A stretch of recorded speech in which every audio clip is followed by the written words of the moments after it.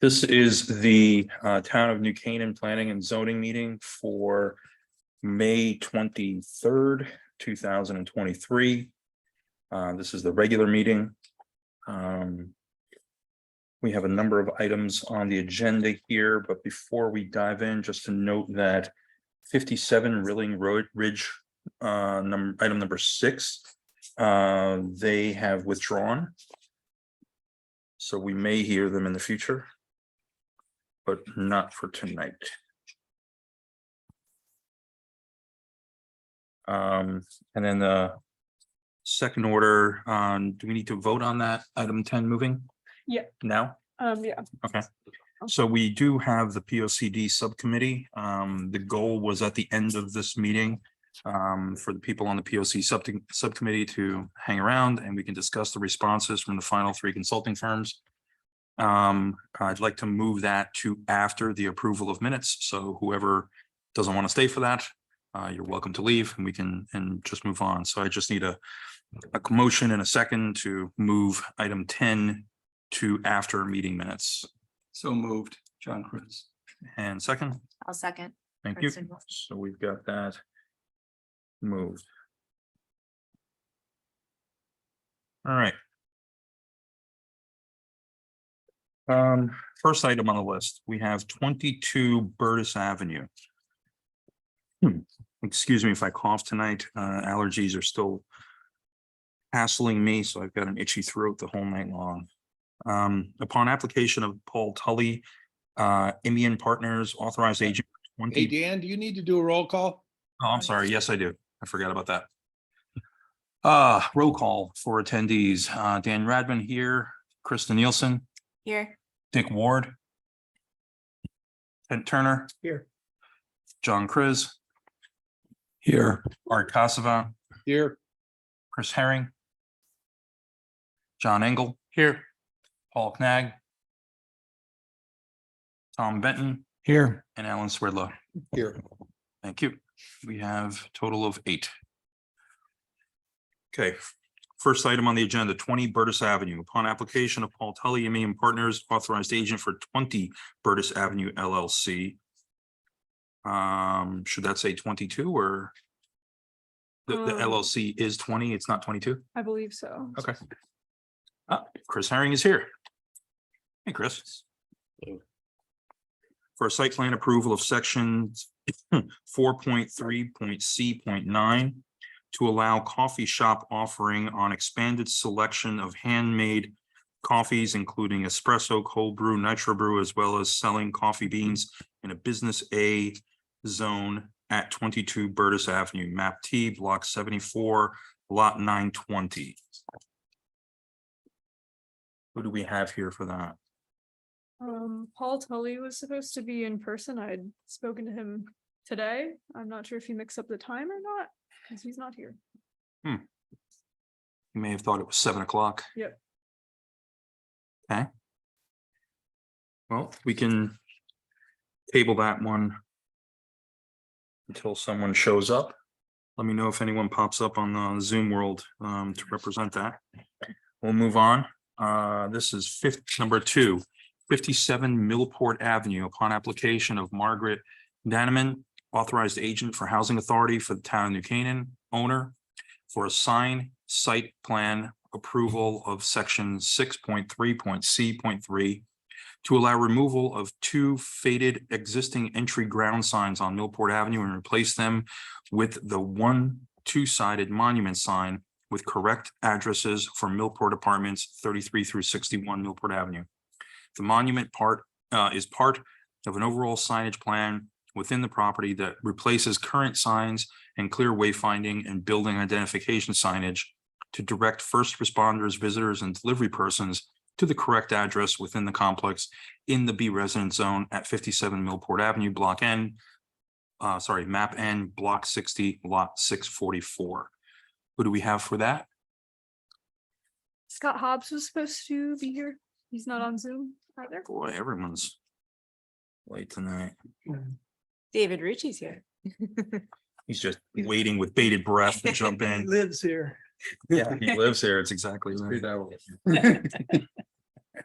So can we jump into public hearing and just come back to those? You can, we may want to just, make a motion to maybe add them after all the public hearing items are closed and make them wait until after Dunning. I would agree.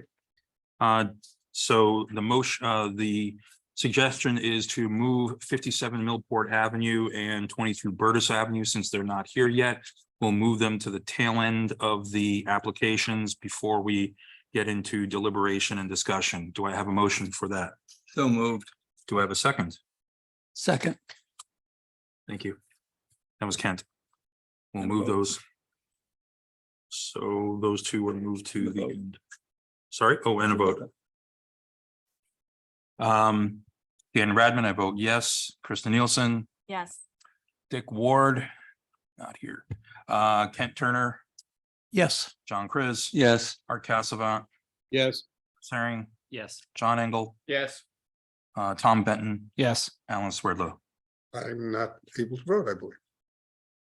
You are seated for this particular evening, so you Yes. can vote. Thank you.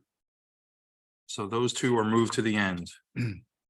Now we'll jump right into, this is gonna be the fastest hearing ever. Oh, look at that. Mr. Rucci's ready to jump to the podium. Public hearing. So we're moving on. This is 113 Hemlock Hill Road. Upon application of David Rucci, Lampert Tui Rucci LLC, authorized agent for Michael and Allison Rees, owners for a site plan and special permit approval pursuant to sections 3.4.C.1.A, 3.4.C.6, 3.4.C.7, and 8.2 to allow an accessory garage of 1,200 square feet within the 150-foot front yard setback. The garage will result in more than 5 vehicles on the property, proposed 6 in the 2-acre zone at 113 Hemlock Hill Road, map 33, block 32, lot 29. Mr. Rucci. So I just share this here.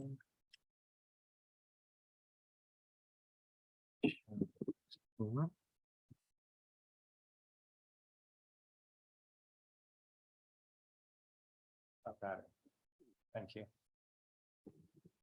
Okay, hi, so good evening, David Rucci, Lampert and Rucci. You may recall, some of you were here last time. This is essentially the second hearing, but the third time we've been in front of you for this particular application. And the way we had left it, the last time we had gone through, I can give you just a quick background on it, is you have about a 5-acre piece of property in the 2-acre zone off of Hemlock Hill Road. It's a rear lot, and with the rear lot, you have your front yard is essentially measured from where your property comes in. So basically where the driveway is in this sort of area, that's where you measure your front yard. So regardless of which way your house is facing, this is where your front yard is going to be. So in this particular case, we were looking for a detached garage on the property, which is right here. And there was some questions that were risen by the commission last time with respect to specifically the location, why we chose this particular location, whether there was any lighting on the property, some landscaping questions as to the non-native species on the property, as well as the landscaping plan being updated because it didn't quite match with the site plan that had been there before. And there was also a question about wetlands and whether or not we were bringing a wetlands application. A wetlands application was filed and it was approved about a week ago, last Monday, it was approved. So that should be in the files for this application as well, although there's no wetlands on the part of the property that we're looking at. But to get to the sort of the first couple of questions as to why this location was chosen, and I have with me also, I have Tanner White, the architect, on the line, Gina Kopinski, who's the landscape architect. And then we have Kudus Engineering on the line if we need to talk about the site plan. But I was really going to just focus on the questions that were asked last time at the hearing. Of course, we can go through everything again if you chose to do that. But specifically, and you may also recall that the neighbor to the south, the Bodenheimers, who are in this particular area right here had some concerns about the plan, the location of the garage, and specifically an area right in here with this stone wall where the property line, as you see, kind of goes beyond the stone wall, and the Bodenheimers have been taking care of that particular area. And the Reeses and the Bodenheimers have attempted to reach an agreement as to how that area was going to be kept and remained in the condition that it's in. Unfortunately, we haven't been able to get to that particular point. But nonetheless, we're going to move forward with this application and hope that we'll be able to obtain an approval for the detached garage, as we believe the issue with the property line itself is really more of a private issue between the two owners. Nonetheless, Attorney Slane is here, who represents the Bodenheimers, and he and I have been talking a little bit about this as well. And I'm sure that he will be able to represent his client's position a little bit better than mine. But that's just a little overview, because that's the way we had left it last time. And that's why we had decided to sort of continue the hearing to see whether or not we could make it go a little bit better with the neighbor and potentially get their support and not their opposition. So here's the site plan. I'm sorry, here's just a overview of the property as to where the garage is. You can see that the Bodenheimers property sits, from structure to structure about 225 feet away. On the other side, there's another piece of property who we have not heard from those neighbors. That's another 100 or so feet away. Here's the updated landscape plan. You may recall that the last time we were here, we were showing a deer fence in this area. You will note that that deer fence has been removed. We're not sure what fencing, if any, we're going to be doing in this area, but nonetheless, when we do go for fencing, obviously it'll be as per the zoning regs. And if we needed a special permit for some reason, we would be back in front of this commission for that. There were some questions as to like how many plants are there, how many are considered non-native. I just have this, slide in here from Bill Kenny's office and Jenna, and you can see that we have a numerous number of plants, about over 2,000 plants. Only 52 of them would be considered non-native, so that's only about 2.6%, and those are listed down below. We had originally in the first plan about 355 plants that were being added, and shrubs and trees, et cetera. And now we're up to about 360, and that will be in your packet as well. We thought it'd be really helpful, and this is where I kind of want to turn it over to Jenna Kopinski from Bill Kenny's office, because with this property line and how it's going to work, one of the considerations is putting this in this particular location, technically in a front yard, even though it's a rear lot. The question is going to be, how does it affect the southerly neighbor, if at all, in the Bodenheimers? And so we had this draft, this mocked up, and if Jen is on the line, is she on there? She is. Okay. Yes, I am. Yeah, Jen, if I could just turn that over to you, and if you want to just tell me which slides to put up, if you just address the commission as to how you sort of thought about the landscaping from the last time, and Sure. obviously, where we ended up. So as you see, there are two elevations of the garage, and what we did, we added the proposed grading and the existing and proposed plantings.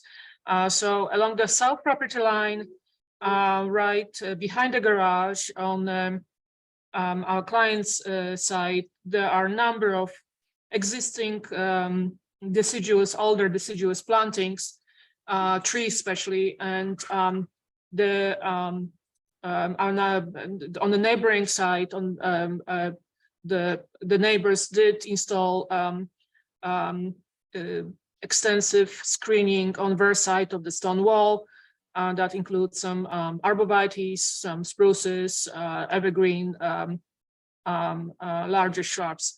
On our side, the grade actually between the back, the side of the garage and the property line, the grade slopes up. It's about there's about 4 feet height difference between the garage slab and the property line. So with those additional 4 feet, and with the trees that we would like to propose, right along the property line. We believe there's going to be a sufficient screening of the garage itself from the beginning. I mean, the trees that we are proposing are ranging from 8 to 10 feet high for the smaller evergreen trees and 10 to 12 feet high for the larger trees. So with that additional 4 feet, the grade change, we are looking at 18 feet high at the highest spot and about 12 feet at the lowest. So this is right when the trees are going to be installed, and over time the trees would grow between 2 feet with the arborvitaes and about 12-16 inches with the spruces. So as time goes by, the screening will become denser and thicker, and will block the view even more from the neighboring site.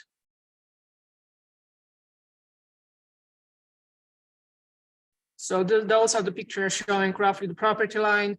The stone wall is plus minus on the property line, as you see on the neighboring side, there are already decent sized trees, evergreen trees installed. Thank you. Do you have any questions, the commission for our landscape architect at this time? Okay. One of the other questions that came up was lighting for this particular garage. And it's a fairly low garage. It's only about 1.5 stories, but the only lighting that's really going to be proposed in this particular case is, any sort of safety lighting, maybe some sconces on either side, and then potentially a spotlight into that particular driveway area. Obviously, we're not going to be pointing anything towards any of the other neighbors. There's certainly no need for that. And then secondly, as far as like a lighting landscape plan, there's nothing proposed at this time for our clients. And if there was, obviously, once again, that would be as per the regulations as to what we could do and not do. One of the other questions, so one of the questions also on lighting, I talked about the fencing, that we removed the fencing, and one of the issues was on the location itself, why we chose the location itself. And I was going to ask Tanner White, he's the architect who's developed this particular site. And I think I would also just remind the commission, not necessarily remind the commission, but in this particular case, the setback's 40 feet from this particular property line. I mean, technically, you could just build a house at the 40 feet. We're really only talking about the fact that we're putting a detached garage here, which is then subject to that 150-foot rule, which, in a rear lot, it's not, I mean, the purpose of that particular rule was really more, you didn't want to be going down the middle of, South Avenue and see everybody's pool in the front yard. That was sort of it, more than I think it was, applicable to sort of a rear lot. And it's just kind of a hybrid. I mean, we see these also when we have a corner lot. So it's just, that rule, I would just say, is in this particular case, I think less of an issue with the 150 feet when you're still staying at the 40-foot setback, and you have a double lot here, and you technically could have had 2 lots here at one point because it's in a 2-acre zone and it's a 5-acre piece of property. Nonetheless, I wanted to just say that, and then Tanner, White, if you want to just please just give a quick synopsis as to that location. Yeah, I mean, this is Tanner White. I'm the architect of record for this property. And I mean, you kind of said it pretty well earlier in your speech there, but basically, it's located in the spot that it's located because there's a couple of obstacles that we have to avoid. There's a well, obviously a new well location. There's the drainage. There's if you're going to want to go back to, yep.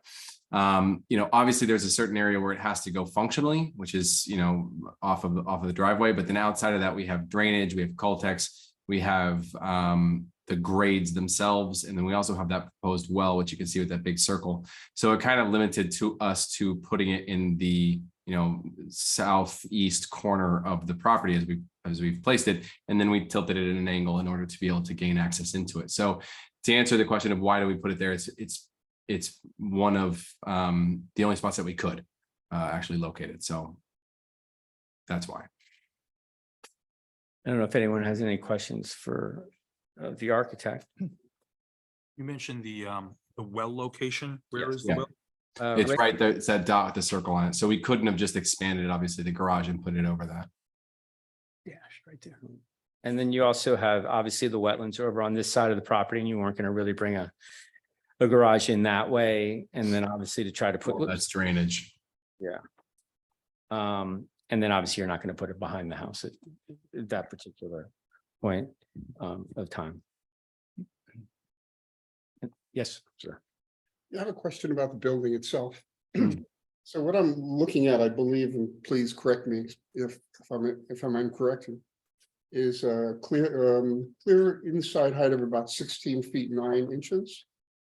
And it appears that there's clear story windows on every single facade. Correct. Four occur, they look like 3x3 windows instead of 4 3x3 windows. Correct. The other property, is that correct? Yeah, there's a clear story part on the top of the structure here. You can see on that rendering. Oh no, Dave.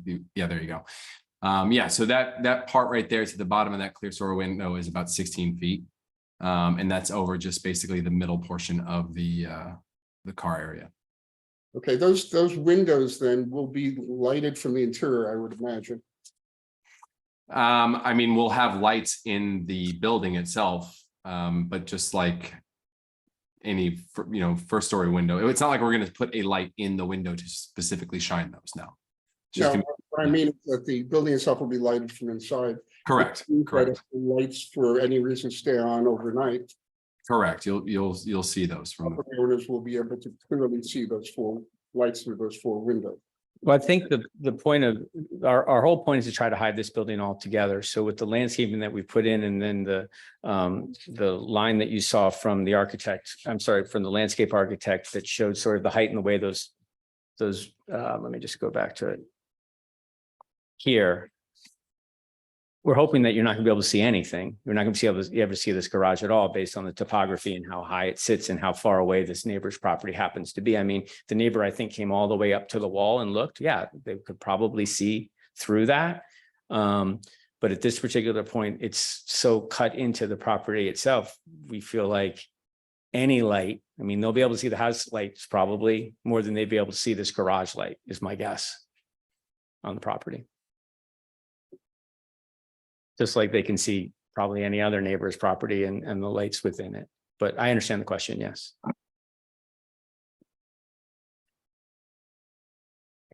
Any other questions? Okay, well, I know that Attorney Slane would like to talk, wants to come up as well, so I'll let him go through this and then I will respond.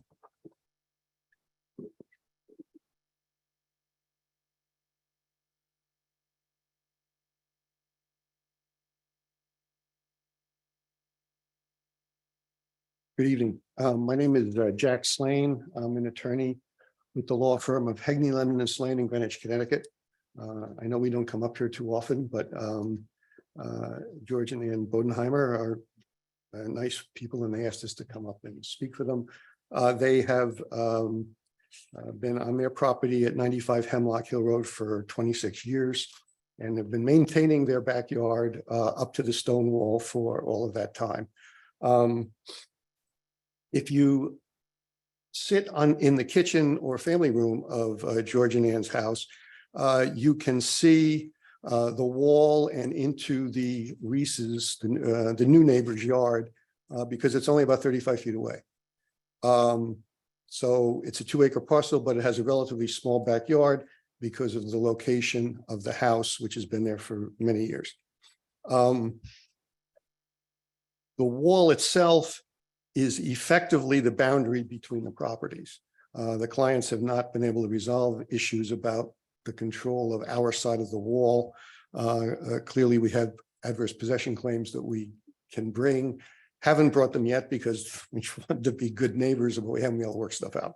So in any event, from the effective boundary, the garage is only about 34 feet from our effective boundary from the wall.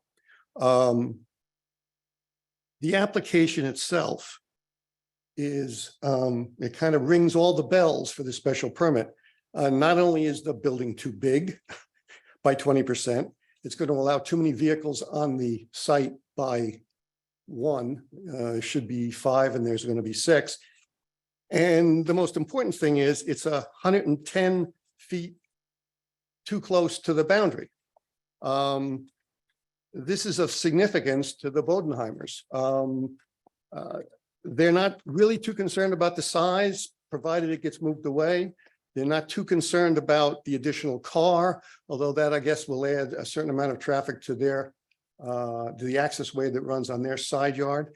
But they are very much concerned about the fact that it's extremely too close. And if you look at the site plan, there's no particular reason why the garage needs to be there. An easy solution to me is to move the garage up to the existing or the proposed attached garage, create an L in a courtyard. I don't see that that is in any way disruptive of anything with the plans for the rest of the area, or for that matter, for the house itself. They have an enormous, the Reeses have an enormous backyard where they're going to have a pool and a tennis court. So they're protecting their backyard in essence to the detriment of ours. And that's as simple a way as I can put it. The interesting thing is Attorney Rucci suggested that the 150 feet was more for some other kind of problem along a road. And I disagree entirely. If this was along a road and this detached garage was 40 feet from the road instead of 150, certain people would drive by and say, maybe it's too close. Who cares? I'm going home someplace else. In this particular case, because it's a rear yard, the road is our backyard. We don't just drive by that once in a while. We will be there for every day we live in our property. So it seems to me that applying the special permit rules and regulations, you want to approve this because even though it's too big, you want to approve it because it's going to allow another vehicle on the premises, that's fine. But a condition of this should be that it be moved away from our property line. And there's plenty of room on the site to do it. The one I suggested, I think would be great. It would create a courtyard. You could eliminate a bunch of driveway, and the Reeses could have their 6-car garage. A couple other things. Well, most things. When I looked at the proposed planting plan, I noted also that there's a proposed generator to the rear of the proposed garage. This is a very large house. That generator may run often. Generators are loud. It doesn't appear that there's a provision to enclose it. And it seems to me that as part of that whole plan for that garage and the generator, it should be moved. There's no reason not to move it. They're violating of your special, your regulations 3 different ways. We're only asking that you compel them to abide by one of them and move it away from our property line. Thank you. Do you have any questions? Anybody? No? David has to answer the question. This is Commissioner Cassavant. Can I just ask a question of the counselor before he leaves? Yes, sir. With respect to the discussions between the Bodenheimers and the Reeses, has there been any discussion that could lead to an amicable relief here from the Bodenheimers' perspective? I guess I would answer yes. There have been many discussions, but we have not been able to push it over the line. And I guess that's the best I can say at this point. We thought we had an arrangement, but it fell apart. Thank you.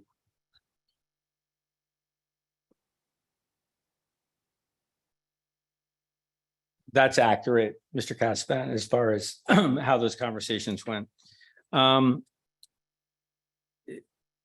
You know, this particular garage is not going to be seen based on the landscaping that we have put in.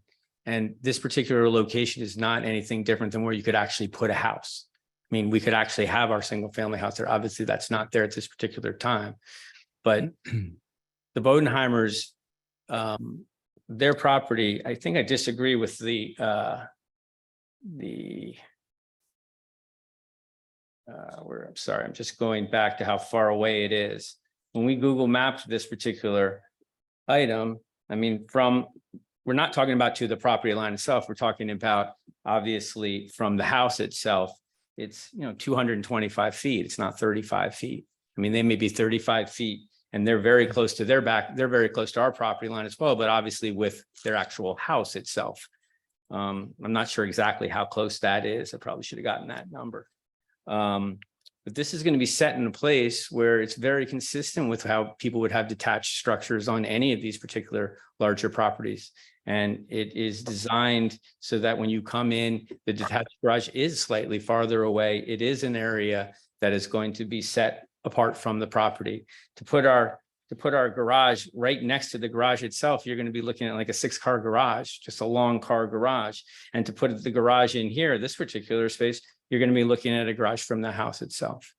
You have a 5-acre piece of property here that's been well designed, well thought out. And to have this particular location is not something that seems to be objectable to anyone else who has these types of detached garages anywhere in this particular neighborhood itself. We feel like the screening that we provided is massive as far as what's going to be along this line, that we're not going to see anything as far as his property seeing our garage or our garage seeing his particular piece of property. If you look at this particular pop here, you'll see once again that you're talking about us sitting way far up. I mean, the only part that he can see is maybe from this here, or you're right. If he walks to the property line, he would be able to see the garage is my guess. Although our client's position is that he doesn't want to be able to see anything. And the screening that we added is more than ample, and they have their own screening on this side of the property as well. So we would submit that this location is appropriate. It's something that is consistent with these types of properties and these types of large lots. And we've done everything within our power to screen it properly from the Bodenheimers. And on a side note, the Reeses want to get along with their neighbors. They don't want to have any sort of issues with the Bodenheimers. They're going to live here a long time. They respect the Bodenheimers and how long they've lived here. Both these families are, they've been in New Canaan for some time now. I suspect they will get along very well. It's unfortunate that this issue has arisen with respect to this property line. And I hope that, Attorney Slade and I can still continue to work things out regardless of what happens here this evening. But the Reese's position has always been that they're my neighbors. I want to do right by them. I don't think that there's anything here other than, me acting as a good neighbor as far as putting the amount of screening that I'm putting in and building a smaller structure as far as the height goes. So I would leave it at that we are looking for an approval with this particular location. We think that we've proven our position as far as the special permit goes, as far as the height of the building, the screening that we put in, the fact that this is in a location that will not be seen from the neighboring properties on the south. And we ask that you look favorably on this application. Sir, I have a question. This is Commissioner Chris. Are there any generators currently on the property? Well, it's a new site, so no, I don't believe so. Okay.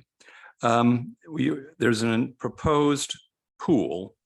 Usually pools have heaters. Heaters tend to have fuel. Often it's a propane tank buried somewhere. It's just my recollection on this. And that's quite far away, essentially kitty corner from where the proposed garage is, with the generator on the back of the garage towards the corner of the property. I mean,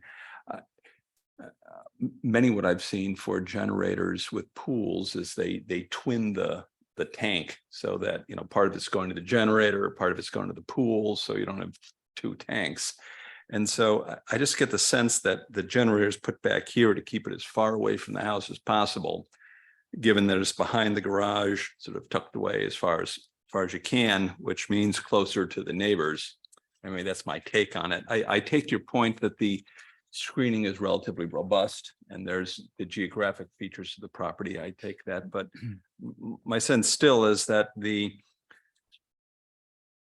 proposed garage is in the corner of the property because it's most convenient for the aesthetics and quiet life of the applicant, as opposed to something that may be towards where the proposed vegetable garden is. So you have a bit of a U shape where you already have entrance, you have a large square right in front of the, I assume is the front door.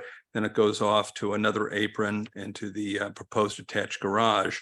And so you could either go forward in or sideways in if you had two garages. And so I'm still perplexed why it wouldn't be there as opposed to here. And that generator too, I take the point that it seems kind of far away and just an odd place for it. So Yeah, that's my I don't take. know about the generator's location in and of itself, but I'm sure that that could be something that would be acceptable to the client if that was something the commission would want to move or find a new place to relocate it. But I guess I would have to ask the architect as to why it's there in the first place, because I just don't know the answer to why it's in that particular location. Is Tanner White still on? Yes, I'm here. Okay, can you answer the question about the location of the generator by any chance? The generator actually was located by a civil engineer who I believe is here as well. Is that a VIN? Okay, is Vind, are you on? Hi, yes, my name is Evan Bauer. I work for Crucidis Engineering as project engineer. The landscape architect, I think, was the one, Jenna, who placed the generator in that location, I believe after discussion with the owners. Yeah, it's kind of collaboration between the how you call it, general contractor. It's they ask us to put somewhere that it's not going to be in front of the windows of the house, that's why the spot of generator behind the garage was put. We can see if there a space maybe on the side of the garage we can push the generator to. I will maybe also discuss with general contractor and Michael to see if maybe on the side of the attached garage there's a possibility. Generators can be moved in maybe 2 or 3 different locations if that's the tipping point of the approval. It's by the way, the pool equipment, it's going to be in the underground vault underneath the terrace. So it's going to be well sealed in terms of the noise coming from the running heater. But yeah, generator was just a collaboration between general contractor, our office, and the client, and that location can be certainly adjusted if necessary. Yeah, I think that would be acceptable to the client if that was something that this commission would request. And I'd also say that, the 40 feet you're talking about is really this corner right here. I mean, it's not as if they put the entire side of the property or the entire rear of the property all along that 40-foot line. It's really that corner of the 40-foot that you're talking about. And also to be moving it up, we're always going to be in the 150-foot setback based on where this particular property line is. And to move it up into this particular area, we're going to be closer to the property to the east as far as that particular goes. So if you look back at, well, they're fairly far away. They're more far away, but this particular area right here, if you move it up into this area, like I said, I mean, we're only talking about this 40-foot piece here, and when their property is still 225 away. It's not like they're right up against their line here, and it's something that's going to be something that they're going to see. It's a good point about the generator and the noise in the generator. That certainly makes some sense to me at least. And it would certainly be something that I would always recommend to the client as far as moving it, because that's a neighborly thing to do as well. Commissioner Benton, I have a question. I did have a chance to drive by the lot, so I got to see exactly what the view is. When the original house plan was designed, was there a garage at this location? Or is this a new add to the plan? I'll have to ask the architect. I don't know. This is a new add to the plan.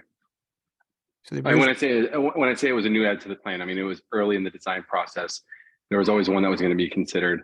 We designed the house and then, went towards permits while we sort of finalized the design, as well as the landscape architecture, as well as the civil engineering drawings. It all kind of came into play, like I said, because we couldn't exactly locate that garage until we had all the other pieces finalized. Second question is, I think you mentioned earlier, there's a concern over the property line from the wall to what I see here. Yeah. Right What's here. the dimension from the actual rock wall to the unit? Couple feet, 2 to 3 feet, maybe, From the property line to the rock wall? to the rock wall, just in this area. So the property line itself is the stone wall essentially, until you get to where the stone wall sort of starts to creep into the Reese's property. And then the Bodenheimers have been, using, like most people do, that everyone uses their stone walls as the property line, just assuming that's what the property line happens to be. And that's exactly what the Bodenheimers have been doing. I don't know whether they knew it wasn't theirs or just assumed that it was, still a part of the property line.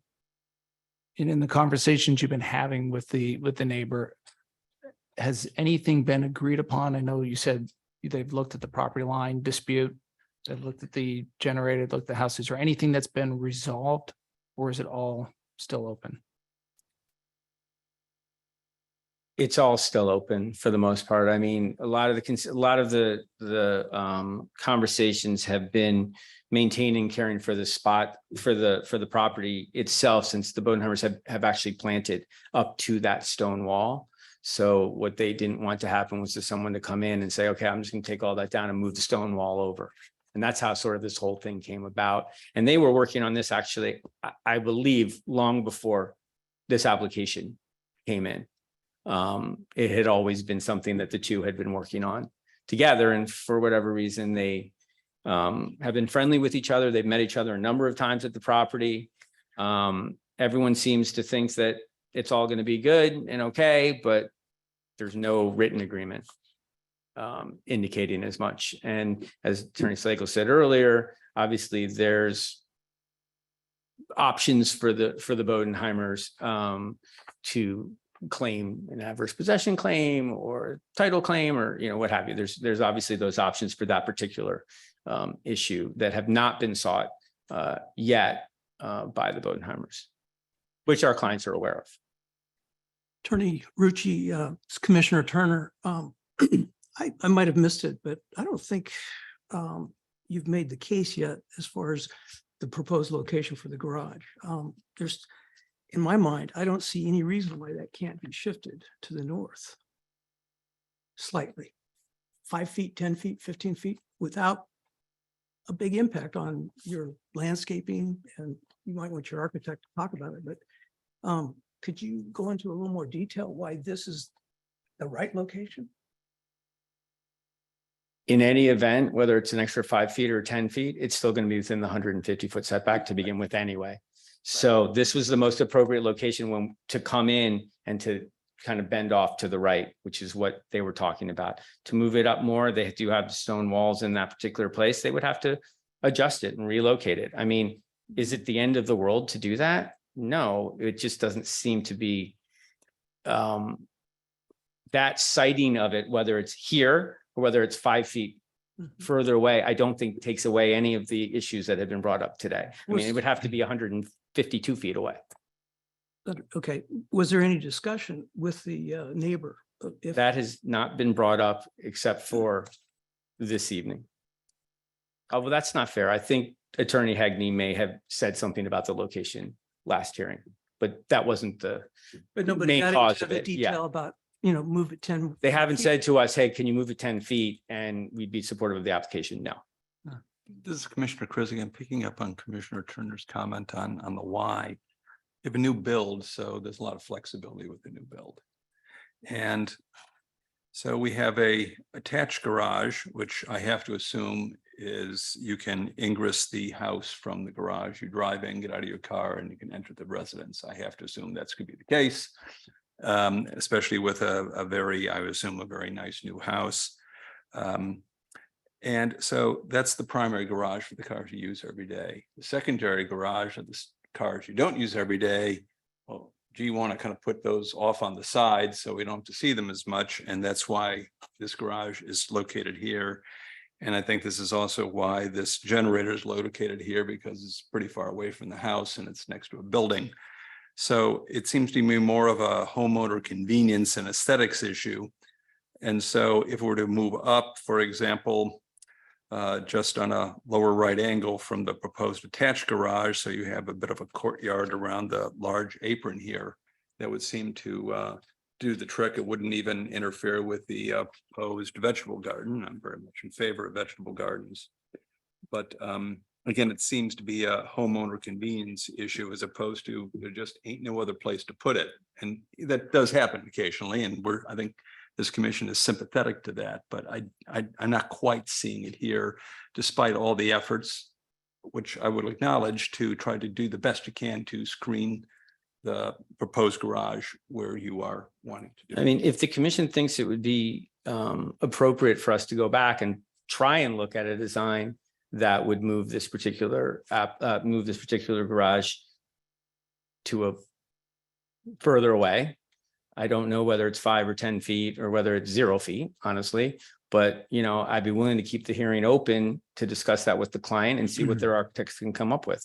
If that's something that the commission, it's not my decision to make that. And if it appears that that's something the commission would like us to look at, as well as the relocation of the generator, we'd be happy to keep the hearing open, continued, but you will have to deal with my partner next month. I will not be here. Just, it just does seem like the elephant in the room with such a large piece of property to be able to modify the position of the garage slightly. Whether that's rotating it and shifting it up, adding plantings to strengthen the buffer between the two houses. All seem very small moves in order to satisfy the neighbor's concerns.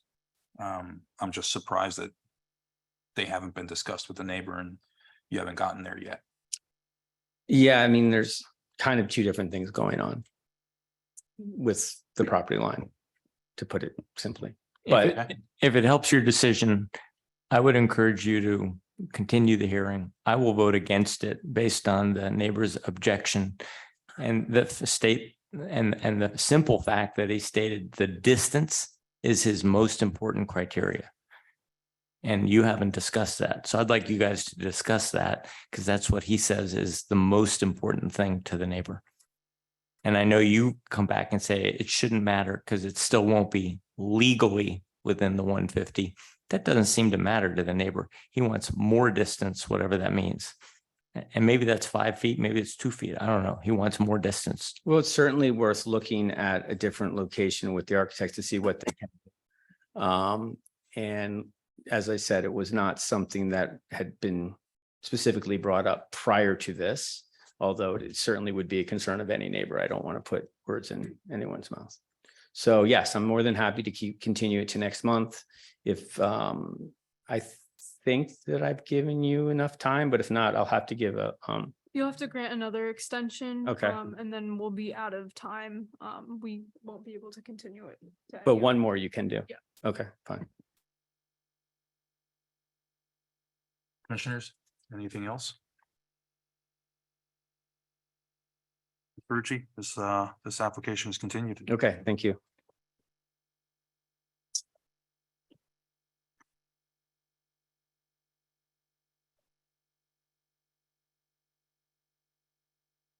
Next application. This is item number 4 on the agenda, 94 Woodridge Circle. upon application of Ian Sandy Redden, authorized agent for lease Redden owner for a special permit approval of section 3.5.E.3 to allow accessory structure, a country carpenter's post and beam barn within the 150-foot setback from the road in the front yard in the 2-acre zone at 94 Woodward Circle, map 27, block 206, lot F79. Ah, Dick Ward. Hey, Dick, how are you? Country carpenter barn. I came on at 6:30. Sorry to be late. No problem. Thank you for joining. Yeah, no. Country A full house, almost. You don't have them? No. Thank you, sir. That's a brand name. Do we need to unseat? 2 or 1? Just 1. Oh, he took the copyright. Yeah, we just need. Pretty bad.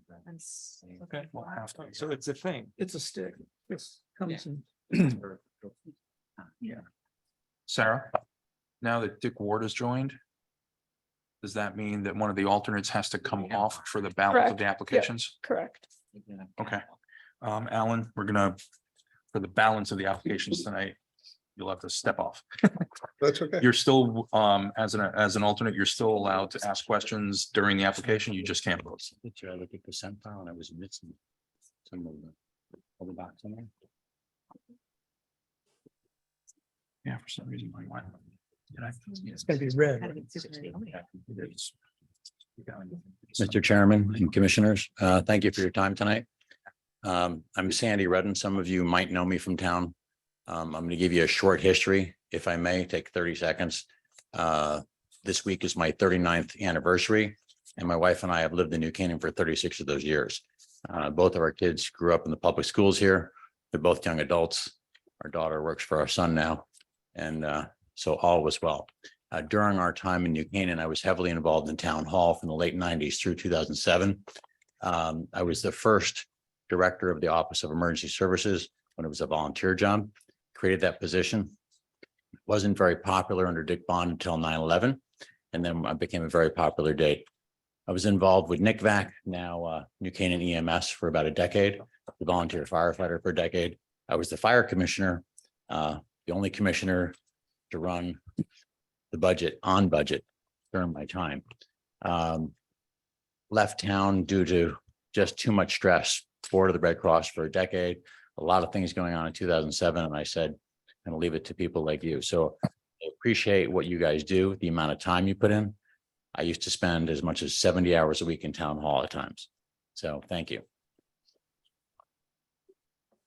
During our time in New Canaan, we've renovated a couple of houses. We're in our house on Father Peter's Lane for 22 years.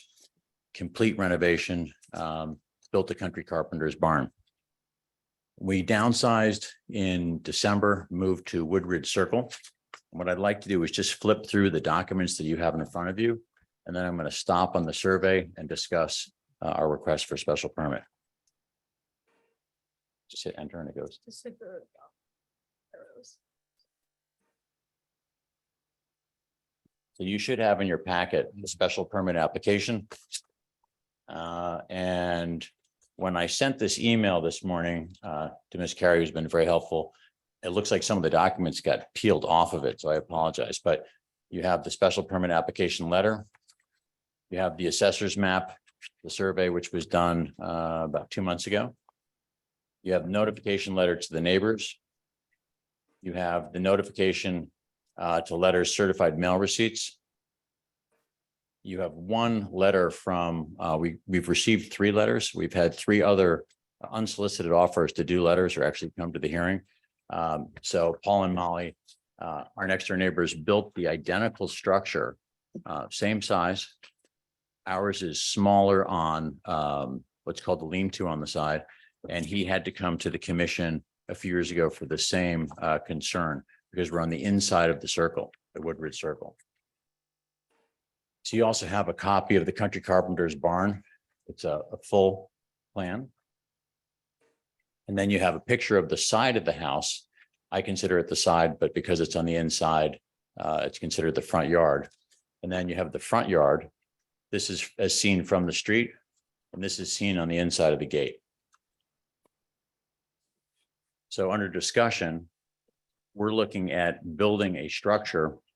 The current two-car garage, house is built in the 1950s.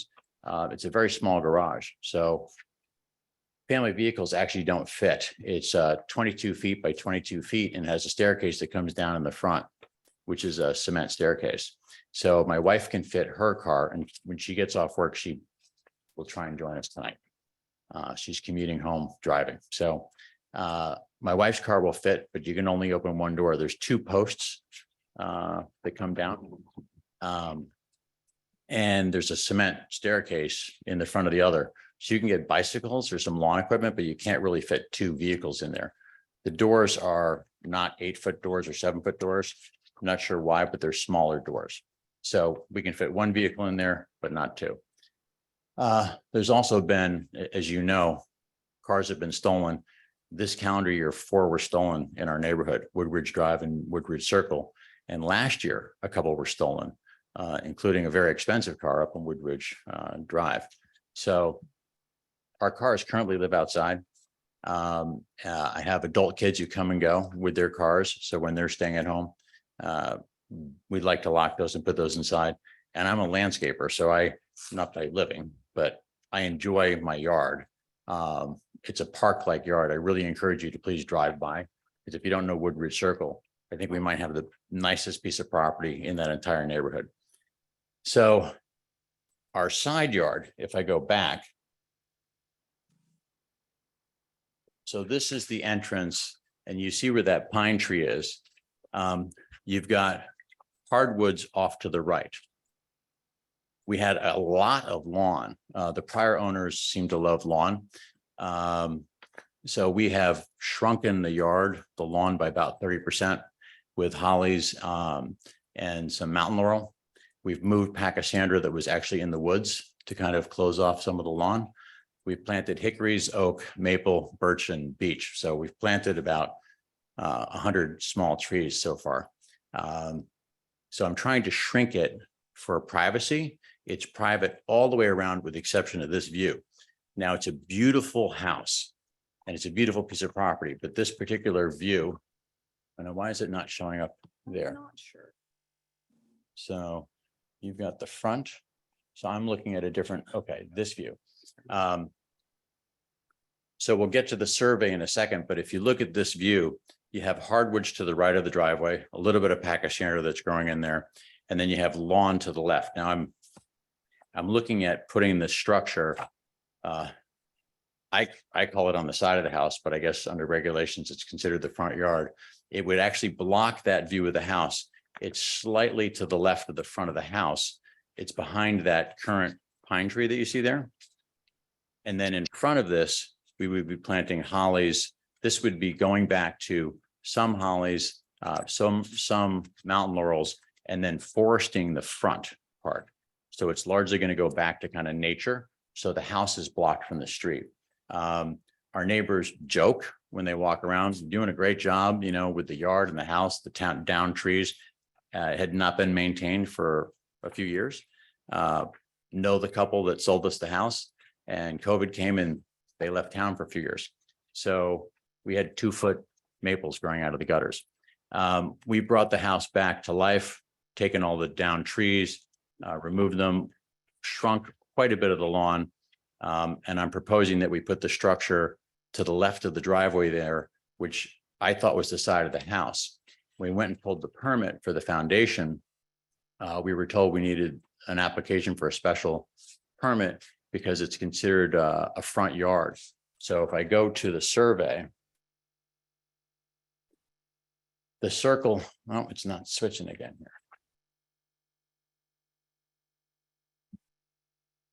There we go. So on this survey, you see that the circle, there's 2 side yards, the 2 straight lines. Where the house is located, the front is facing the circle. And that entire stretch of road is considered front yard. So you can't have a structure, according to the regs, in front of a house, right? secondary structure. I thought I was putting on the side of the house within the 35-foot setback. And there's no other location that we can put this. One, I'm trying to block the view for the neighbors. Two, I don't want to increase the size of the driveway. I'm trying to shrink the driveway. I don't want to take out the hardwoods. And you see where the septic field is, that's the lawn that's left.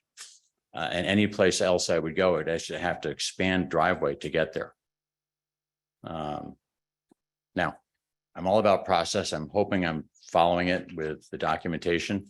Can I answer any questions? This is Commissioner Chris, a couple of questions on the building itself. It's wood, board and batten. It's a post and beam. So it's got a cement foundation. Right. The footings will go down 42 inches, and then it's a non-insulated, non-heated building. But the exterior is natural wood.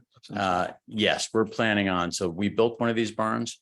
We're planning on staining it, and it'll be it's a very, very dark green. That's a bit see-through, so you'll see the grain in the wood. But we need to protect the wood so it doesn't rot. If I recall, the foundation, anything visible will be skinned with stone. Most of the foundation won't be seen. Okay. But we can certainly, what we did in our old barn was, so we're trying to make this foundation, we're trying to have just a couple of inches. There's going to be gravel, and then where the gutters are going to be chains going down to dry wells. So we're trying to look natural. And I think if you stone faced the foundation, it would look modern. Okay. Fair enough. And I mean, my take is that the proposed building, really no other activities going on. You mentioned not changing the size or position of the driveway, which I hear you on. As far as utilities, there will be, I assume, electric. There will be electric, yes. No plumbing. Our old barn had electric so that you could get in and out at night. The doors will not be electric. They'll be, barn style doors. So human powered. Yeah. Okay. Yeah, but there will be lighting in there, and there will be electrical outlets. Exterior lighting on the structure? Yes, and I should have given you two drawings. So there's one light. So the door, if you come out of the back of the house or the current garage and you turn left to where the barn would be, you'll see that where the door is. On the left elevation. Correct. There will be a barn light over that door. I can't remember what it's called, but it snakes up and it's got a Barn light. barn light. And then there'll be, and so they're down lights with single bulbs, and there'll be one each in front of the doors in the front. That'll be the total exterior. That's it. That's it. Yeah, no other lighting. The whole idea is to make this hide the house and kind of be invisible. We're into native plants, so we're trying to make it look like it's always been there. That's the idea. And could you provide a bit more detail on some of the plantings you're intending around the building? Yeah. So if you come into the driveway, let me go back to that photo. So on this photo, oh, it's got to catch up again.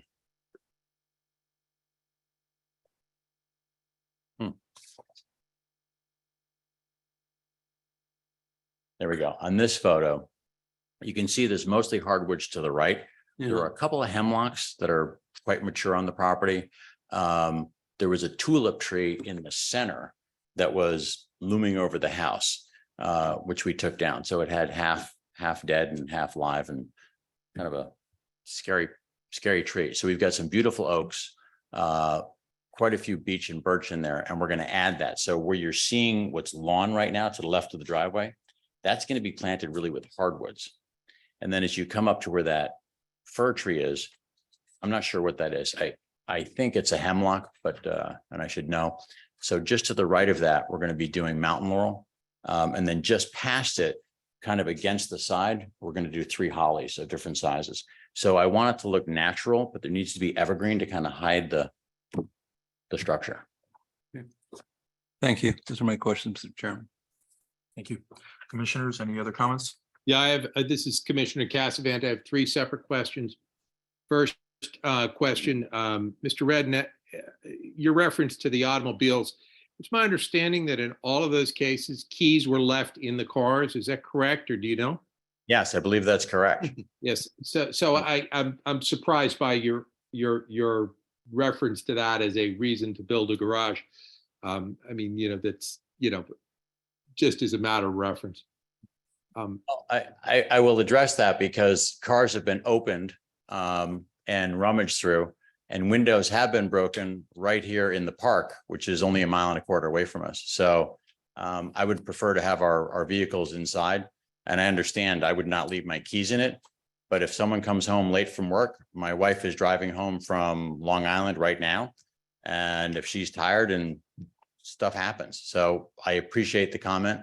I'm about security, and that's what I did for the town. So I'm very conscious of it. My more substantive questions are, will there be a shop in this garage, or will it only be for purposes? So I notice it says Country Carpenters. Is this intended to be a shop or a garage or both? A shop, meaning, As in a workshop? I'll put a workbench in there for sure.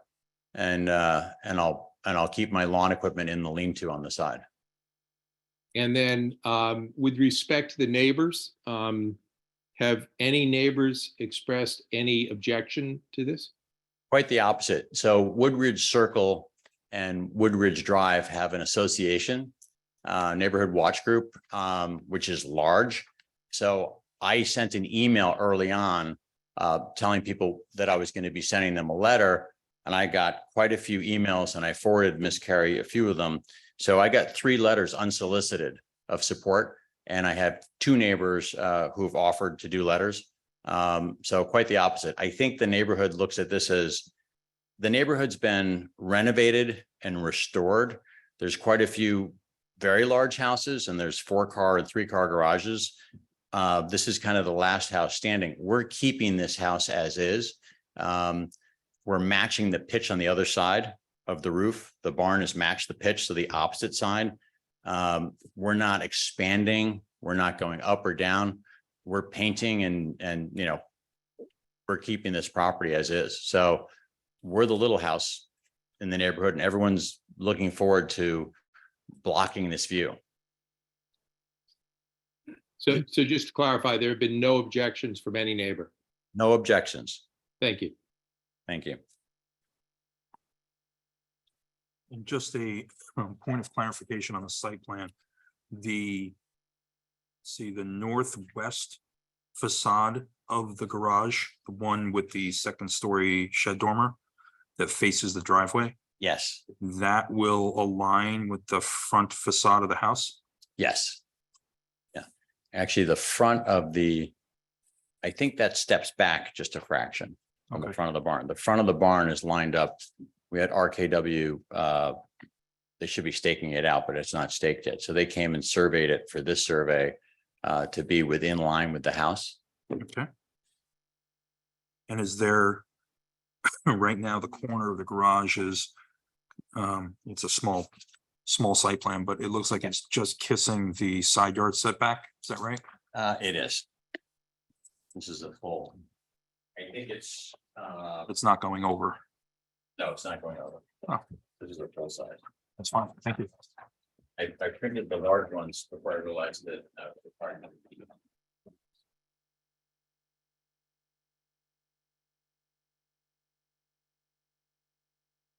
Commissioners, any further questions? I think we're good. Mr. Redden, thank you very much. Thank you, commissioners. So we're closing. We're closing this application. Any public comment? Oh.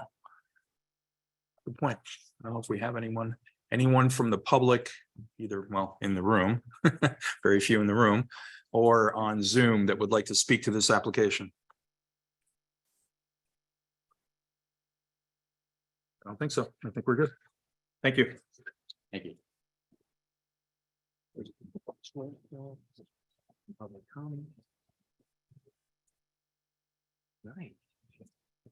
Next application, We have 23, excuse me, 23 Dan's Highway. On application of David Rucci, Lampert Tui Rucci LLC, authorized agent for Christopher and Elizabeth McLean, owners for a site plan and special permit approval pursuant to section 3.4.C.1.C and 3.4.C.7 to allow a detached garage of 1,258 square feet within the 150-foot front yard setback area of West Road and Dan's Highway corner lot in the 4-acre zone at 23 Dan's Highway, map 28, block 27, lot 12. Mr. Rucci.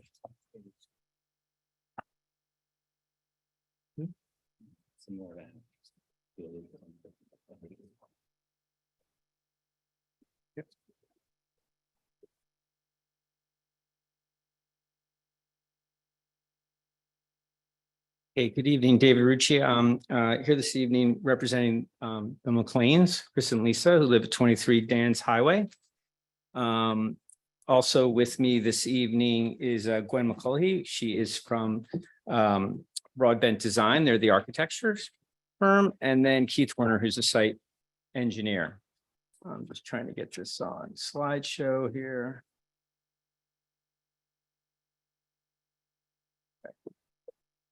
So we're at 23 Dan's Highway. Dan's Highway, it's a corner lot. So it's on Dan's Highway and West Road.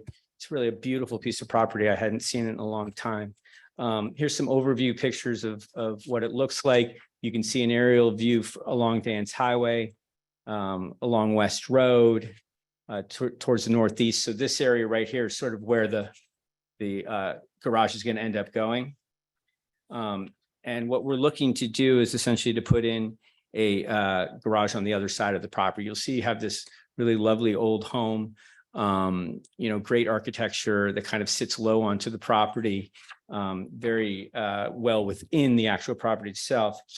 You'll see there's this garage over to the right-hand side, very small. It actually sits in the setback itself on Dan's Highway.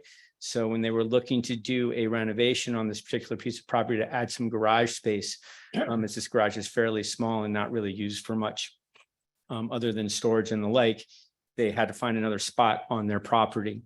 And what they decided to do was to use, create a new access way off of West Road. You'll see as you sort of come up, this is going out, looking out at Dan's Highway, just to see sort of what the distance is there.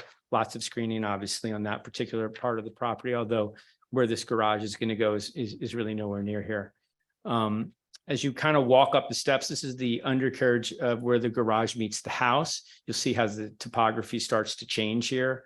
Really not a good site to try and add any sort of garage spaces to this particular property, even expanding what they have there today. And even if they had to expand it, like I said, it's already in the setback, that particular garage itself.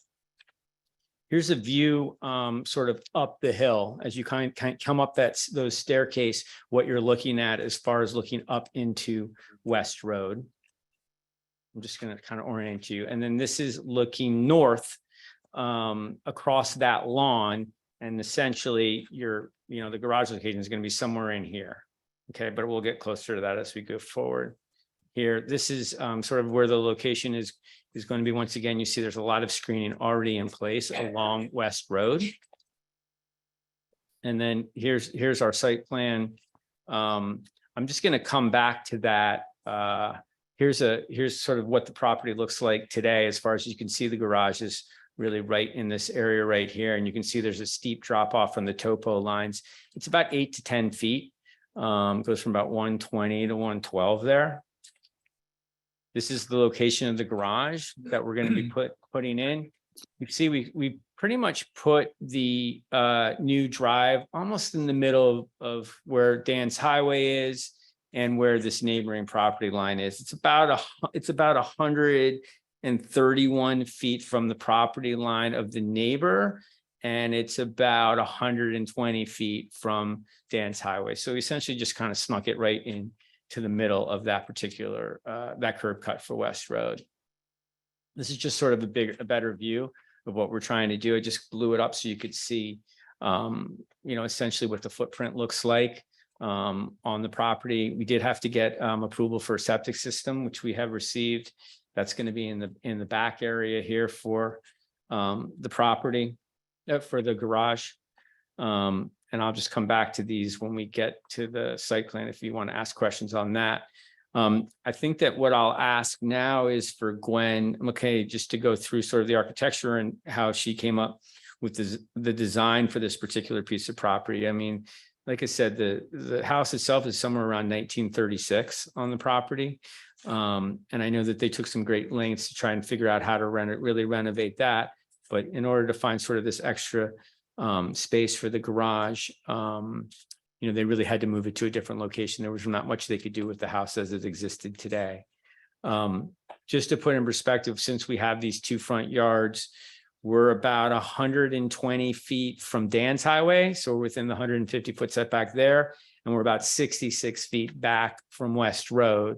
So we have sort of this regulation is hitting us on both sides of the corner lot here. Is Gwen on?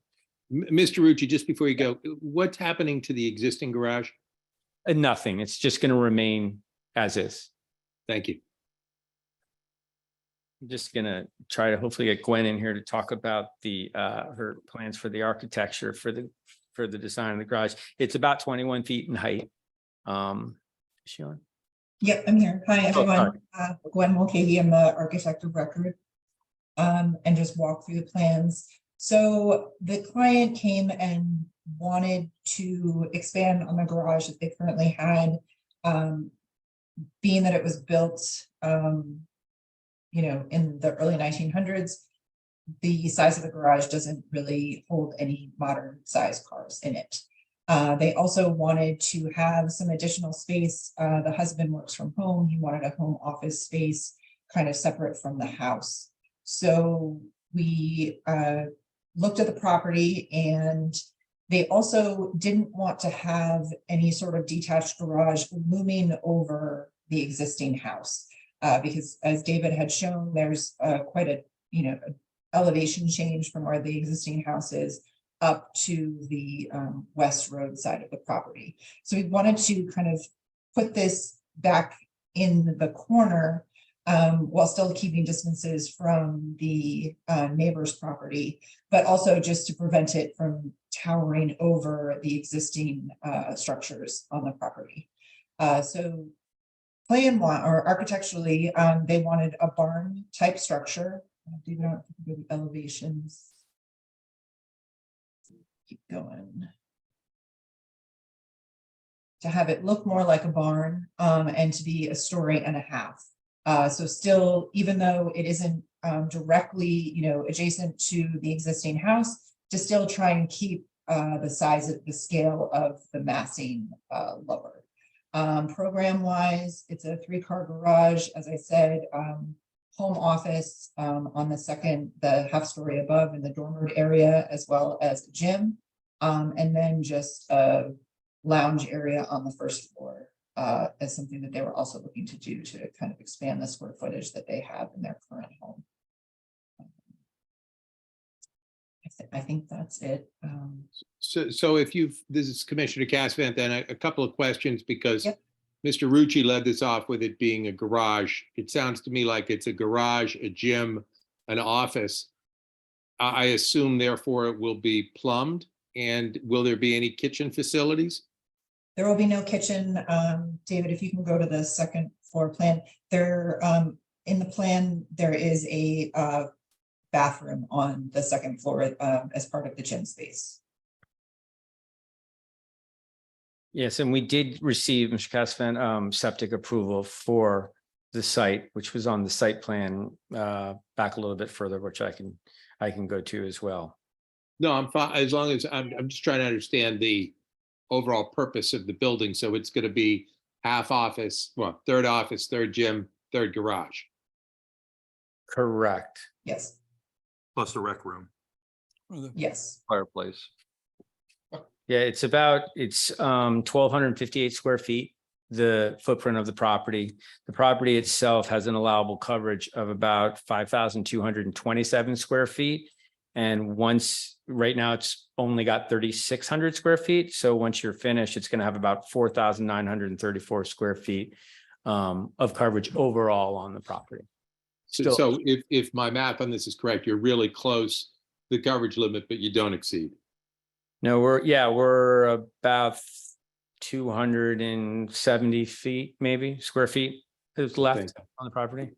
And it's a 2-acre lot in the 4-acre zone, this particular piece of property. Commissioner Swerdlow, I have a couple of questions. I'm a little confused by what you've given us. Call the main part of the garage a 1.5-story garage. On one sheet, on another sheet, you show clearly 2 stories at 21 feet in height with a full second floor.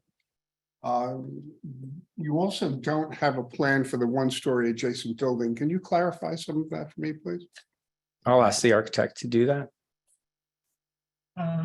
So the 1.5 story, the half story being that the second floor is dormered. We still have the ridge height in there is going to be an 8-foot ceiling and then drop down from there into the dormers. And if you go back to the first floor, David, it does show going back. What sheet is that on, please? A101 or G21. A1. Yeah, A101. Yeah, it has the adjacent space that shows the garage, the connector piece in between the rec room and then the stairs to go upstairs. And what is the purpose of the adjacent space? Well, we were just looking for additional, like they're outgrowing the house that they have now with their kids and the animals and stuff. So they were looking for an additional like lounge space that they could have. And, we still had some square footage left in the coverage. So they wanted to add this space to this structure rather than to the main house.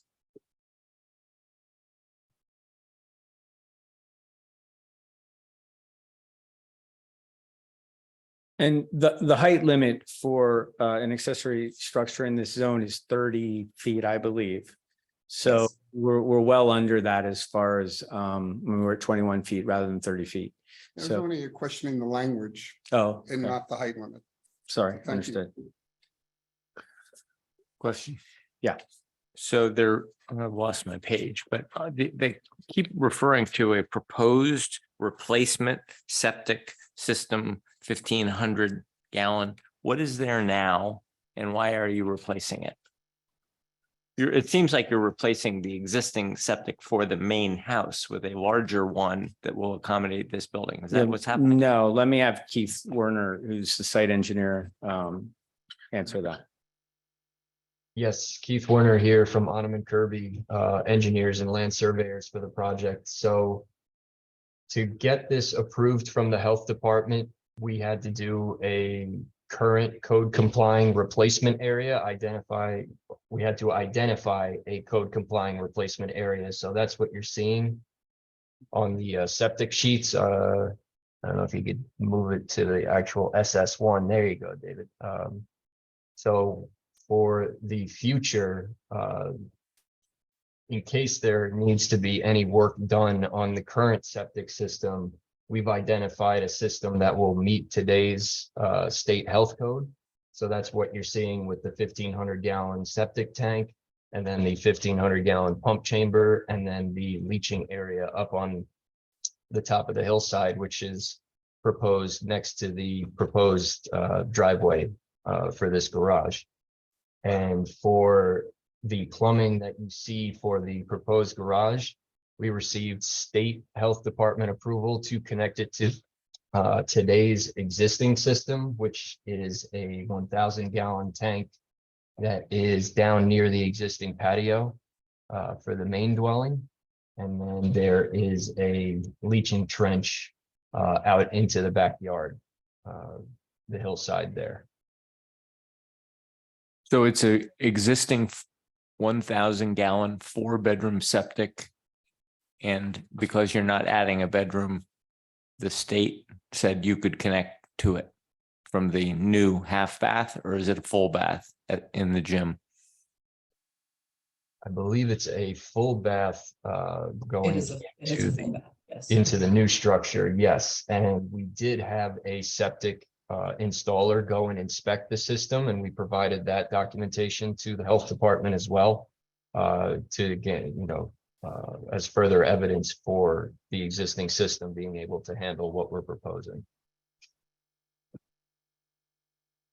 So when you're saying on this is Commissioner Radman, SS1, you're calling it a proposed 1,500 gallon septic, proposed 1,500 gallon pump chamber, and proposed replacement septic system. All of those are potential future replacement solutions. Is that correct? Yes, but actually we will be replacing the septic tank. Sorry, I forgot to mention that. The condition of approval for the connection to the existing septic leaching field is that we replace the existing 1,000 gallon tank with a new double compartment 1,500 gallon tank. So that will be replaced. Oh, well, that's a big difference. Yeah. Yeah, sorry about that. I had forgotten that part actually. So good that you reminded me. So now it's a 6-bedroom septic. That's correct. It can handle, the tank will be able to handle up to 6 bedrooms if needed, but that's not what we're proposing at this time. Commissioner Swerdlow again. I believe at least for work I've done in this area, the septic size of the septic is based on the number of toilets, sinks, and showers, and not based on the number of bedrooms. Isn't that correct? Today's health code pretty much for residential's properties is all based on the bedroom count. And then if you have, outbuildings such as this, then you can, they make you use a multifamily bedroom designation for that structure. But yeah, it's pretty much always based now on bedroom count for residential properties. So are they requiring you to list these rooms as bedrooms, or one of them as bedrooms? The bathroom that's proposed in the new garage is designated as a multifamily bedroom, so it's slightly higher flow that's taken into account for the residential outbuilding.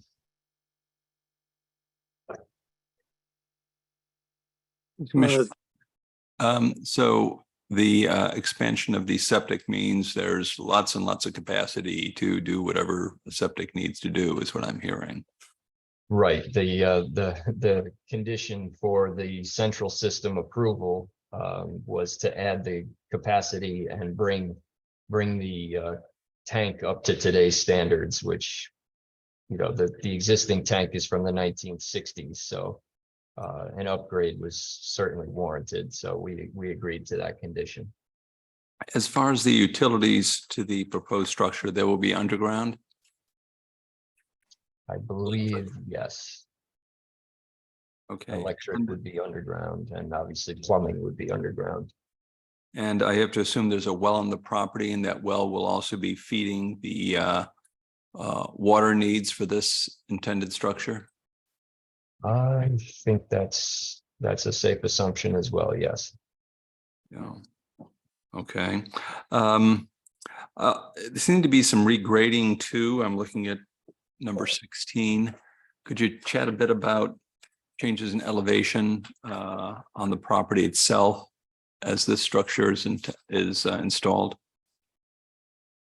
Sure. So the garage is up on the existing hillside there, where the existing elevation is roughly 112, elevation 112. So the area needed to be flattened slightly to meet the existing grades from the road from where we're coming in on West Road is roughly elevation 118.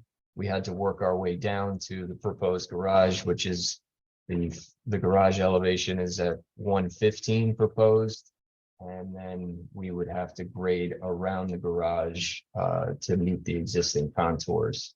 There is a small height retaining wall proposed on the north side of the garage, just to lessen the slope steepness on that side. But the south side of the garage should have a relatively flatter area and we're going to grade it so that the water will flow away from the structure. We'll be building in a slight vegetated swale on the south side to direct water away from the new structure. Looking at examination of slide 16, that looking towards the west, it's going to be somewhat of a sharper slope, so the water will be draining away from essentially towards the new septic area. No, that's that's actually a proposed drainage system. That's the stormwater management system to handle all of the new impervious surfaces. Oh, sorry. Yeah, no, we won't be directing any flow. It's the Coltech system. Yeah, that's the Coltech. Thank you. Stormwater management system. And just to wind up a bit, again, this could be an asphalt driveway and motor court, all black asphalt. Yes, that's what's proposed. Yes.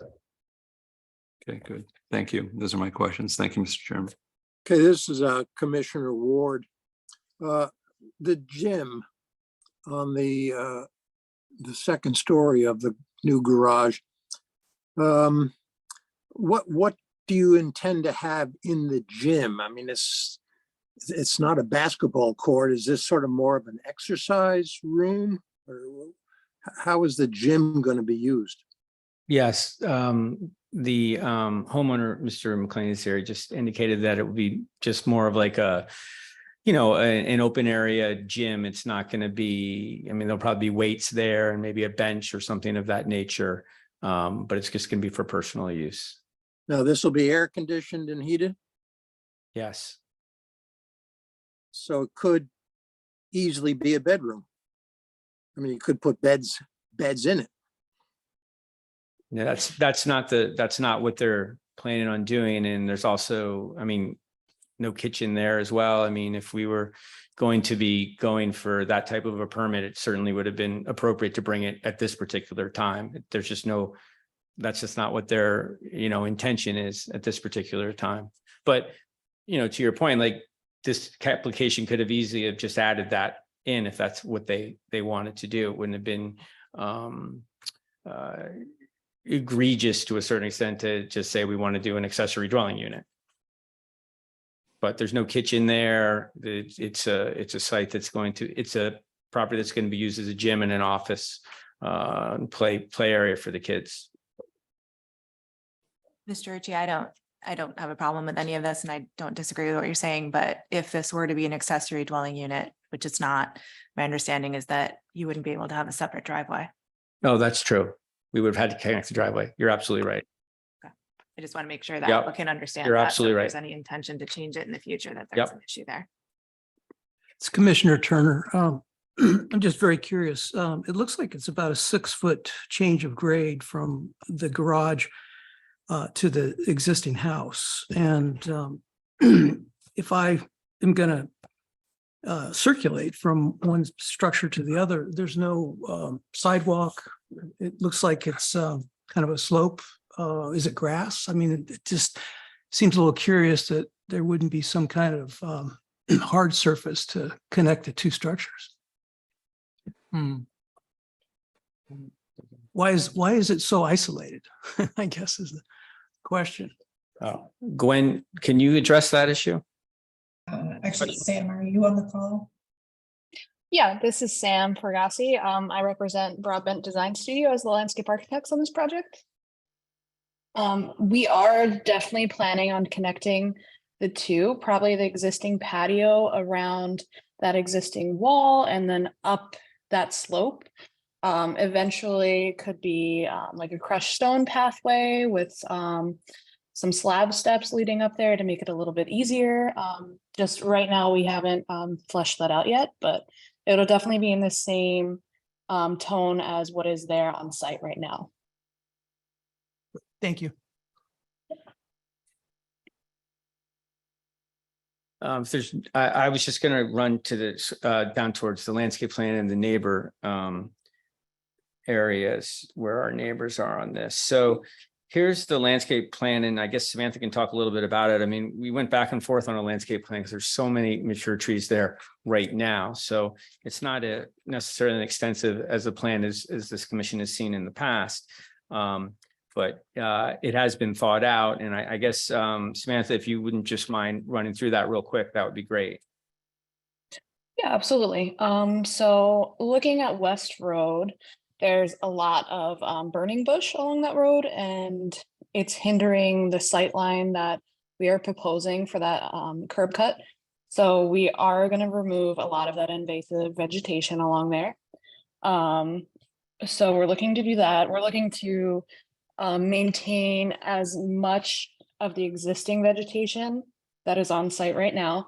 Well, there's a ton of pines that exist right along that West Road. So the neighboring properties are very well screened, as you can see in some of these images that we've gathered. Some really, really great healthy vegetation there, but we also want to make sure that we're getting rid of the invasive vegetation while also introducing the native plants native to Connecticut. Some of those are the hemlocks we're proposing on the plan, some Cornus Florida, and then some smaller plantings that are some inkberries along that small wall, the 2-foot wall to the north of the proposed garage as well. So we wanted to make sure that we were in line with all of the native plants and just maintaining all of the existing vegetation as we could as well. Any questions on landscaping? Okay. So I was just going to show a little bit about the neighboring properties, just to show sort of where it sits and where the other properties are. So once again, here's our site. Kind of here's a little bit of an overview of some of the other properties there, and then I've just done a little Google map showing sort of from this is essentially where it's going to go, and then how close the other neighbor is there, about 157 feet. Then across the way to West Road is really the only other neighbor that's kind of close enough, about 220 feet. The driveway is going to be sort of more in here anyway. And then this is what Samantha was just talking about, sort of our screening that's along West Road. It's an east view, but along West Road. Here's once again that picture sort of going towards that property line to the north, the northerly neighbor. That's a little bit closer as to kind of what that line looks like today. And then this is looking west down across the property, sort of from the top of that hill where this particular location is going to be. And this is just really looking at the applicant's property, the rear yard of the property. And then this is looking out at Dan's Highway from that spot. So there's not much you can, really see. This should be fairly well hidden within the property, and it's been designed that way to sort of set up into that particular area. I don't have any other slides to go through. I didn't know if there's any more questions about this, but we are looking for a 1,258 square foot detached garage. It's 1.5 stories. It's set into an area that unfortunately sits within both of those 150-foot front yard restricted areas. So we did need permission for both those particular sites, for the site to be in both those particular areas. We have we're compromised a little bit about other areas that we can put it based on the topography of the property, the existing garage and where it is today and where the house sits up against Dan's Highway. So this is really the most appropriate place that we believe, and being able to use West Road is a nice feature also for this particular property. I think it was a good question as far as the walkway up into this spot and into this site. Yeah, it'll be something certainly planned so that we can connect these two together. I don't think we talked about it, but the exterior of the structure is sort of going to be a barn structure, and they're going to use board and batten siding on the property. And there's going to be a thin stone veneer on the foundation itself. We are requesting an approval for this particular piece, for this new barn, and I'm happy to answer any other questions if we haven't answered them yet. Has Department of Public Works or the town engineer weighed in on the position of the curb, the new curb cut relative to the corner? Yeah, we have to file for a permit opening for that. And are particular. you well within or well outside of their distance limitation? Yes, we have. I mean, I know that we've had a survey done that shows the distant sight lines for those. Obviously, that can certainly be a condition of the actual end up approval. We haven't actually gone for that in case we were in front of this board and they're like, well, can you move it this way or move it that way? So we'll go to them and be sure that it's in the right position, but we weren't sure if maybe you might have wanted to move it before we went for that particular approval, but certainly we would take a condition of that. Mr. Rucci, this is Commissioner Casvan, my normal question, any objection from any neighbor? No, sir. Thank you. Commissioners, any further questions? Just want to clarify from a staff side, with the driveway, Maria Coplet did review the plans and she didn't object. And then additionally, with the possible proposed walkways, my assumption would be, since that's added impervious area, that should likely be addressed at when the submission comes to the building permit application, just because that's added impervious area. So from a drainage, Yeah. make sure it meets the drainage policy. Yep, understood. Can you just speak to one follow-up question, just in terms of the setback from West Road? So that's 70 feet, give or take? is what Yeah, I'm I think it's saying? about 66. Got it. And so the thought was everything's going to be within 150, I get that. But was the kind of the Goldilocks conundrum there? Did you just push it up against that hill as much as you could up until the point where it began to impact the drainage? Is that? Well, we actually had it in a couple different positions to begin with, whether it being closer to Dan's Highway or closer to West Road. And I think Gwen can talk to that. We had a long discussion as to where it ended up being located, but Gwen, can you talk a little bit about why we chose that location? Because I know we moved it at least once when we were talking about where it was going to actually sit between Dan's Highway and West Road. Yes, can you go back to the site plan on the shared screen?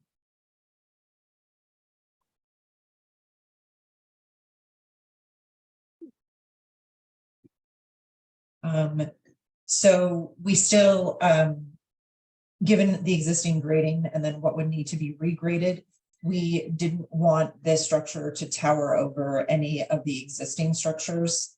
And we also wanted to, maintain some of this yard area that we have closer to the corner of both Dan's Highway and West Road. That really is the only flat spot up in that area. But also just to nestle it into the corner. It's not pushed back, as far as it could go, but just so that it was, a little bit further away from the existing house so that it wasn't towering over.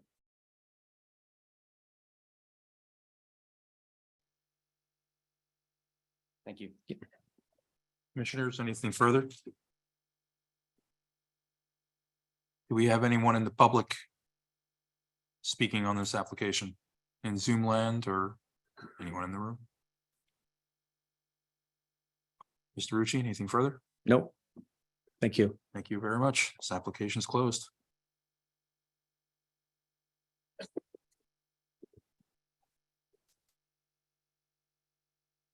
As we noted in the beginning of the meeting, 57 Rilling Ridge has been withdrawn. Next one on the agenda here is 11 Farm Road. Upon application of Tiger Man, Director of Public Works, authorized agent for Town of New Canaan, owner for a special permit approval of section 5.1.E.1 and 5.1.F to allow new permanent buildings for recreational municipal use. Dimensional standards for variance request for property at the Waveney Zone at 11 Farm Road, map 31, block 51, lot 988. Mr. Mann. Thank you very much. Tiger Man, Director of Public Works. I'm joined by Mike Benevento and Mike Murphy, both from the New Canaan Athletic Foundation. The application before you is an application for a special permit at Dunning Stadium for the Dunning Stadium Enterprise Zone project. It's a multi-year public-private partnership between the town and the New Canaan Athletic Foundation.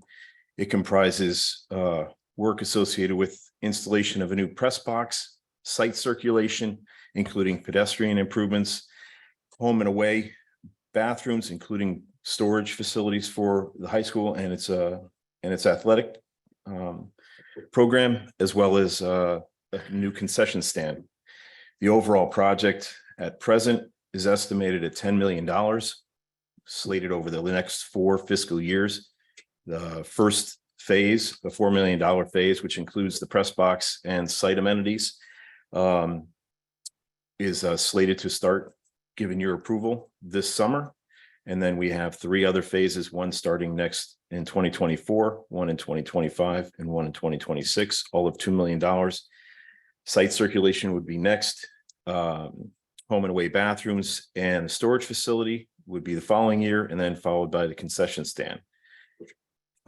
Included in it is some ADA compliance issues associated with improved access to the bleachers themselves and other amenities, specifically considering pedestrian improvements between the high school, the stadium, the water tower turf fields, the track, and the tennis courts. The idea is to, in essence, make this sort of a second Mead Park. So Mead Park is a baseball facility. In essence, with the Mead Park Lodge, it's actually a nice destination for parents and their children. So we'd like to do the exact same thing for Waveney with the fields at Waveney, whereby the concession stand and the bathrooms at the stadium would be accessible from both sides. One from the stadium, and then also from the water tower turf field or tennis courts or track, depending upon the what is happening or what event is happening at the high school and the areas around Waveney. I have Richter and Segan and TLB Architects ready to give a presentation, and then we'll answer any questions you might have. Thank you very much. Thanks, Tiger. I'm Mike Segan with Richter and Segan. We are planners and landscape architects on the project team. We are representing the town in the New Canaan Athletic Foundation. Also here tonight is Josh Egnatz from our office, and as well as Nick Mundo from TLB Architecture, who will be presenting the architecture for the second half of the presentation. And also on board to answer any questions is Harry Roachville from McCord Engineerings. Again, if any engineering questions come up. As Tiger mentioned, we're here for special permit approval for improvements to Dunning Stadium on the high school campus. What I want to do is give a quick background and context information, both on the Waveney zone, excuse me, and the Waveney property acquisition. I think it'll help illustrate both the surrounding context of the project and why we had to get ZBA variances for this work. Next, Josh.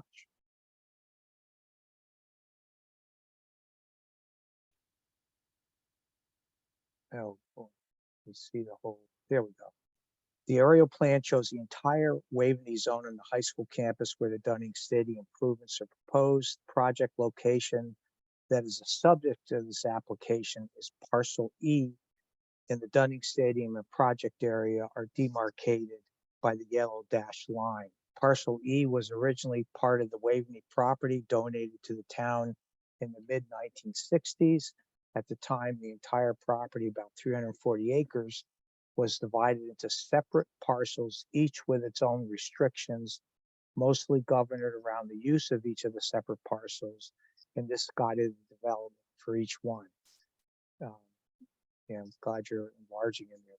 The parcel in question is parcel E, as I mentioned, is where the high school and stadium reside. And it's the focus of the proposed improvements in the special permit request. The 3 parcels, E, F, and D, are all restricted to education or recreational uses. Obviously, D and F are on either side parcel E. While divided into separate parcels in this part of the campus, the intent was for the town-owned lands to function as a campus, and while high school buildings and Dunning Stadium are located in parcel E. Portions of the high school campus, including the parking and portion of the circulation, the athletic fields, recreation components, extend into parcel F and even into parcel C. The parcel lines established at the time of the land donation have resulted in property boundaries that necessarily do not fit the uses of the lots and do not fit the way the high school and Waveney Park campuses have developed. We recently got variances approved by the ZBA that address these historical parcel line issues and allow this special permit application to move forward, and I will address the specific variances shortly. Next, Josh. This aerial perspective illustrates the project location and existing conditions for the project area, and it's also its surrounding context. The larger red star locates the main project on the home side of the field, where 4 of the 5 buildings will be located. The 5th building will be located on the visitor side of the field, adjacent to the town-owned wooded wetland area. You can see the small red star. The blue star locates a significant and second part of this project where traffic and pedestrian circulation problems will be addressed, including a traffic bottleneck that currently exists in this area, and getting students in a safer, more defined manner from the school to the athletic fields, crossing the parking lot and access drive. You can see the surrounding context for this project is really the high school campus. The high school building is directly to the north of the stadium, to the west of the stadium are the parking lots and circulation drives, and parcel F with the track and field, tennis courts, and athletic fields. To the east and south of the field, just off the image, are heavily wooded areas with large amounts of wetlands. As you can see from the aerial perspective, it is impossible to recognize that parcel E and F are separate lots, as the 2 parcels seamlessly blend into one another. This aerial perspective also illustrates the project location at the backside of the school property, and that there will be no impacted neighbors by this project. The closest neighbor to the project area is really the adjacent high school building itself, directly to the north, and parcel F to the west, which includes the fields, and of course, parcel D to the east and parcel C to the south, all heavily wooded areas. Next, please. Here's a rendering of the overall site plan, which illustrates the proposed improvements to Dunning Stadium and surrounding high school campus. Before we go to an enlargement drawing of the home side of the field, where most of the improvements are located, I want just to quickly point out the one building to be added to the visitor side of the field, which includes restrooms, both for visitors at events, as well as athletes on the field itself, and some very much needed field storage for activities on the field as well. Next, Josh. This enlargement rendering the home side of the field shows where most of the improvements will be located. The existing stadium plaza will be renovated and enlarged to eliminate the congestion that occurs during games and accommodate access to and an appropriate setting for the new buildings. The existing building will be renovated, keeping the restrooms, which are sorely needed, and converting the existing concession, which is part of this building, that will be relocated to other needed uses. New restrooms will be added to the home side, addressing current standards and code requirements, and as I mentioned, a significant need. Adjacent to the restrooms will be a new and enlarged concession building. The concession building will have outdoor spaces for dining and sitting, similar to what is at Mead Park. And as Tiger just mentioned, an added bonus of the plan is that when the stadium is not in use, the restrooms and concessions can open to the east side and accommodate activities on the fields and courts in even beyond at Waveney Park, making these 2 buildings an asset for the entire campus and the park and really extended community. A new and significantly enlarged press box will replace the existing undersized and outdated press box It will include teaching educational space for the high school students. A major feature of the plan is a new stadium entrance with a ticket booth, tower, and a donor wall. The architects will be describing the buildings and architecture in this entrance in much more detail shortly. Leading up to the new entrance is an entry plaza with a vehicular drop-off, benches, a ticket kiosk, and a tree canopied setting. The buildings and outdoor spaces are designed to create a much stronger definition of the stadium space than exists now, and separation from the surrounding high school campus. And of course, a much stronger sense of arrival and entry than currently exists.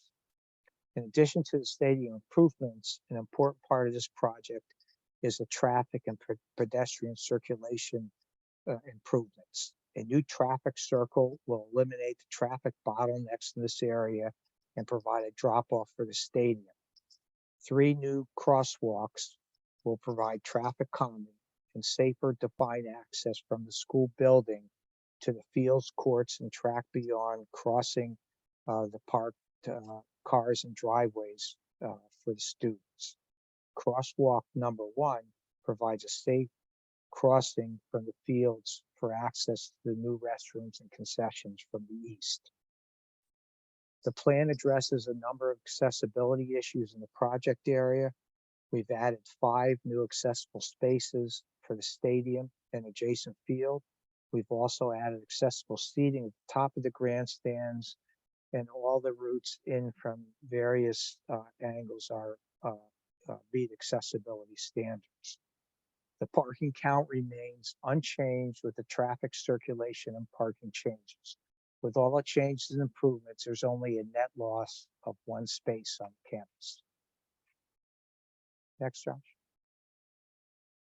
The overall pavement pattern is a stamped concrete with a 4x4 and a 2x2 grid with banding and a border. The larger grid is in the main plaza area. The smaller grid would distinguish the outdoor dining areas. Color will be an integral beige with an antique release agent to provide a textured look to the surface. And you can see that down below. Next, Josh. The planting plan consists of a combination of native and adaptable hardy material for the project conditions. A focus of the planting design is the proposed tree canopy. Tree species were selected that are strong performers in this type of urban setting, in plaza, streetscape, and parking lot conditions of the project. While there is a repetition of, the same types of species defining particular areas, there are 5 different tree species for both variety and diversity. Next, Josh. Site lighting consists of 2 basic fixtures, the parking lot fixture and the plaza fixture. Both fixtures are full cutoff, night sky compliant, and LED. In the parking lots, we are adding or relocating 4 shoebox fixtures. The new fixtures will match the existing fixtures that were recently replaced a few years ago. They're about 20 feet high. We are introducing a new fixture for the plaza area. The 12-foot high fixture would be more in pedestrian scale, and the rounded fixture style will blend better with the plaza furniture and detail versus repeating the tall parking lot shoebox style fixture, which wouldn't work well here at all. Lighting inside the stadium proper will be with building mounted fixtures. The architect will address that when they present the architecture. Next, Josh. Site furniture consists of benches, waste receptacles, and tables and chairs for the outdoor dining areas. The outdoor dining tables will have umbrellas similar to Mead Park, as you can see in the photo in the lower left-hand corner, but will match the school. The umbrellas will match the school's red color. Next, Josh.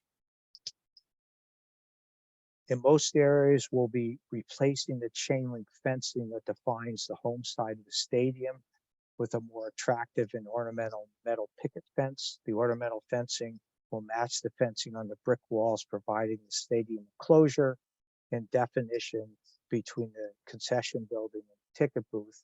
as well as matching the iron entry gates to this new stadium entrance. Next, please.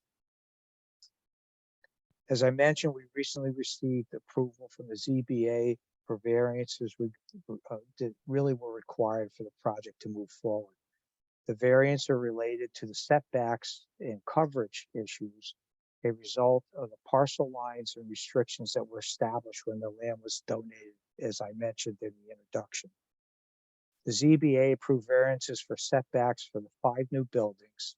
If you can see in the sketch above, both the coaching media box within that 50-foot side yard, the new restrooms and concession building, and a new ticket booth, and then across the way, the new visitor side restrooms and storage building. The second variance requested relates to coverage. The allowable coverage in the Waveney zone is 5%. The existing coverage for parcel E is 19.56%. The proposed coverage is 20.25%. No variants were requested for coverage for previous improvements on parcel E, because I think essentially these parcel lines were looked as more as area lines and not looked at as separating parts of the campus. So this issue has not been addressed in the past. So the variance approval for coverage was twofold. First, for the existing conditions to legitimize the existing coverage. And then second, for the proposed increase of 7,000 square feet of coverage for this application. Next, Josh. Finally, before I turn it over to the architects, I want to just talk briefly about construction phasing. Tiger did mention that in his introduction. At this point, there are anticipated to be three or four phases. Tiger mentioned 4. I'm going to show you 3 here. The last phase could be broken into two separate phases. The final project phasing will be dependent on the availability of funding from the town and the New Canaan Athletic Foundation. Phase 1 is outlined above and consists of the media box, ticket booth and gate, the donor wall, and a major portion of the inner stadium plaza. We are on a tight schedule, and the intent is really to start construction this summer. So the design team is currently working diligently on construction documents for bidding. Assuming we are fortunate to get approvals tonight, the project will be bid and move forward as soon as the team can complete construction documents. Next. Phase 2 is anticipated to consist of the balance of most of the site work. This would include the traffic circle, the new parking areas, the driveway crossings and crosswalks, the vehicular turnaround, and the additional plaza area at the entrance to the stadium. This work is anticipated to happen next summer to avoid disruptions to the high school operations. Next, Josh. The last phase will consist of the new concessions and restrooms, the new athletic restroom field storage, the renovated existing building, and completing the plaza construction, mainly the outdoor dining areas around the concession building. The concession building itself may be separated out as a 4th phase, again, depending on availability of funding and how things work out. So all these phases need to be done in a way to minimize impact on the stadium, athletic events, and the high school operations. We're currently looking to bring a CM on board. This role will be important to address these challenges and logistics of building the project out in these phases. Next, Josh. that concludes my portion of the site presentation. I'd be happy to answer any questions, or I can turn it over to the architect to complete the presentation, whatever the commission's desire. Thank you. Commissioners, any questions on the site component of this application? This is Commissioner Chris. I had some questions on the landscape plan, if I may. He's trying to get our attention. If you might be able to call that up.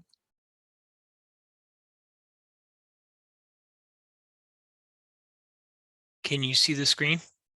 It's a little distant, but that's all right. I have it saw it on my computer. I was reviewing this, and there are a number of some plant materials that well, many of them are foreign, and a number are invasives, like euonymus.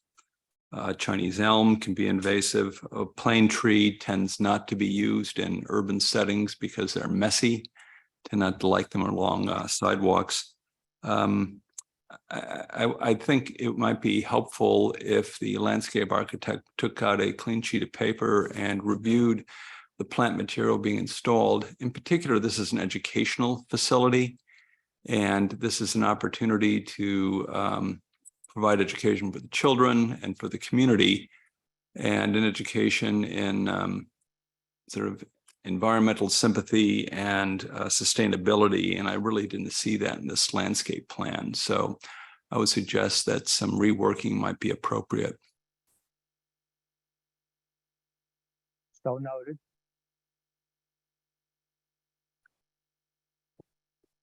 Anything else, Commissioner Chris? That's my comment. Thank you. Commissioners, anything else on the site plan component?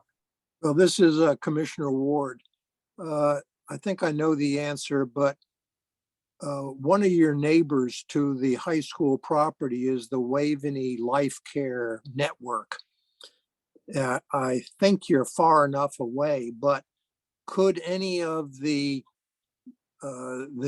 new application have an effect, light-wise, I don't know, noise, construction noise, traffic, any effect on the Waveney Life Care property? It's a good question. It's some 800 plus feet away on the other side of the track. There's a nice wooded buffer between. The changes here are not dramatic. I think there's going to be no change in traffic because we're not really adding any traffic. These improvements are working with the existing school and existing parking. So there should be no traffic changes. Probably the biggest impact is a sports lighting, which is not changing. That's already in place. The only real lighting changes we're doing are either building mounted or quite low, or the pedestrian fixture. The parking lot fixtures are mostly existing and there now. So I don't really see any, and we are very sensitive about looking in this overall context, see any impact on the Waveney Care Center. Thank you. Question. Probably for you guys, but there was a comment made that this is going to be like the baseball facility at Mead Park. It's going to be more like the baseball field. So I'm trying to understand the business plan. The snack bar is now going to be oriented both toward the stadium and toward the practice fields. So when you say that, it makes me think, does that mean it's going to be full-time, not just during football games that the snack bar is going to be operated? It's going to be like an outside vendor like Apple Cart is going to be brought in, or like we have the town pool, which is only seasonal, but it's pretty much every day during the season. So what's that going to look like on the average day during the school year or average weekend? Hi, so I'm Mike Benevento, the chairman of the Athletic Foundation. It's a good question, and it's something that we thought a lot about. And the way it's designed is that So it will be outsourced to a vendor like Ahmad, who runs the Apple Cart at Mead Park. There is a current vendor in there now. That vendor is employed by the Booster Club of the high school and services game days inside the facility. This facility is designed in a way that it can be opened on one side or the other, or both sides, if there's activities happening both in Dunning Stadium and at the Water Tower turf fields. But if you envision, and it can also be, closed off on both sides. So if you envision a weekend day where there's activity on the Water Tower turf fields, or just, kids running around on the Water Tower turf fields, that will be run by an outsourced vendor and would be open, just like Mead Park is on a, Saturday afternoon. And it would be closed off on the Dunning Stadium side, right? It wouldn't be serviced on that side if there was no activity going on in Dunning Stadium. In the flip side, if there was activity in Dunning Stadium, you could close off the Water Tower turf side and just service the inside of the stadium. So it would be fully outsourced to a third-party vendor. The economics of that would be however the third-party vendor today operates through the school, which I believe is through the Booster Club. The Athletic Foundation doesn't get any of those funds. We have consulted with the existing third-party vendor to understand what would need to be inside of that facility as they build out a premium kitchen. And in fact, Ahmed was, I think, one of them that was initially consulted. So that's how it's envisioned today. Again, we're just, the Athletic Foundation in town, in partnership with the town, is responsible for building the box. And then the operations of that would be outsourced to the third-party vendor. I mean, it occurs to me that it's not just the 2 practice turf fields, but on a Saturday afternoon, when you have something like 800 kids participating in youth soccer at Waveney, that a lot of that traffic is going to actually come down, what's it called, Tigers Way. And so this is going to be a facility, not just for Dunning, not just for the 2 turf fields, but really on weekends, potentially servicing the Waveney campus. I mean, there is no other food option for Miles. Well, other than town or Mead Park, there aren't other food options. I think from even a parking facility, though, just knowing the number of parking spots on that campus versus the parking spots that are at Mead Park, and being there as recently as last night at a 10-year-old baseball game at 9 o'clock at night, which I'd like to forget. There's a lot of activity in that area. What we have contemplated is building out a picnic and park type area outside of the actual concession facility itself to accommodate that, picnic tables, things like that. I just tell you, from a editorial comment, we get a lot of positive feedback on this, given the success that Mead Park has been. Now you have a young person's playground there as well, that I think is a big draw for people, but Ahmed does great business there. I would anticipate there's a lot of activity on this campus for things like that: soccer, field hockey, lacrosse, all sorts of things that are happening on the Water Tower turf side of things. And so I would anticipate it would get a lot of use.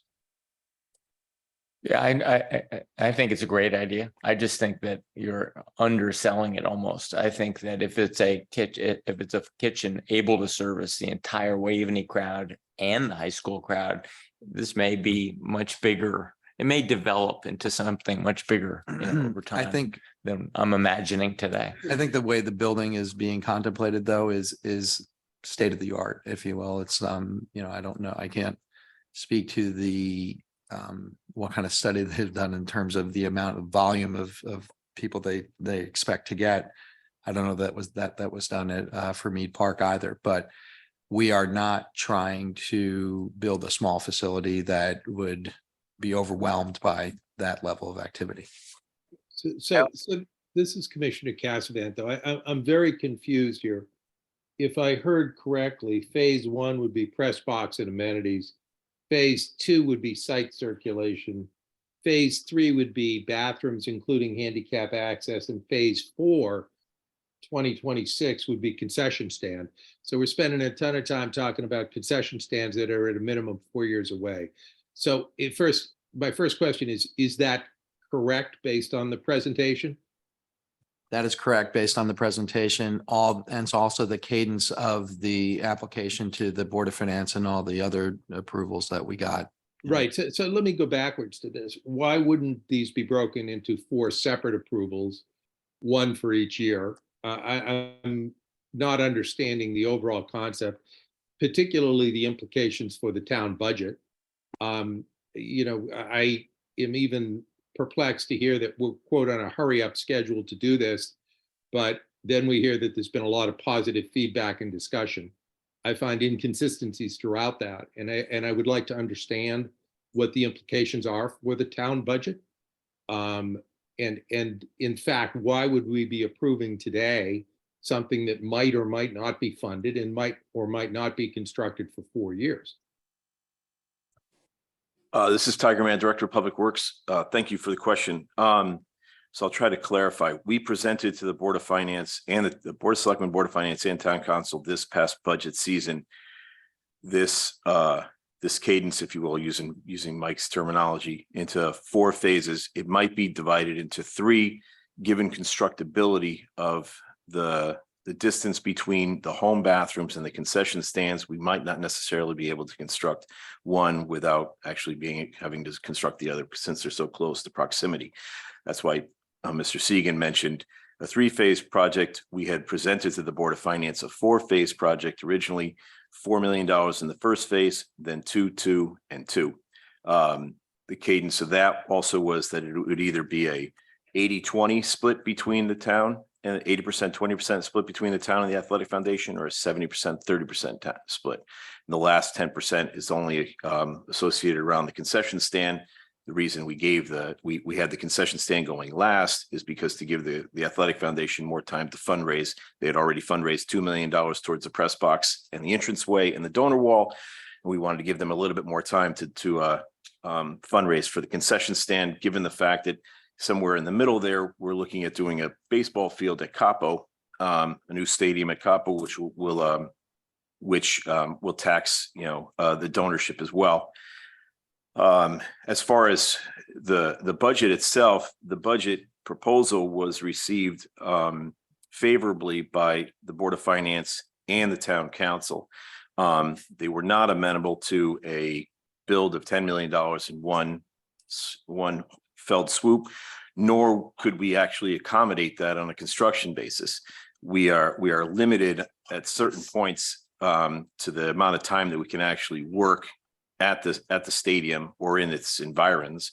We try to stay away from the football season. Might be able to construct sometime during the spring inside the stadium, but anything outside the stadium associated with the circulation definitely has to happen between the day after graduation and a couple of days before the teachers come back.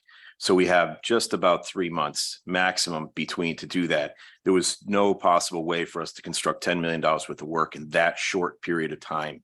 So we had to divide it up accordingly. And then again, the exact same thing happens where, but trying to do the home and away bathrooms, the exact same situation happens whereby we have a limited amount of time because we'll be inside the stadium proper. So we have from graduation, day after graduation, which is held at the stadium, to day before first football game, which is somewhere in the first week of September. So we have a limited amount of time as well. That's the reason for the phasing. As far as the implications to the budget, you're correct. It's a $10 million ask, or a $7 to $8 million ask on the town side, $2 million, $3 million from the Athletic Foundation. But again, it was looked upon favorably, and to quote some members of the Board of Finance, they felt that the town was responsible for the majority of it, given the fact that the majority of the work is traffic circulation and bathroom facilities and storage for the athletic facility itself. We're woefully inadequate on a bathroom count. I mean, if you've been to the stadium, you understand that. And one of the problems that we have is we're woefully inadequate on a storage capacity level for just the field equipment itself. The field equipment either has to be trekked back to the gym, back to the high school proper, or it's left outside. And if it's left outside over the season, Every year, we're having to buy new equipment, which is definitely not the best use of taxpayer money or donor money. And then on a bathroom side for the visitor side, it's actually for our athletes on a day-to-day basis. So So Tiger, I'm going to demonstrate just how long I've been involved in these things. The original conversations about Dunning were about the private contributions and the fact that there would be no funding requirement even for surface field replacement, which was then subsequently changed. So when we get back to a policy discussion here about amount of money being spent, I understand that's a Board of Finance question, but we should go back to the original representations about Dunning Field. And I am aware of other schools opting from time to time to say, yeah, we're going to do our games away for a year so you could do construction. I honestly think that this thing ought to come back after completed approval of the full funding plan, because you're asking for planning and zoning approval for a series of projects which may or may not be funded and which are fundamentally inconsistent with the original Dunning Field concept. well, given the fact that several years ago, that concept, you are correct, it was originally that concept was there several years ago. The Board of Finance, the town fathers themselves made a conscious decision to take the maintenance and upkeep of Dunning and place it inside the DPW Parks Department budget. So Right. now we maintain the facility itself. We pay to maintain the facility itself, and we pay for the lighting of the stadium that normally or had in the past had been budgeted elsewhere. As far as this reskinning of the field, the reskinning of the field was actually performed by the Athletic Foundation in 2017, 2016, with no town funding at that time. And then subsequent to that, when the Athletic Foundation came into its fruition, and we had a memorandum of understanding between the town, the Athletic Foundation, and the BOE, it was determined that the maintenance of Dunning would actually be a town responsibility housed underneath the Department of Public Works. I'm aware of all of those discussions. It brings me back to my core point of why can't we simply approve the year one plan and get funding for year one? We have funding for year one present. That's that $4 million allotment. Part of that $4 million allotment is actually to perform the site improvements on the stadium itself to incorporate the next phases of the work. So since we'll be building the press box and then bringing water, waste, and electricity and fiber to the press box, and then having to bring it back out to the parking lot that's between the stadium and the water tower turf fields, we'll be actually working through the construction zone of the next areas. So it's in our best interest to put in some of the site amenities for the home and away for the home bathrooms, as well as the concession stand. Therefore, that's the reason why we came to you with one application, since it's one site approval, one application in whole. Therefore, because we also felt that dividing it up necessarily ruins the entire vision for the entire improvement in the enterprise zone going forward. So that's why we're here for one large approval. Yeah, except you don't have a funding approval for the big project. I mean, if you had the $10 million and what cost accelerations would be required commitment, that would be one thing. But unlike every other town project we've seen from you and others over the last couple of years, which had a logical, site point on it, in effect, we're going to end up with a request here for planning and zoning approval for a full project with partial funding. But once you get started, that requirement to do the balance of the funding will be absolutely necessary. Then It shouldn't. then it won't get approved if they don't find the money, but it's not, Mr. Cassavant, with all due respect, it's not the job of the Planning and Zoning Commission to tell the applicant that he can't come to us with a long-range plan. Number two, the town council needs to know that this is the appropriate use of the land as determined by the Planning and Zoning Commission before they undertake how to pay for it. So it's not up to us to tell the town council and board of finance how to phase this project. No, Or- no, it or- certainly isn't, Or John, but- the athletic foundation, how to phase this project. It's up to us to either approve it or deny the appropriate use of the land.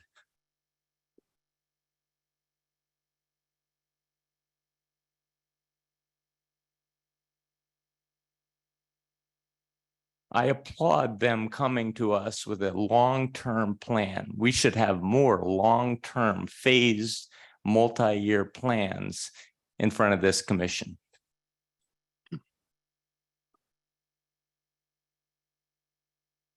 I'm done. Thank you. And I guess it's also worth noting if this long-term plan post year one changes in any respect because of funding or anything else, you'd have to come back to us with a resubmitted application. That would be correct. Commissioner Chris, I have no real objection to a phase plan. I mean, given that there's an educational facility and this facility is being used on a regular basis, you can't have a construction at the same time. I get that. So fair enough. You know, you have a window where essentially it's vacant and you're doing the construction as quickly as you can during those vacant periods and then getting it ready for occupancy during the school year. That seems reasonable and frankly necessary to me. Having a longer range plan is appropriate. Again, if plans change because of better ideas, because of funding or something else, you got to, you know, come back to the well. Okay, I think we all understand that too, which is reasonable also. I think it seems to be a very nice plan, except for the landscaping, which I really do not like at all. Mr. Mann has heard this before and you're hearing it again. Really, there's some things in here that are frankly invasive. They are not good. So anyway, those are my views on this. Thank you. Like euonymus.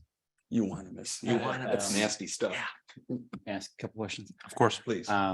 So thanks for coming ahead and thanks for the great presentation. It's great to see a holistic presentation this way. Haven't gotten to the architecture yet. It's not but, you done. know, right. We haven't gotten to the architecture yet, but Yeah, no, I get it. getting there. So I have a couple questions for you. I think quickly that I have 7 questions. I'll try to get through them quickly. Bathroom ratios and planning. So I was there for the lacrosse tournament this weekend.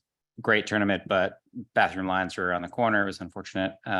So that's been thought through in terms of the ratios of toilets and all of that. we've done several analyses on it. We looked at it from a full occupancy, say Turkey Bowl, which would be almost cost prohibitive at that point, and you'd be building facilities that wouldn't necessarily be used. We did an analysis of a normal football game, which is about 1,400 spectators, and then your average soccer, lacrosse, what have you, at 300. We're trying to hit that sweet spot between the 300 and the 1,400, and anything else would be subsequently used by portalets. You know, we talked to the state building code official on it, and he felt that any improvement was a good improvement. There wasn't a code requirement that he would say you had to have X amount of bathroom facilities.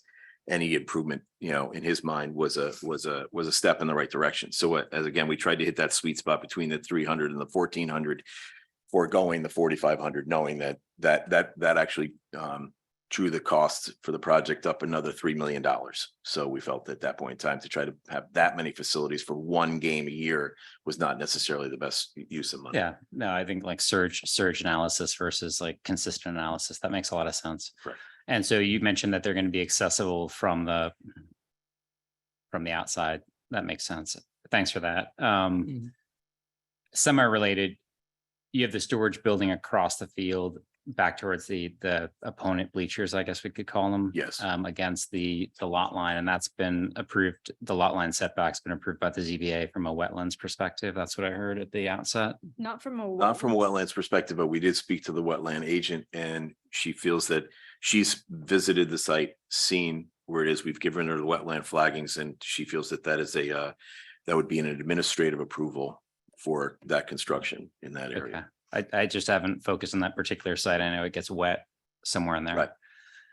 Yeah, the work is all outside, the actual disturbance area is outside the upland review area of the wetlands.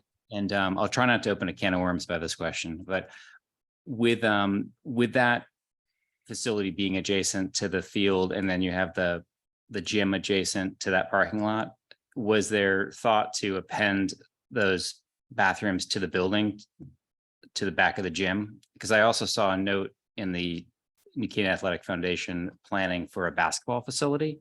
And I wasn't sure if that additional basketball facility is going to be added to that current gym, or is that going to be somewhere else on the Waveney campus? The thought of that, the location of that is still to be determined. At present, we had 3 locations that we looked at. One was dismissed in the fact that it actually sat on 3 separate property lines. Felt that that might necessarily be a little bit too big of a leap. So one is to the south of the stadium, more centralized in parcel C. And then there is the thought in the area next to the auxiliary gym. There's a secondary thought there. But that disturbs some of the present bus parking. And then that would lead us to find another location for the buses at present. And that was a very long and arduous discussion at the time.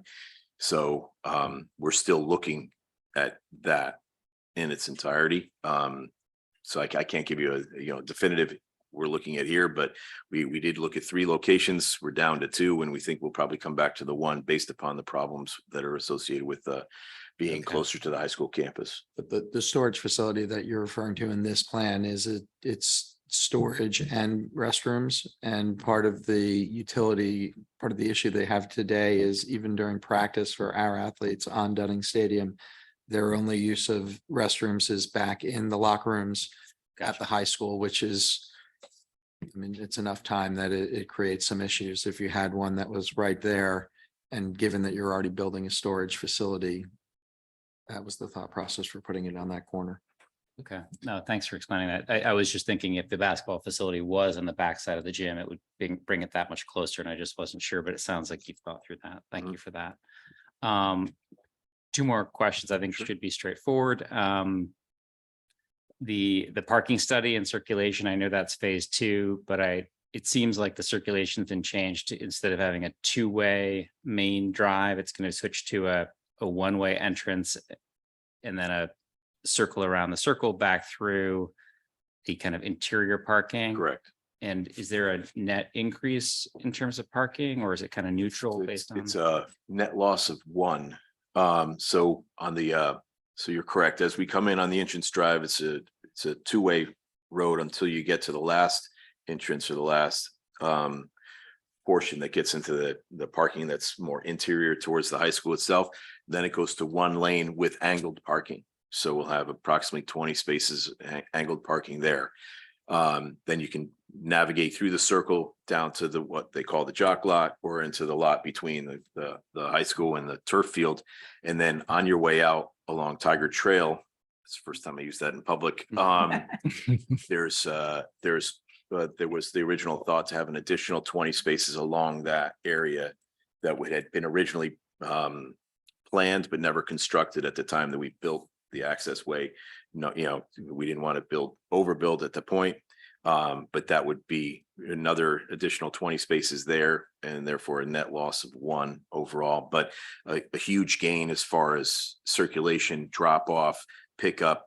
A lot of the student athletes are coming out of the gym, kind of being, picked up in that corner. Right now, it's kind of a very tough spot to you're going to pull on the grass, you're necessarily going to kind of get jammed up.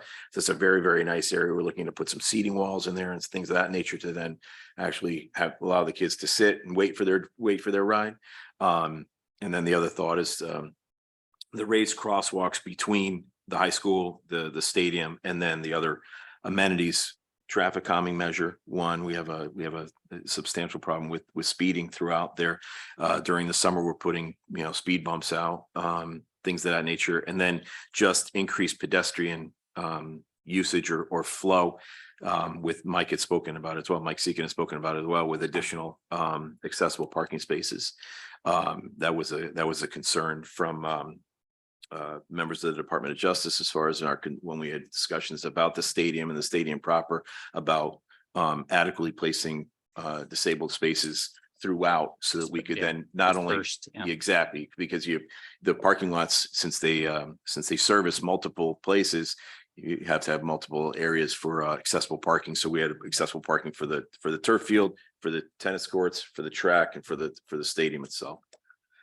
Yeah, no, I think the circulation is really exciting. I mean, I personally, you know, I'm a pretty big pedestrian advocate, and I love the raised sidewalks, particularly at that junction of the tennis to the Dunning Field. I mean, the sight lines are tricky there when kids running across at night. It's not great. So, and then the last question I had for you was just the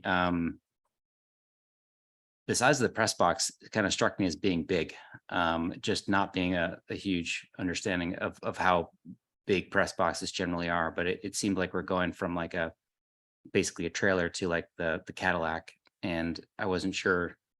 It's actually one step down. Smaller than it was originally designed. It was, Oh, wow. it was originally a 2-story press box, same footprint. Then we looked to do a 2-story, but shoulders. So basically a head and shoulders. And then we dropped to a 1-story press box.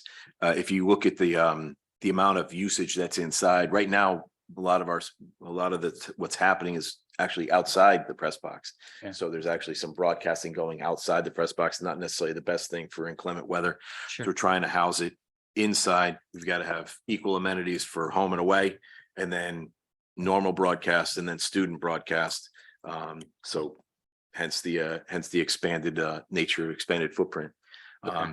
It does allow for better viewing and then with that, it's allowing us to then add in accessible bathrooms inside the facility itself, so that the coaches don't have to try to run to the bathroom and come back at halftime. Necessarily, they won't make it.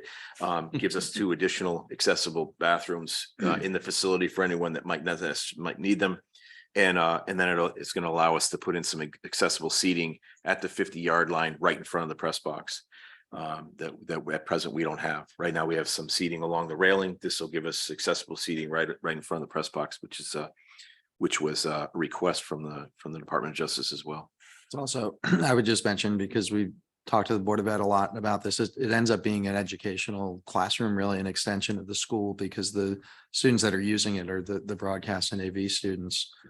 My only other editorial comment is that I was in Fort Worth, Texas over the weekend for a family wedding, and that press box is teeny compared to what I saw in Texas.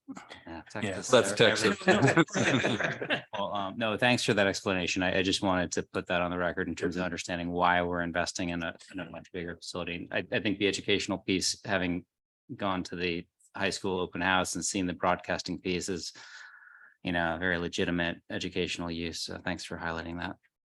Those are my questions. Thank you. And this is Commissioner Chris, on utilities, are there any contemplation of solar on some of the roofs or anything like that? At present, no. We haven't looked at say the bathroom facilities and whatnot. The press box itself, we're actually looking to utilize the roof. Potentially to utilize that roof, so there wouldn't be, this would give an extra viewing area. We're chasing down the accessibility issues to get to the second floor, so to speak, get to the roof. But we haven't looked at solar elsewhere. We have solar at present on the gym, or the auxiliary gym, that actually feeds the meter for the lights themselves. There is a situation whereby you can only have 1 installation per 1 meter. So we might run into a situation where it might not necessarily pay for itself at that point, but we can certainly look at it. Regarding the toilet facilities, what's the thinking regarding sustainability features like low flow or water-free urinals, these sorts of things? Or again, it's an educational facility. I just wonder what your thoughts are. I think you're on the right track. That's exactly what we would be looking for. There are other areas. I went to the West Haven hockey rink and they renovated it, and they're virtually no flow for their urinals. And there's a nice educational aspect right in front of you as you're standing. So exact same situation that I would like to see here. So we're looking towards those Thank you. installations. You're welcome. Thank you. So a couple questions relative to site plan, with the new bathroom and storage facility on the visitor side, knowing the grade down there, knowing that you're up against that wetland buffer. How is the sanitary going to be addressed there? Is there a new septic system going in for that small building, or is it somehow being pumped uphill to the sanitary line that feeds the building? The line actually, believe it or not, comes down to the bottom of the into the circle there and then heads out through the bus facility itself. Gotcha. So it's actually, that's probably the easier one for us to get to than up top. For the station up top, or the amenities up top, we're right now doing a sewer flow study. We're asking McCord Engineering to do a sewer flow study because we're gonna have to relocate that line. We're making sure that Maria is working with McCord right now to make sure that there'll be no change as far as it goes, or any change will be an improvement. But the facility itself leads from the house and from the stadium down and out in that direction. So it's actually an easy tie-in for the visitors area than the home area. Gotcha.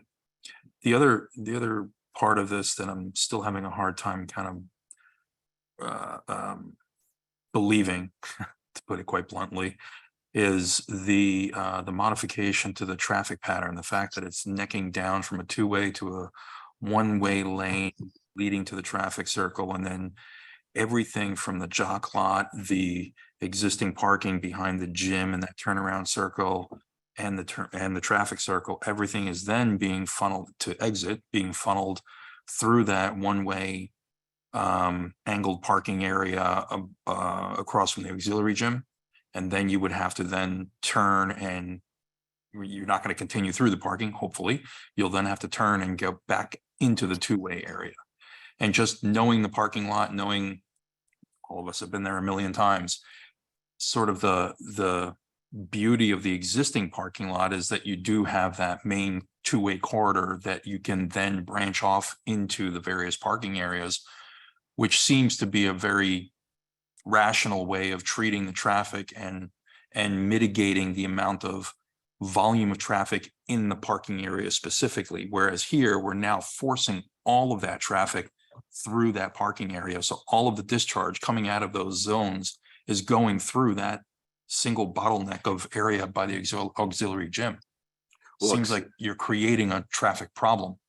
Well, except for the fact that we have an outlet to the south, which, you know, when this was originally designed, we didn't have the outlet to the south. Now we have the outlet to the south. When the high school, I should say, when the high school, this traffic flow from the high school itself, we didn't have that. It was a dead end at the other side.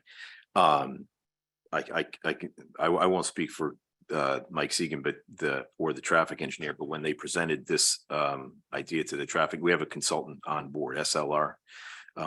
Is part of our design team, and they've looked at this and they're in favor of it. So we can certainly have them come back and take a look, you know, a further look at it. To incorporate the circle is quite difficult to have two come in. We couldn't necessarily work our way back out on a two-way, come in around a circle and then head back out on that exact same the radii for that, the compound curve, so to speak, would be quite difficult, and we'd probably lose a lot of the parking in the middle to try to make that work. We can certainly have them take a look at it, but when they had reviewed it initially, they had virtually no comments and liked the layout as it stood. Okay.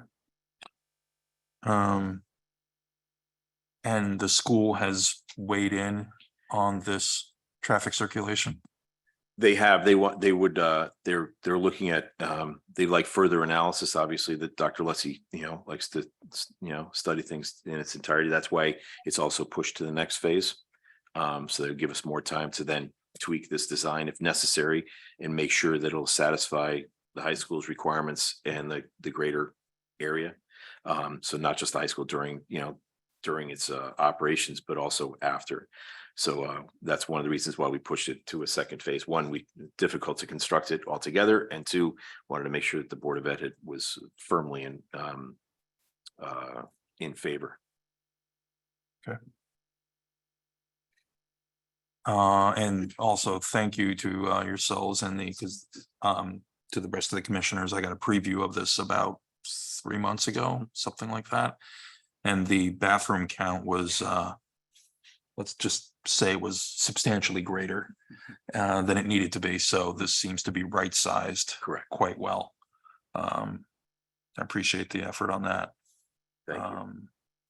Commissioners, anything else on this application as far as the site plan is concerned? Architecture. Let's move on to architecture.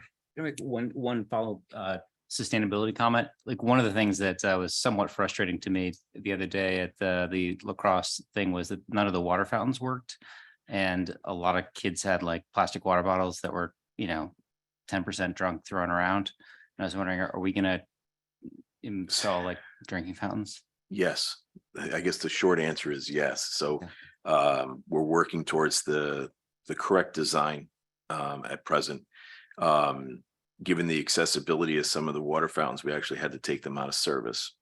But we just over the past week, we've been discussing with our ADA consultant the correct what we should have and what would be per code. So the short answer is yes. Okay, thank you. You're welcome. Architecture.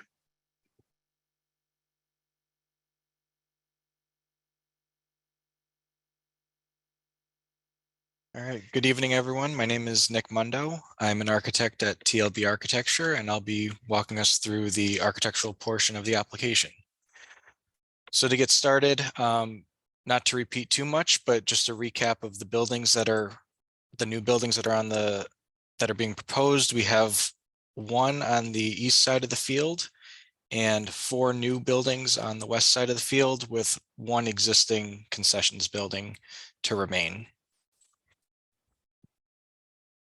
Taking a closer look at the west side in particular, which is where the bulk of the new buildings are proposed.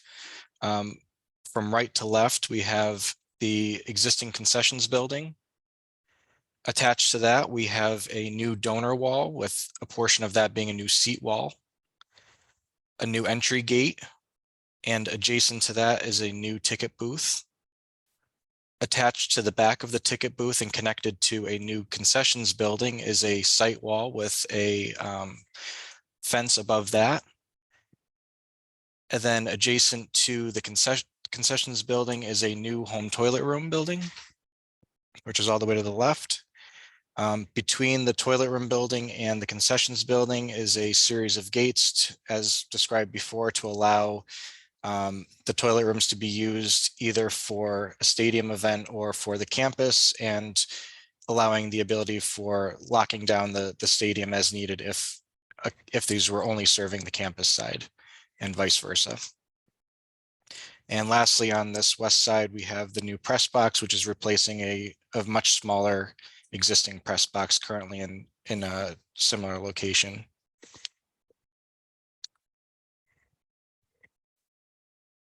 So looking at a rendering of the approach to the new entry, going from left to right, we have the new seat wall that I was talking about earlier, with a portion of that turning into the donor wall, which includes a series of plaques, the donor plaques on that. Beyond that, we have a new flagpole. And beyond that, we see the existing concessions building, which is currently being used as the existing entrance, but we're redefining the entry point into the plaza level as part of this project. And so the new entry is defined by these new entry gates in the middle here, with a new ticket booth, which is really a taller element being used to help define the entry point, and includes a ticket window below. Along the back of the ticket booth is a site wall that connects the ticket building to a new concessions building. And to the far right is the new home toilet room building. Generally, just talking about the materiality here, you can see that pretty consistently, all of the buildings and the site walls, including the donor wall, are all pretty much the same language. Red brick with cast stone accents along either the caps or the sills and lintels. For the buildings, we have a gray standing seam metal roof with snow rails. We also have an awning over the ticket window, and the site walls and entry gates include a black metal likely iron fencing.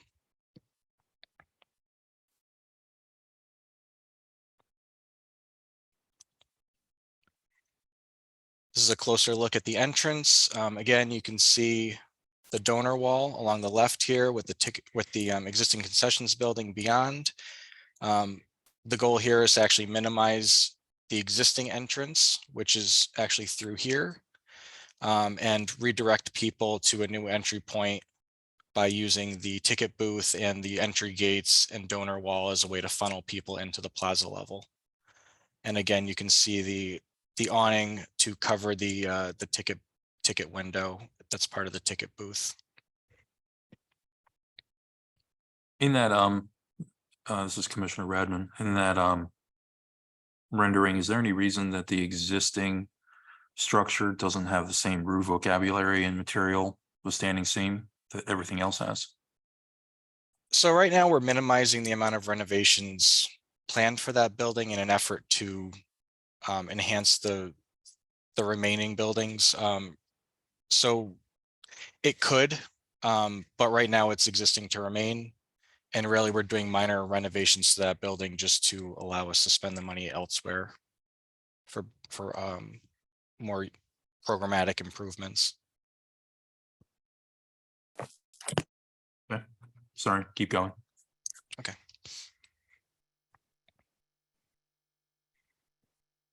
Looking specifically at the donor wall, you can see that it is curved in plan with the entry gates along one side of it. And again, this is in an effort to help to funnel people into the main entrance, which is newly defined. This is connected to the existing concessions building that will be, I'll talk about the specifics of the plan, but it's essentially including minimal renovations to it. And again, we're not reusing that existing entry point. We are using the donor wall and entry gates and ticket booth to define a new entrance. As you saw in the rendering, we are using a red brick and cast stone for the donor wall and seat wall. For lighting, we're using step lights along the seat wall. So those will be low and then also above the donor plaques as a way to highlight them.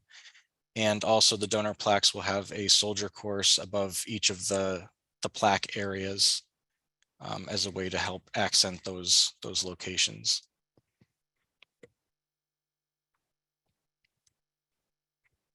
So looking specifically at the existing concessions building, as I mentioned, there's a minimal amount of renovation that we're including as part of this project.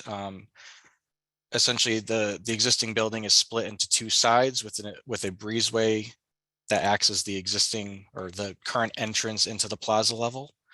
To the left, we have existing toilet rooms and a utility room. Those toilet rooms will remain as is. And to the right, we have storage and utility room with the existing concessions building or concessions room. That concession space currently has 2 service windows with a single entry door. For demolition, we are proposing removing one of those service windows to allow for a new entry door into Booster Club sales, which will take over that concession space, allowing us to reuse the existing service window. And since Booster Club sales does not need as much square footage as the existing concession space, and because the fixture count for the plaza level is significantly low, currently we are adding a single occupancy toilet room, which would be accessible. And so that would complement the existing toilet rooms that are to remain on this opposite side.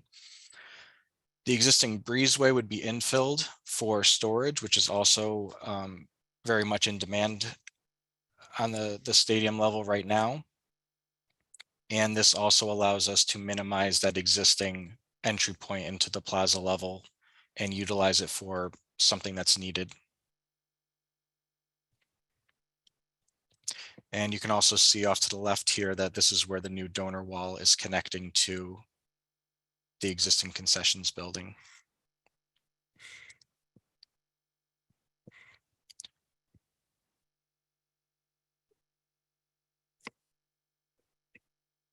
So looking specifically at the exterior elevation of the existing concessions building. This hatch here represents where the existing service window is. It looks similar to what's shown to the right here, and that the existing service window to the right will continue to be used, but for Booster Club sales and instead of the concessions building. And this door is a new door that would match the other doors that are to remain. That would be a new hollow metal door painted with a precast lintel over top, similar to what's there at the remainder. Any infill, including where the service window is currently existing, and the infill at the breezeway will be a similar split face CMU infill that's matching what's there now, which has a two-tone banding. So again, just trying to match what's there using similar materials, similar language, minimizing renovations to this building in particular.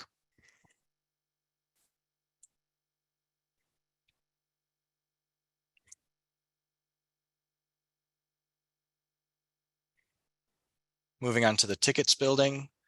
Again, you can see where the new donor wall is. This is the existing concessions building to the right. This is a series of new entry gates that we're proposing to essentially connect the donor wall with the tickets building. You can see that there's a pair of larger gates in the center and individual smaller gates on either side of that.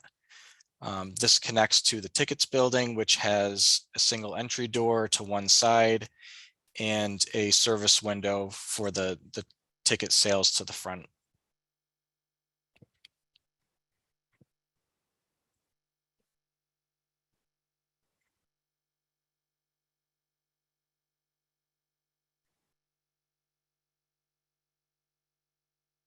So looking at the front entry or the front elevation, which is the west elevation of the tickets building, including the entry gate, you can see where the donor wall is to the left.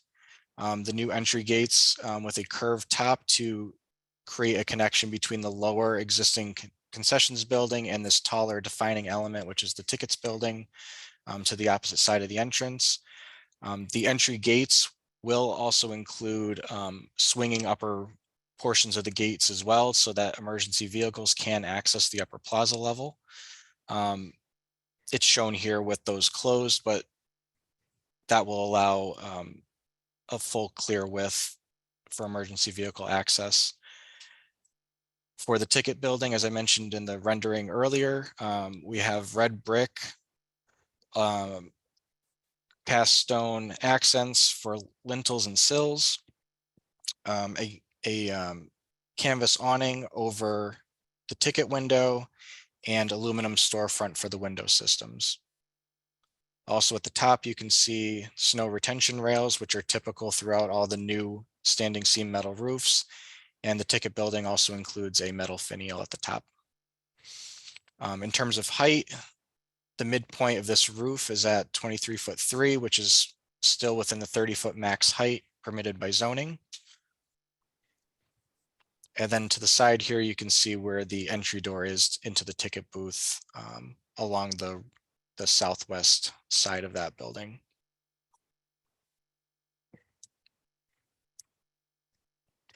The upper window, you can see is actually, this is all part of the same tall space.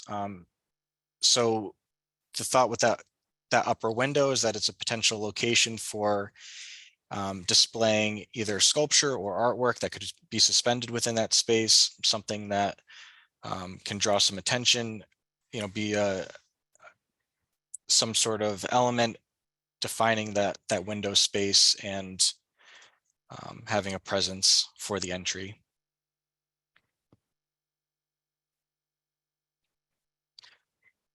Also, I just want to point out, this is the typical wall pack that we're using for the majority of the new buildings. I think the only exception is really at the press box, which has one additional fixture on the exterior. It's a very simple wall pack. This one in particular is a dark bronze color. And so it's very simple. Generally, I think these are all at approximately 12 feet above grade. And that's, you'll see that that's consistent across all the new buildings.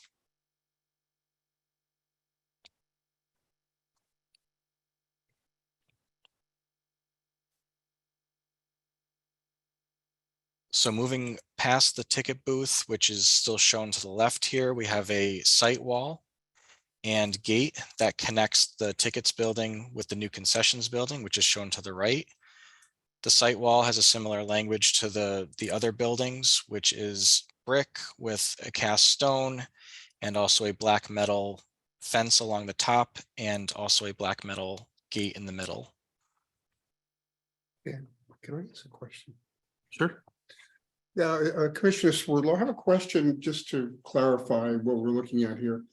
What percentage of tickets are sold from the ticket booth?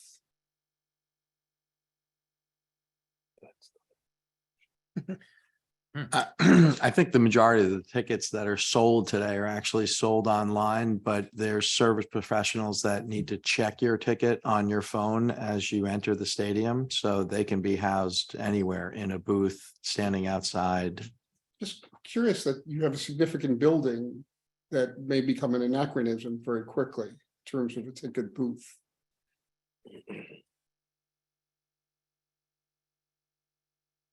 Again, I think it's a defining building to the entire plaza area there and the entranceway.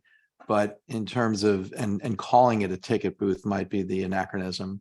Yeah. Because, tickets can be registered anywhere towards the entry of a stadium. So in this particular case, because again, I think all the tickets now are mobile. And but those people that are scanning the tickets have to be housed somewhere or could be standing outside, I guess. Yeah, no, I have nothing against the building. It's actually well done. I just was wondering why it was programmed that way. There were a number of iterations, as I recall, as we went through. But I mean, I know one area had a large booster club or booster sales building that we rendered down and actually put in the existing concession building because that was an area we felt we didn't do a lot of booster sales at games. So again, this was the booth itself, calling it a ticket booth, it really could be called, the entranceway or the entrance building. I'm sure it can be used for other things as well. The actual area in there. There's stuff that there's on game nights, competition nights, there's stuff that happens in the plaza area where I'm sure there's storage that needs to take place that could happen in that building as well. Thank you. This is Commissioner Chris, I had a question for architecture. Could you review what facilities would be available for someone who is injured or becomes ill on site? Places with a quiet place to sit down or lie down, these sorts of things to deal with people in need.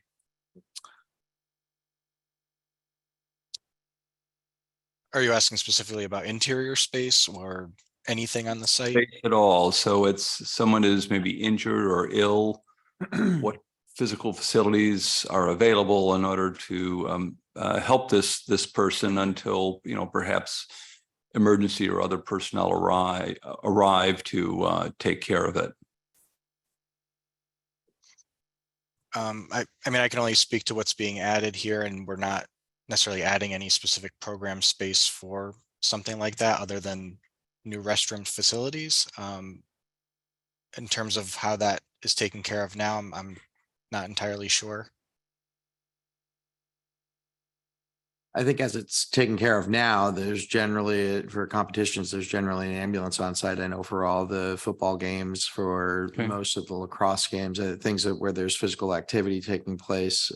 In terms of having a designated area today, I don't believe there is any. I think that adding additional space, whether it's storage space on the visitor side, whether it's a larger press box with restroom facilities, quieter areas, places that would be indoors.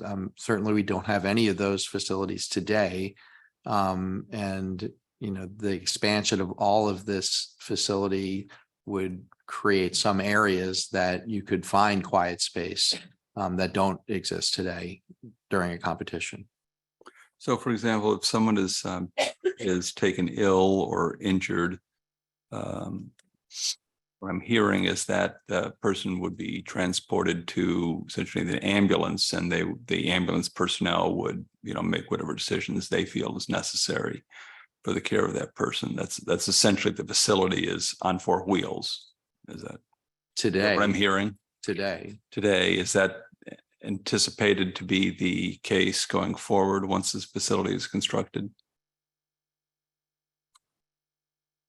I don't think it would be materially different, other than there would be additional square footage with all of this facility expansion, that if you needed, if you weren't injured per se and needed to be transported to a hospital, and you were ill or needed quiet space or things like that, there'd be more available square footage for that than there is today, certainly. Thank you.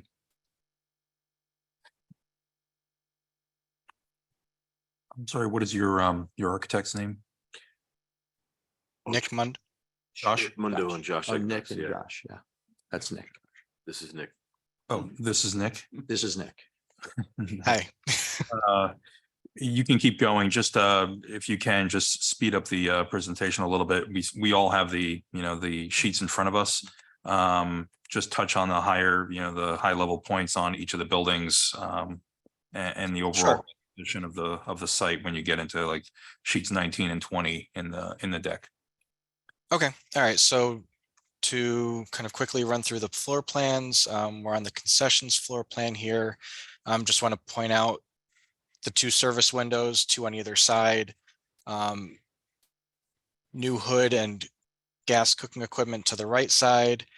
And as mentioned earlier, this allows this kitchen space to serve both the campus side and the stadium side, either independently from each other. So this building really does become useful for more than just game day. And to the left side, you can see that's where you have the entry point and storage and cleaning side as well. Looking at the west elevation, you can see the 2 service windows, overhead counter doors, and the new entry door into that building. Similarly, on the opposite wall, you can see the other 2 overhead counter doors, which serve the stadium side. Adjacent to the new concessions building is the new home toilet rooms. This includes a women's side, men's side, and a single occupancy toilet room in the middle. We would have all of the required accessible fixtures, including this single occupancy room would be accessible as well. Along the back, there is a utility room that stores the hot water heater. And also, I just want to point out the 2 entry gates, the 2 gates in sequence here that allow the toilet rooms to be used for campus side or stadium side independently of each other, depending on the gate arrangement. Whether you keep one open and the opposite closed, allows entrance from either side while keeping the other side secure. And lastly, I just want to mention that there was a question about drinking fountains earlier. We are locating a bi-level exterior drinking fountain with bottle filler in this area. And I'll also point out the one that we're adding on the opposite side on the student athlete toilet building as well.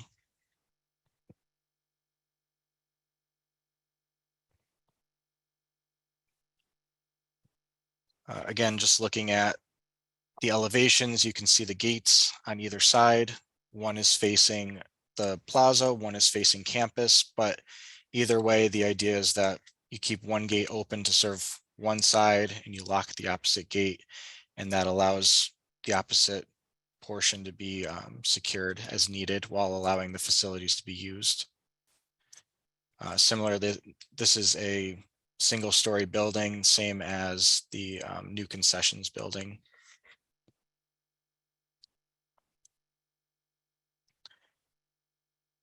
The new press box, as mentioned earlier, this is significantly larger than what's there now.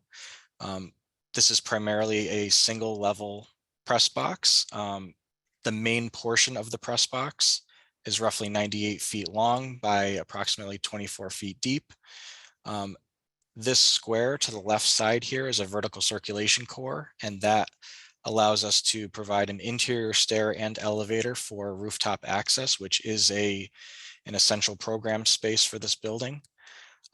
Also on the roof level, you can see where we have a designated area for the program space, which is shown with the roof pavers and perimeter guardrails.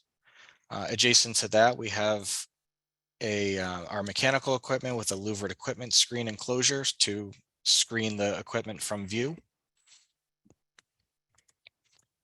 Also, as mentioned earlier, the press box is larger because it is shared between the athletics program and also the educational portion of this as well. You can see where this dividing wall kind of separates the two areas. So there is, this is longer because it is a shared space, and also includes toilet room facilities and vestibules and interior circulation, in addition to an exterior ramp and exterior stair.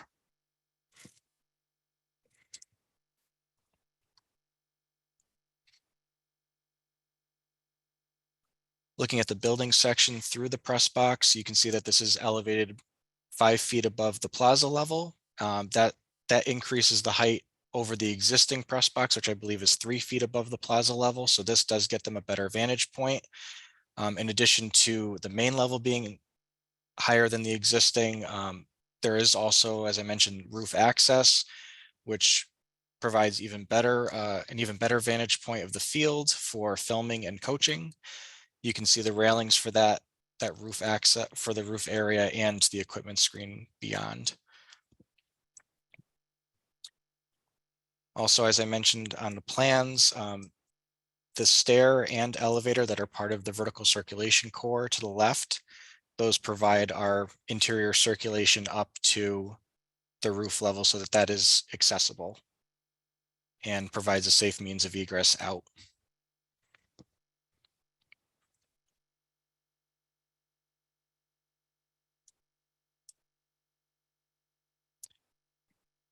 Looking at the west elevation of the press box, which is facing the plaza level, you can see where we have an exterior stair and exterior ramp so that allows the main level of the press box to be accessible. Also to the right, you can see where we have the vertical circulation core. The penthouse portion there that pops up above the higher roof level, that's strictly for the elevator overrun. So that is limited in area. That is less than 5% of the overall press box roof area.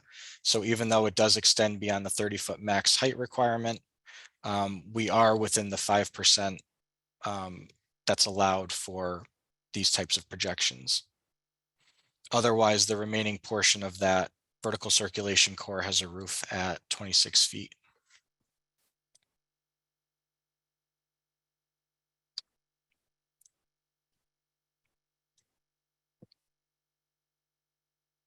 So looking at a rendering of the press box, few things to note. You can see this is the north side of the press box. Can I interrupt for 1 second? Just going back to the elevator concept. So is that elevator strictly a one-story elevator to get to the roof? Where we have wheelchairs that need to get to the roof deck? So what it does is it picks up people on the plaza level, directly on the plaza level. So there's a door that you see to the bottom right here that brings you into a vestibule. So you enter into the elevator and it brings you up a half level to the main level of the press box. And beyond that, Isn't that also available via the ramp? It is, yes. So why would you have an elevator going a half story as well as a ramp? This is honestly just a quicker access into the main level, and it's not required, but it does offer that access now as an option. Okay, it just seems like an expensive option.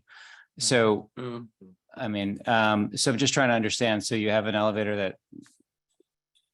Okay, I'm surprised from a fiscal perspective that would be looked at favorably. But for conforming to ADA, if you have a program up on the rooftop, you have to have No, I know, but access you- to it. And you would have to have an elevator. It's the only way you can get up there. Unless you want to do No, but I'm a saying ramp. that- ramp, you have a A ramp. ramp will not go to the roof unless you. It will, but it's gonna be a pretty long ramp. No, but I'm saying right there, they have a half story, so you're basically adding an extra elevator door because of, you have two ways to get to that. I was just trying to understand the logic and creating. I actually have a question that probably goes to Tiger, but may relate to this. Tiger, is there a definition of enterprise zone here that complies with the IRS code?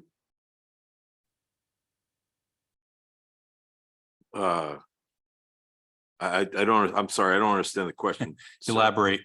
Okay, so these drawings specifically we refer to an enterprise zone. And there is a defined term of an enterprise zone which allows for the use of tax credits to pay for structures like this. You're not aware of this being a qualifying designated enterprise zone then, correct? No, that's correct. So what does enterprise zone actually mean on these? The thought is that what we're trying to do is we're trying to incorporate, right now Dunning Stadium is separate from the Water Tower Turf Complex. So one of the aspects and one of the goals of the Athletic Foundation, in order to raise funding for either field improvements or field maintenance, was to house tournaments and other and bring in other types of events. So while we call it an enterprise zone, we're trying to bring a campus-wide approach to the thought of the stadium itself, instead of having two separate situations whereby you've got separate turf fields, separate tracks, separate tennis courts, separate stadium itself, to incorporate the entire thing into one, what we're terming as an enterprise zone, so that it's more palatable for tournaments and other events and just the community at large. Has nothing to do with an IRS designation. Thank you. You're welcome. So just wrapping on the elevator conversation, just want to understand that the idea was just to add an extra half story if people didn't want to take the ramp. It's an accommodation, you know, we can certainly look at it and see what the cost is for that. We made a different determination at the Playhouse for that, and we cut there it was a little bit different, whereby the programming and the space itself wouldn't allow that, because you were going into the Playhouse itself while the movie was on. So we had to actually have a vestibule there as you came in on that half space. So we cut that out of that project. This one here, the thought is that, yes, while we do have a ramp, which technically makes it quote unquote accessible, it would, you know, given the fact that we have an elevator, would be nice to allow that half step into the press box proper on the first floor, and then allow the second story. But we can certainly take a look and see what that half step. Yeah, so, I mean, you could remove the ramp too. I mean, so Can, yes, except for the fact that it only accommodates, you know, you have to wait, you know, out in the weather, things of that nature. So, you know, to me, if I was going to cut anything out, I would cut out the half step, but we'll take a look at that at the time, you know. But I think there's a little confusion still. You have program area up on the roof. I need the elevator for that. Need an elevator. for that. Absolutely. So He's only asking for the half step. I'll ask, you know, see how much that cost is, but I need the elevator to get to the roof. Correct. Exactly. You know, or else we have no programming on the roof. And the thought is that the higher the view, the better the view. And now everything is about filming and about, you know, your analysis of your game during the game and after the game. So that was one of the reasons why we actually had a 2-story press box. So we actually had that extra level. It was covered at that point, but the thought was even then to add the roof to get even higher, right? To be on top there. So now we're splitting the baby, so to speak, and allowing a 1-story press box, but allowing, you know, trying to see if we can get to the roof access. I think it's also a nice amenity to be out in the open air as well for certain people who want to be on the open air and not necessarily enclosed in a facility, but have a better view. But we can look at that half step. That'll be in a cost analysis when the final bids come in as to whether or not that actually is a nice to have or a necessary. But to Kent's point, the elevator is necessary for us to access the roof.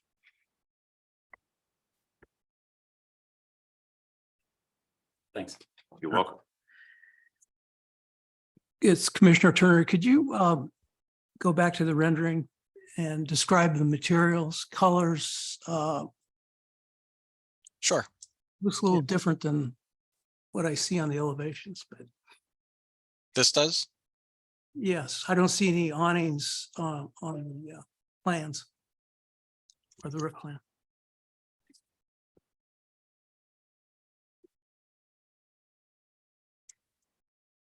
So the awning that's covering the ramp and the exterior stair below is shown here on the plan. There is also a smaller awning over the entrance into the vestibule for the vertical circulation core. And is that fixed awning or is that retractable? Fixed. And the material, So that would be a standing seam awning with brackets, support brackets for essentially kicking that out. You can see that showing up here in the building section. so the color of the metal panels? Sorry. So generally, the materiality of the press box, we have a brick base and cast stone cap similar to the other buildings. So that base material is essentially consistent with what happens elsewhere on the plaza level for new buildings. Above the water table, we have composite metal panels that would likely be a light gray material. And then above that, we have a flat TPO roof. That's pitching back towards essentially this edge where we're capturing water with hanging gutters and downspouts, and then carrying that into the underground detention system below this area.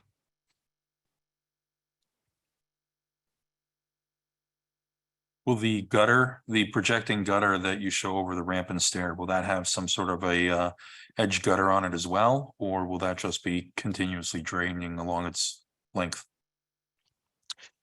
No, it's going to have it'll have a gutter on it as well. And where is that going to discharge? I'm assuming you're going to need some sort of. Yeah, it'll have something to tie back to the primary downspout, bringing us down into the, that'll tie into the detention system as well. And what type of glass is it? For the windows? Yes. It's a 1-inch insulating glass. Clear? Clear. Thanks. Okay. You can keep going. Okay. Also, just want to point out on the right side here, we have what you're seeing is the remaining part of the new concessions building. This is the one of the gates that's part of that passageway between the concessions and the new home toilet room buildings. And so during a game event, while it's not shown here, this gate would be open for an event up here, allowing use of the toilet rooms at this level.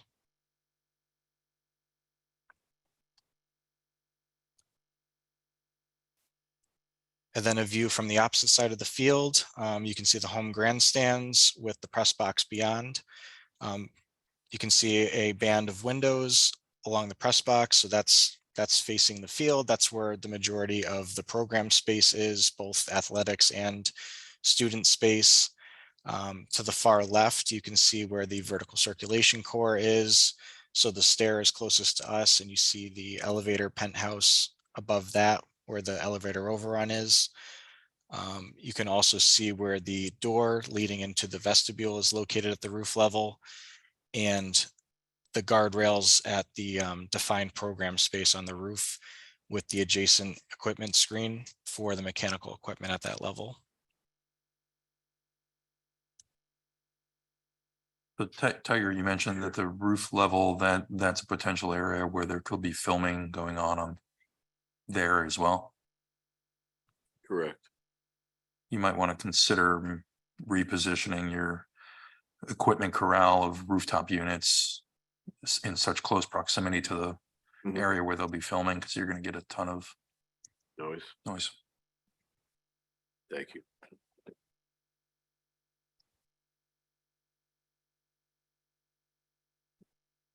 So the last new building to discuss is the student athlete toilet room and storage building, which is on the opposite side of the field. This includes, similar to the home side, this includes a new men's and women's toilet room with an accessible single occupancy toilet room in the middle.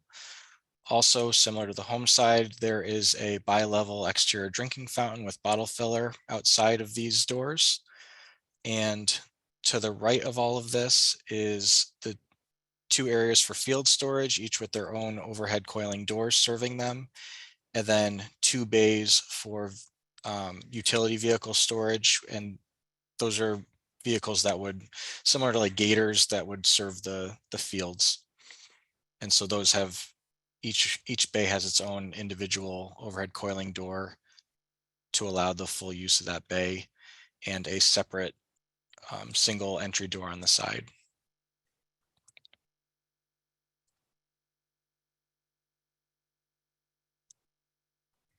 And then looking at along that elevation, which is the primary elevation you would see walking towards the visitors grandstands and from the field. Again, you see the 4 overhead coiling doors, the 2 on the left serving the vehicle storage space, and then the next 2 serving each of the field storage rooms. And then these 3 doors serve each of the bathrooms with a exterior drinking fountain in between.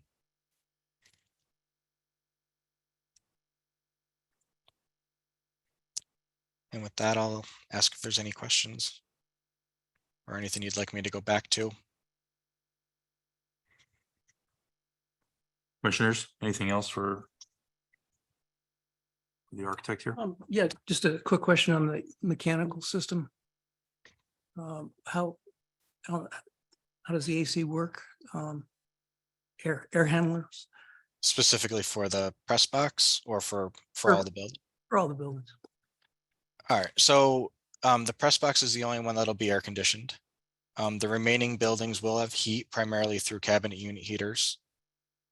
We do have spaces for hot water heaters in each of the buildings. And that serves our plumbing. At the press box, go to the roof plan. So the press box has an air handling unit and a separate condensing unit. The condensing unit is used on the air conditioner side, and the air handling unit is also serving the conditioned air and ventilation. In addition to this, there's also individual baseboard radiation within each space with individual temperature control, so that as spaces are used independently and maybe the whole press box isn't activated all at once, individual spaces could be heated as needed. And the power source, is it electric? Yes.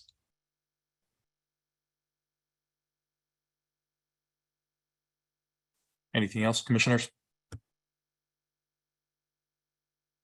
Okay, thank you. Tiger, anything else? No, just thank you very much. Wait, is there anyone covering any of the, like the hardscaping in terms of like is that part of that? I wasn't sure if there's a separate landscape architecture coverage. No, not. I think Mike covered basically what would happen in the plaza area for you when he did the site initial. Okay. If you have other questions, you can certainly, he can provide more color for you. Sure, just I think a quick one. I was just looking at the submission. It just talked about the plaza itself is just going to be concrete, looks like, with like a break in it of granite, and it looked like there was some permeable. I was just curious on runoff and whether there was going to be any sort of innovative runoff solutions like we've seen in some of the other presentations. I was just looking at the Egan website, and they have lots of pretty interesting monolithic blocks to have people seating in different areas. And I was just curious if there were sort of innovative ways that we're looking at that sort of plaza to make it look more appealing versus just a wide open space. Mike, do you want to address that? They unmute myself. couple areas, the plaza itself, but just in terms of the aesthetics, is a stamped concrete with coloration and texture to it. And it's in a grid pattern, I think, to provide some demarcation as opposed to just concrete as well. We do have some pervious areas, and I'll also let Harry talk as well, between the two trees there. On the other side where it's a pervious pavement that allows water infiltration, and then at the drop-off areas as well. So we do have infiltration areas. Harry, I don't know if there's anything you want to add in terms of the overall drainage system. Thanks, Mike. Harry Roach with McCord Engineering. I can be really brief. Essentially, we've designed two separate underground detention systems, one for the plaza area and one for the traffic recirculation. So they can be done with both respective phases to the project. So the plaza will be done when all the plaza work is done, along with the sewer relocation to adjust for the proposed bathrooms and concessions. The underground detention system has been designed to meet the town's stormwater certification. We received feedback from Maria yesterday. Very minor comments that won't affect the presentation you've seen today, and those will all be worked out at the CD level. But I believe a memo was passed along to the commission stating essentially that DPW is in agreement with our drainage design. And there's should be no further questions. Okay, that's helpful. No, I think Maria does great work, so I wasn't concerned so much on that aspect of things. I was just interested in whether there was, we've just seen a lot of proposals, whether it be the swale that we saw at the library, other kind of innovative solutions. And I was just looking at the Egan website, and they have a lot of the work they did for Amherst and Yukon, and some of these other places seem to have kind of innovative plazas that had those sort of solutions in them and had some like seating areas. And I was curious on whether any of that was, I think you already are working some of that into the traffic circle with the knee wall and things like that. So I was just curious if there was any sort of hidden Easter eggs that you built in here. So thank you for that. But the last piece was just on security. Any commentary on whether you're going to have cameras and bollards?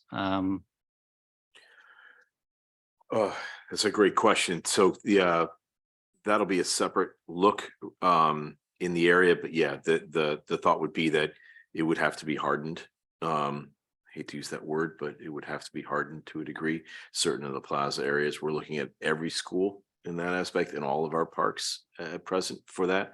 And then the cameras, yes, there'll be areas for that we're working through for all of our town buildings, for not just for security, but for safety. So, but yeah, both of those will be those addressed somewhat separately because it's a more of a school initiative. But yes.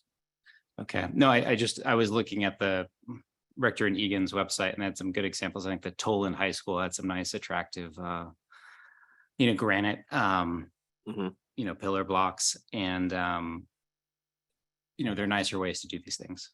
And if we go down to Darien, there's those nice, Adirondack chairs around the campus, but you have the nice bollards. So there's ways to make it look like an airport and ways to make it look like you have out here in front of Town Hall, really nice. So that's our goal. Thank you. Thank you.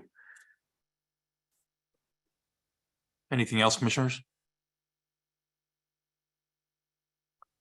Tiger, Mike, anything? No, nothing else to add. Just thank you for your time. Thank you very much for the time. Yeah. Is there anyone in the public realm in Zoom land that has any comments on this? I think we're good. All right. Thank you very much. Thank you. Thanks for the time. All right, commissioners, The application closed. this application is closed. We need to jump back to, excuse me, the first two applications that were not present when we started. 22 Burtis Avenue. Is anyone here? So we'll jump into that one. Upon application of Paul Tully, Imian Partners, authorized agent for 20 Burtis Avenue for a site plan approval section to allow coffee shop offering expanded section of handmade coffees, including espresso, cold brew, nitro brew, as well as selling coffee beans in the Business A zone at 22 Burtis Avenue, map T, block 74, lot 920. Please state your name and jump into the presentation. Good evening, Mr. Chairman and members of the commission. I apologize for my late arrival. I had it in my calendar at 7 o'clock, so I apologize. My name is Paul Tully. I'm from Imian Partners, and I'm here representing the property owner of 22 Burtis Avenue, Kim Kuda, as well as the proposed tenant, Doug Zumbach, for the new location. The purpose of appearing this evening is for a site plan approval for a change of use at 22 Burtis Avenue. Property is located in the Business A zone, and as per section 4.4 Business A zone, section C, use is permitted by site plan approval. Number one, any office use, any non-office use permitted with site plan approval in the retail B zone, subject to the same conditions. As per the retail B zone 4.3, this would be a change from its current use of personal service establishment, 4.3 C9, to a food shop retail, section 4.3 C5. I can roll up to my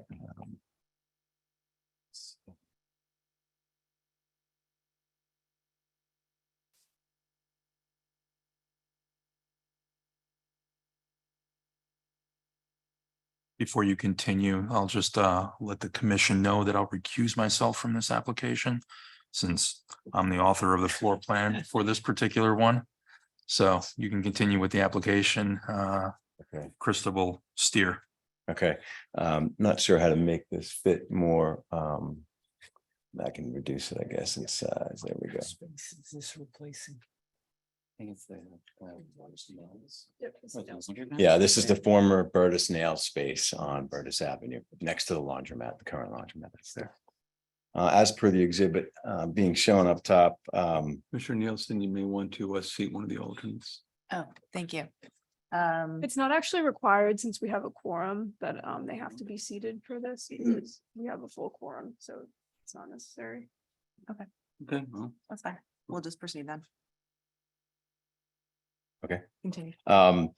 As per the exhibits being shown up front, as referenced by the chairman, this is the proposed floor plan of the new Zumbach store, which will occupy approximately 1,050 square feet, where they will roast, brew, and serve a variety of coffees, including cold brew, nitro brew, as well as regular brewed coffees and whole bean sales.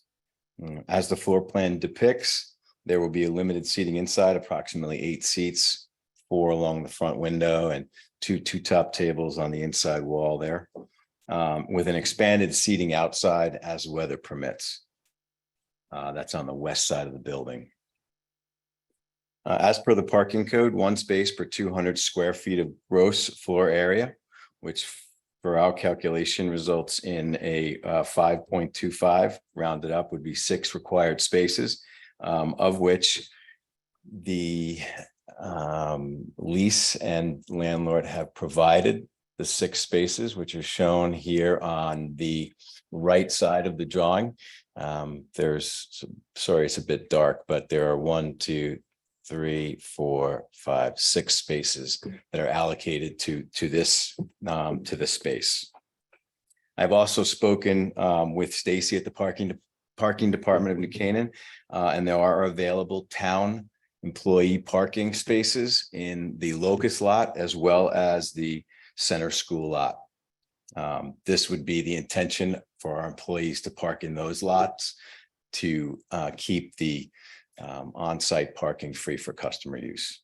Excuse me, what classification are you using for parking?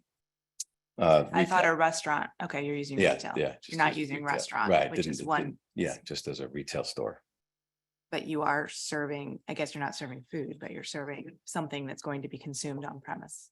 Consumed on premises, but not with the waiter or waitress services. I'm not sure if that defines it as a restaurant or not. So it falls under food shop, which would be more retail than restaurant. Okay. But it is at the discussion of the commission since it's not outlined specifically in the regulations.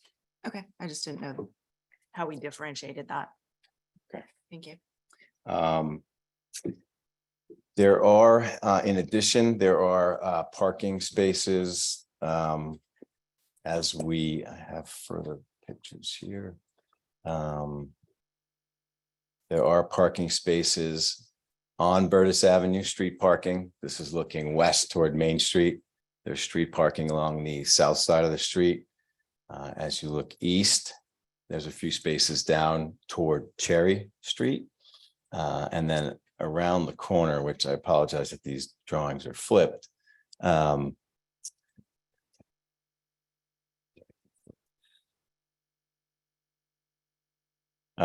Cherry Street, as you look north, there's street parking along the left side between those two silver cars that are shown.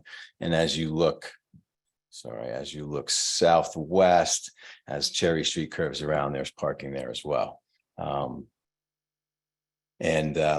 We do recognize the fact that there is going to be some development at some point in time in that vicinity. So some of the street parking may change along Cherry Street and Burtis as well. As an established brand in town, we think that the store will enhance Burtis Avenue and benefit the immediate area as it evolves. Doug and his team are excited for this additional location with expanded offerings and the possibility of delivery service to the surrounding businesses and residents.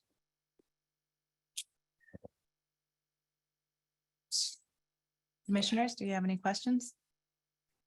Could you clarify your delivery service? What? So that's something Doug and his daughter have been talking about, as this being centrally located in town, in order to be able to, within a certain radius, have the ability for someone to text in an order or call in an order and have it delivered by one of their employees. And they thought that was an additional amenity to offer to people in town for meetings if they're having them, or if they're having an off-site meeting or an on-site meeting. Just, It sounds like a great idea. I'm just curious about where those cars would park. I would imagine they would have to be pretty close to the entrance and to be able to. it would be, I think they wouldn't be cars, they would be delivered by foot. Oh, by foot? Yeah, they would be delivered within, like I said, it would be within a certain radius. I don't think they would deliver out to, somewhere that's more than a certain distance away. Right, okay, thank you. When is this going to open? Doug has been patient, understanding that there's a process to go through, but he is anxious, and his daughter is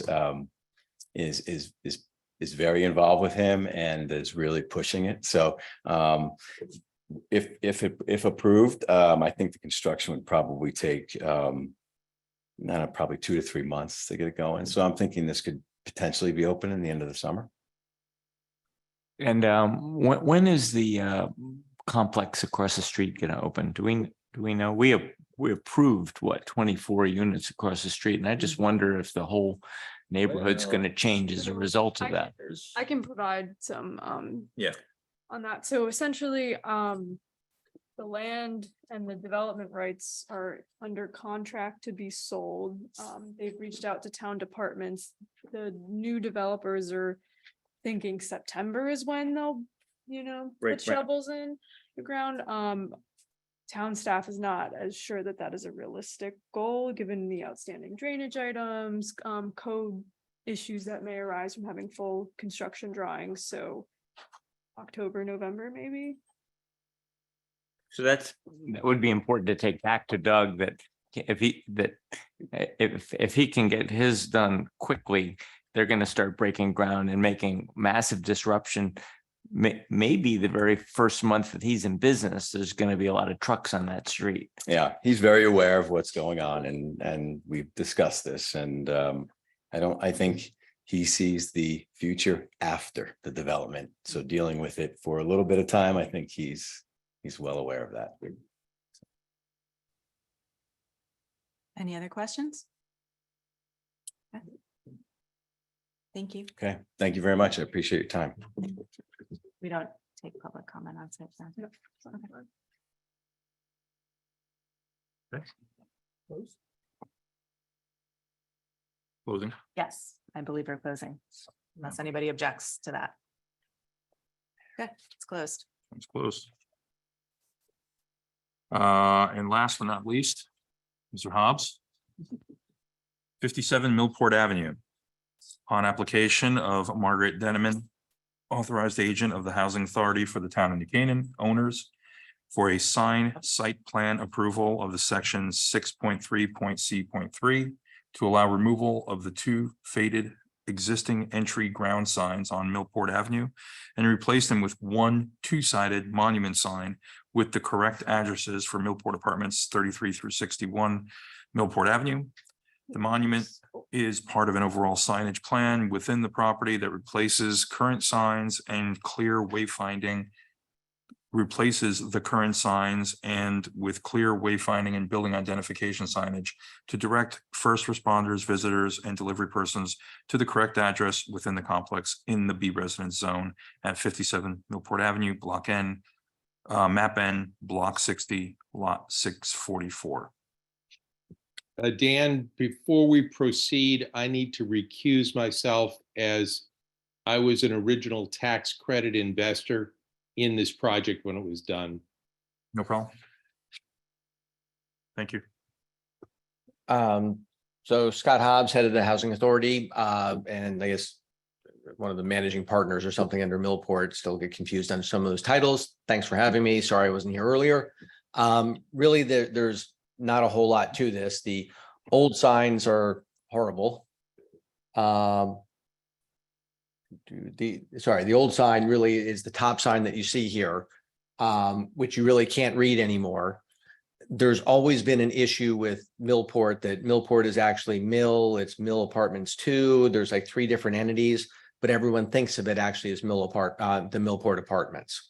In addition, like the numbering system is off and it's very confusing when you drive in because this was actually 3 separate projects that came from 5 different pieces of land, all being kind of joined together. So internal to the property, we're doing a signage upgrade that goes ahead and so that again, when emergency responders in particular drive in, or when guests or when delivery people, they know where to go and they can actually find the units as they're supposed to. And what we're trying to do here is just go ahead and install a different sign at the front that actually clearly identifies the property and people can actually read it and see it and know where they're going.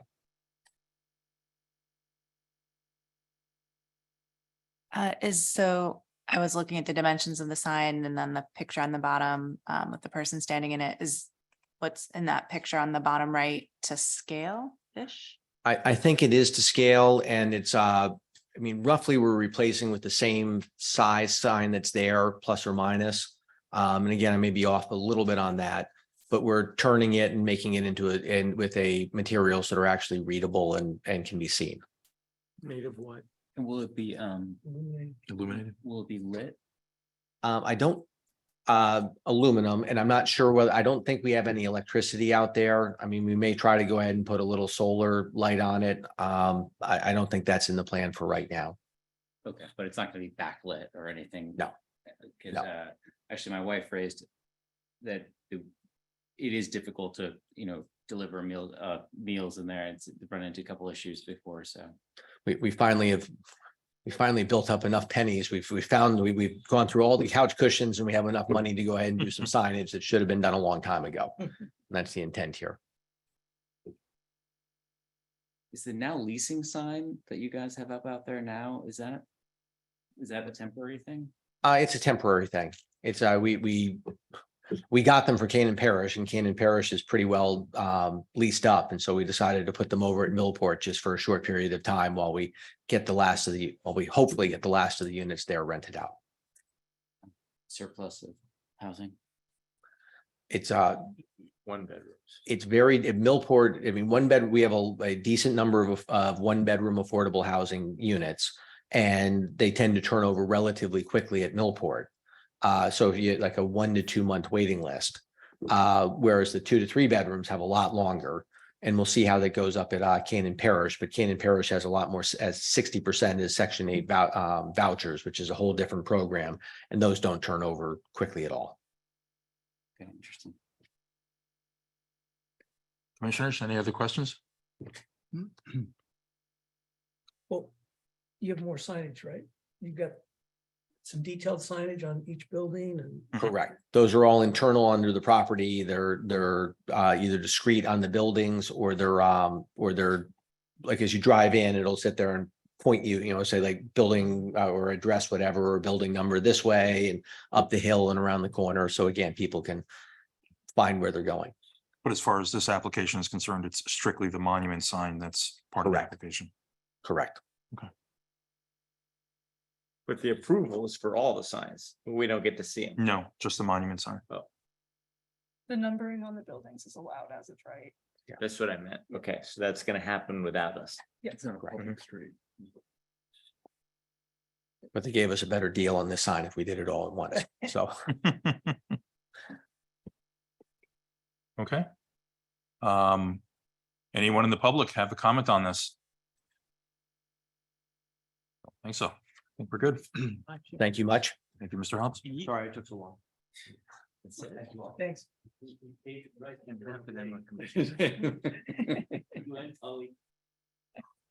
Seriously.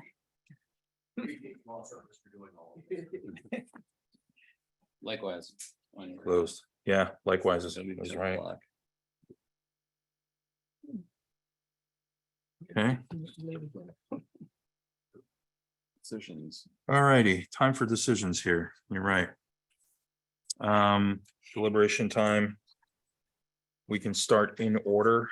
First one is the Burtis Avenue application that we just heard. As Commissioner Chris, I move we approve it. Second. Okay, any reasons? I would see this as an enhancement of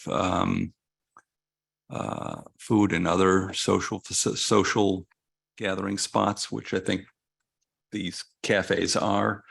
And it's a significant upgrade for Burtis Avenue. If you look at what we thought about when the Burtis Avenue development, which we just discussed, that there would be adjacencies coming in to support that and to really upgrade the avenue. I think that's happening. We've seen this a bit with the butcher, I think, shop, which I think has been successful. So this is just continuing of what I think this commission was hoping would happen. So I see this as a big plus for the town.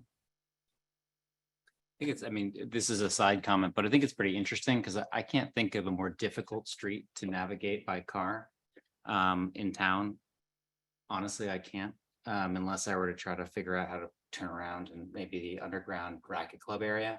So it could be an interesting test as to whether this gets people out of their cars and have them walk around a little more, like they'd go to the butcher and like it in an interesting way. This like Zumox is such a great draw. It's one of the few businesses I think that could bring people out of their cars and walk, have them walk from downtown. So I Agreed. I applaud it. You can have another cafe carburetors east. Okay, any additional comments or shall we take a vote? We have a second? I thought Second. Mr. Turner. I'm sorry, I didn't hear. Okay, Krista Nielsen, I vote yes. Mr. Ward, Yes. Mr. Turner, Yes. Mr. Chris, Yes. Mr. Cassavant, Yes. Mr. Herring, Yes. and Mr. Engel. Yes. This one was approved. Okay, next one, 57 Millport Avenue. The monument sign that we just heard. Again, the application package did have a, all of the building signage in here. It's part of their signage program, but again, we are just weighing in on the monument sign, not internally illuminated, possibility of some sort of a, as he mentioned, a solar light on it, but that would be front illumination from the lawn. I don't think that's an issue at all.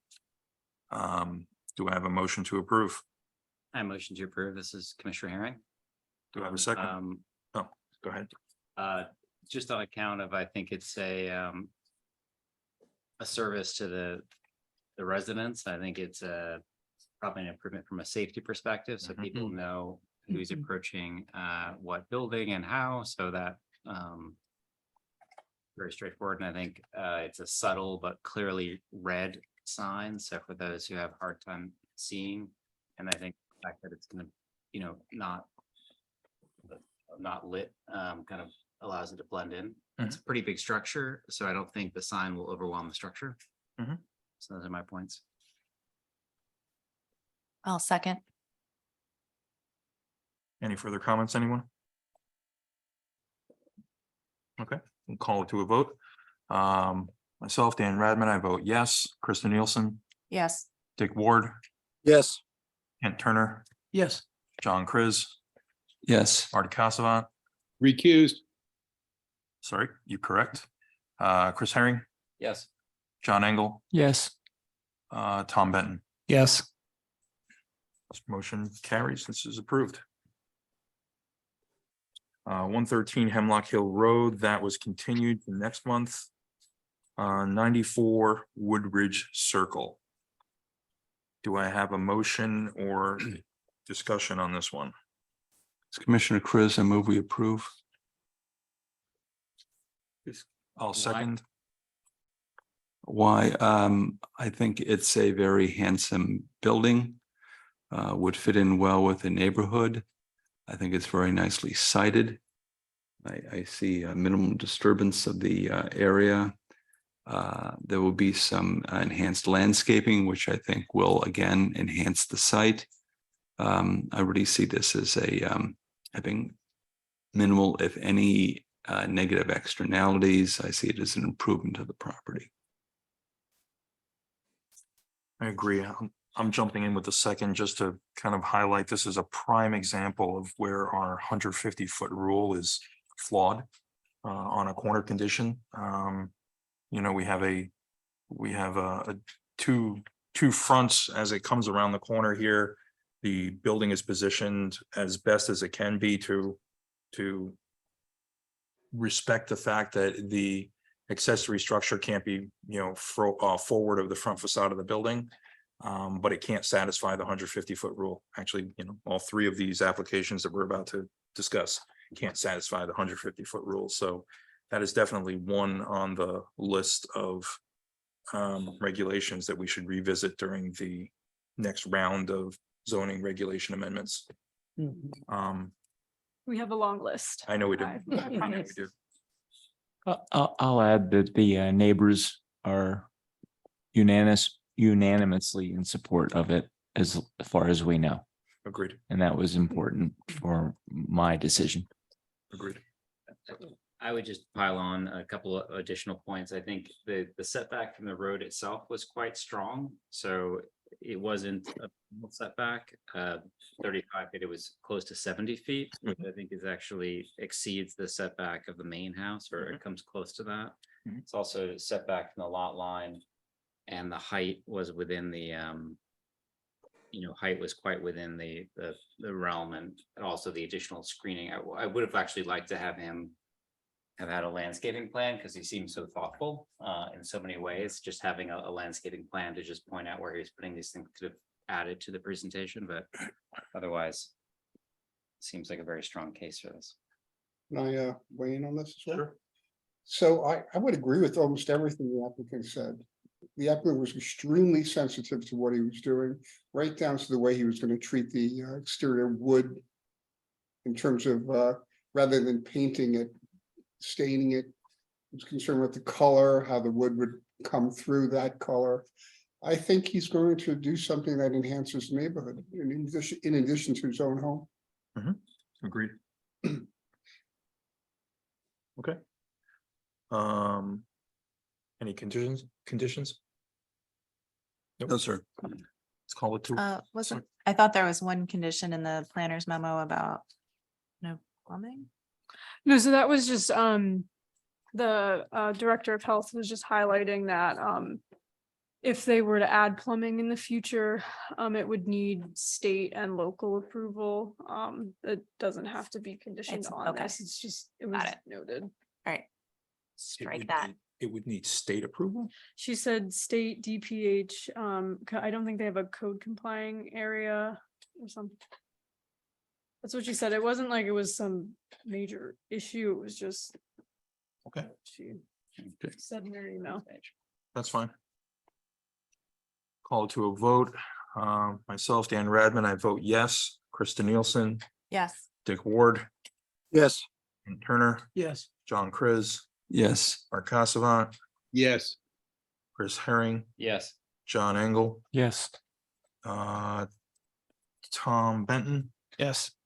and did we, no, we didn't have you seated for this one. Did we? No, it'd be too many people then. Yeah. I don't think so. No. We'd be at 10 people then. Okay. I can theoretically vote if you like. We got your input. That was important. Okay. So 94 Woodbridge Circle, that passes. Approved. Next one is 23 Dan's Highway. On the corner lot, similar condition here, slightly different configuration. Do I have any discussion or emotion on this one?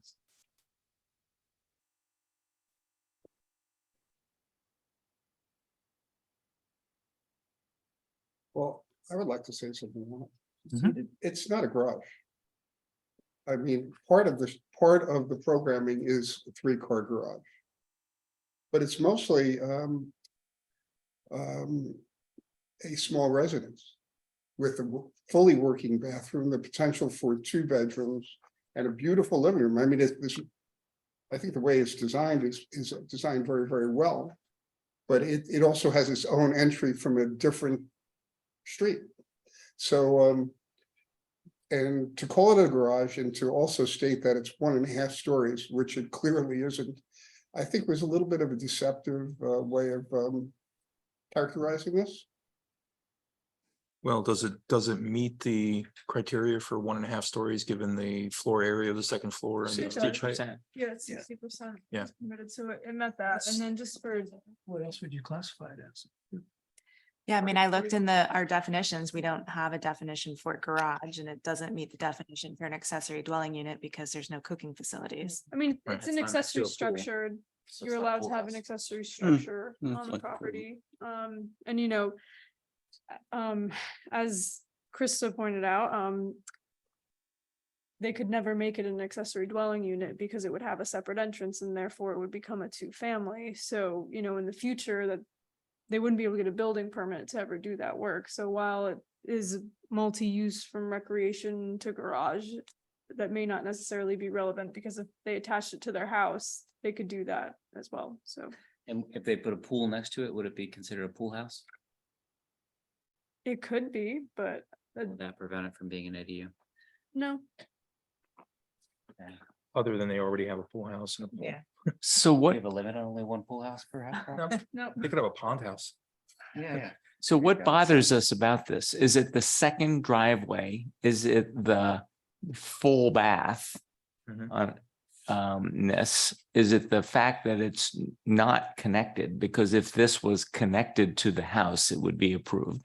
Yeah. I mean, so which piece of this gives us pause? It's just very unusual to have a detached structure that far away from the house and to have its own driveway and its entrance. But, I thought they did a very good job of justifying why Mhm. they were doing that. And it had to do with the topography of the Yep. site Yep. and the use for the building and I mean, if you look at the existing site plan, the existing garage is completely inside the front yard setbacks, up against the road. Yeah. And there's images in there of the back of the garage and the way the topography almost rises to the point of touching the eave line on the back of the garage, so it's a very steep Yeah. corner hump that this lot sits on. They're basically nesting the garage on the other side of the hump so that there's some relative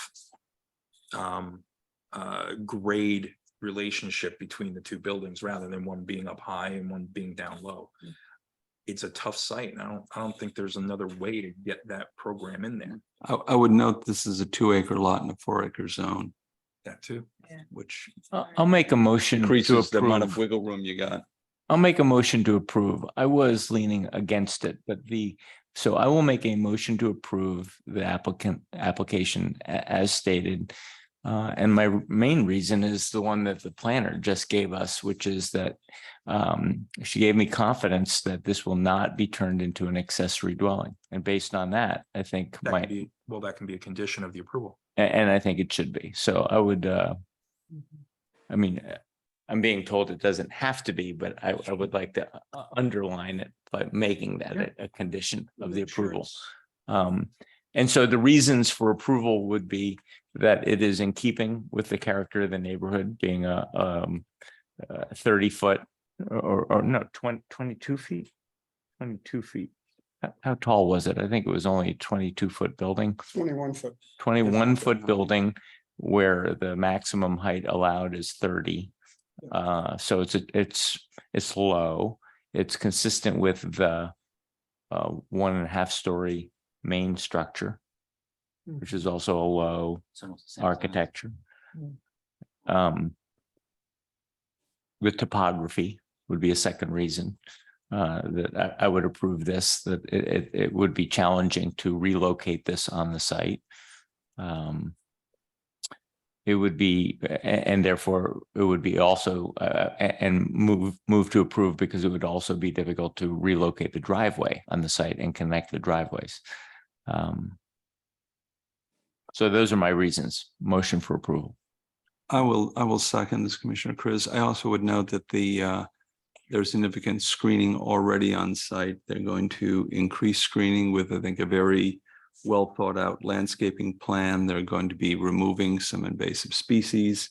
So I see this as really not impinging on anyone's view shed. In fact, I think it's going to be enhancing the property with the landscaping plan, which I think is very nicely done.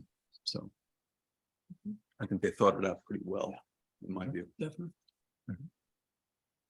So we have a motion for approval with a condition. Do we have a second? I seconded. You did. Okay. All right, let's call to a vote. Dan Radman, I vote yes. Krista Nielsen, Yes. Dick Ward, Yes. Kent Turner, Yes. John Chris, Yes. Mark Casavant, Yes. Chris Herring, Yes. John Engel, Yes.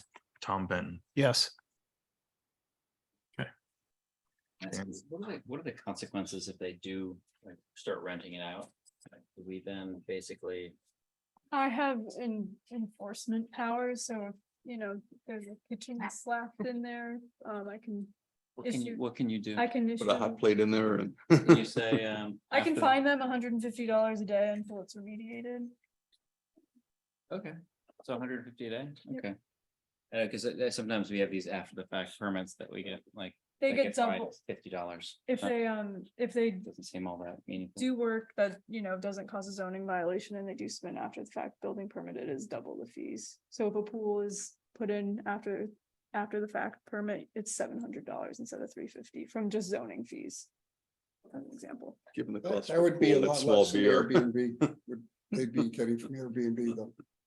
Airbnb, they would have to, No, it's No, meant he's- as a kind of joke, but sorry. I mean, they'd probably get, you know, $500, $1,000 a night on Airbnb. So I'm just saying, Saying our fees $50 aren't high enough. fine Oh, I see. would be a rounding error for them. Well, there are significant limits we imposed on Airbnbs in this town, so there's not much they can do. So. Okay, no, thanks. I wasn't familiar with our enforcement understanding there, so. Well, we should ask a different question about that, though. Has there been a single enforcement action in the last decade? Yes, we have multiple ongoing right now. Good. I mean, I think that the creeping issue, which we dealt with the ADU discussion last fall, is our generalized concern about that. I don't happen to have it in this case, but I think we need to be constantly aware of it. I also will point out that there are numerous examples of communities that think that they have Airbnb restrictions, and yet you can easily find Airbnbs online. We're aware of that. Yeah. Since we've had some staffing change, our assistant zoning inspector monitors that stuff. We're trying to be much more on top of various enforcement issues such as that. Yeah.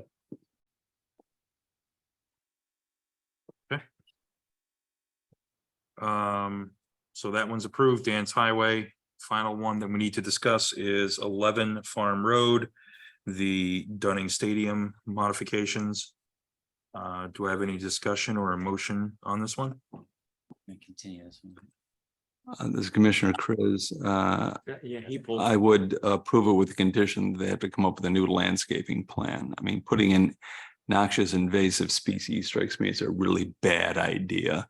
And I think they need to come up with really a completely new plan. Other than that, I'm happy with the application as presented. I think there needs to be a condition on the traffic circle, because I think there's just a bottleneck, because everything's gonna go back in front of the school. What struck me is that when I drilled Tiger on that, Tiger's still here. It sounded like there was still more traffic study to be done. And I'd like to also get full weigh in from the school on, because they're very sensitive to the, how they control the traffic flow patterns during the school day. It's not just football events that we're worried about. It's the day-to-day school coming in and out of this, of the parking lot, which has gotten better because of the, what is it called? The Tiger Trail.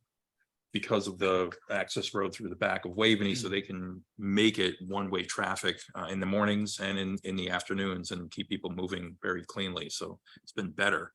But I am similarly concerned about that reconfiguration around that traffic circle. And also making sure, because as much as the teams and the schools tell the buses that they're supposed to go into that back bus area, there are so many times that the buses just go right into that public parking area and they get kind of bottlenecked in there, and they park alongside the auxiliary gym, and that's where they sit for the rest of the game. So with this new configuration, even though it's not supposed to be a bus area, it's got to be bus friendly in order to let them get in and get out without getting stuck. So what would the condition be? A further traffic, verification of traffic study with approval from the New Canaan High School. I don't know, is it the Board of Ed or who would it be? Board of Ed. Board of Ed, right? From the Board of Ed as to the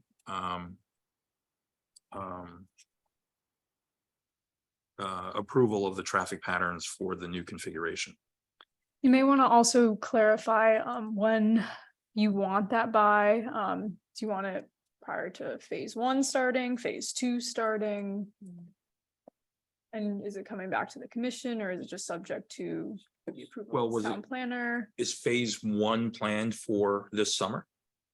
Yes. Phase 1 is this summer, and phase 2 was the circle, which was next summer. That's next summer, yeah. I actually think they're going to need traffic studies after every phase, because once they build part of this, I think the traffic circulation was for phase 2, but it's going to change radically once they open up in phase 4, a whole new concept in feeding people at both the high school campus and the Waveney campus out of this facility from time to time. And when they change the hours, is that going to change the circulation? So I think it's going to require many traffic studies.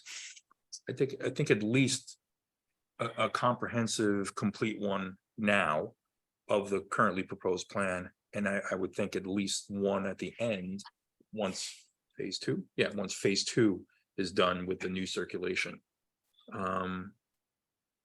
So would or they even need after that? all of it's complete after phase 3. I don't know do we need to do every phase as a traffic study, do you think? So I say that, but then I say that I think the natural check and balance exists because the high school, the Board of Ed, is not going to allow things to move forward that they don't like. And if they do, and they don't like it, they will make the adjustments to the programming until that circulation is remedied. So I don't know that they need us to tell them to fix your circulation. True, but I think we, at least at this point, before the work starts, we need some confidence in the traffic solution that they've proposed works for, for all of the events and day-to-day school activities that they're going to see there. Yeah, you can't leave out the construction side of this. The phasing plan was, I think, a little general. I think it needs to be a little more detailed. Where's the staging area, the laydown, and that impacts the traffic. And how are you going to, so I think that should be added to the condition. Should be some kind of phasing plan that is more detailed than 4 phases. I think that's a very good suggestion. I think that then Dr. Lutzy and the Board of Ed is going to be able to point to our conditions of traffic studies and more rigorous phasing plan and say, yeah, we need that too.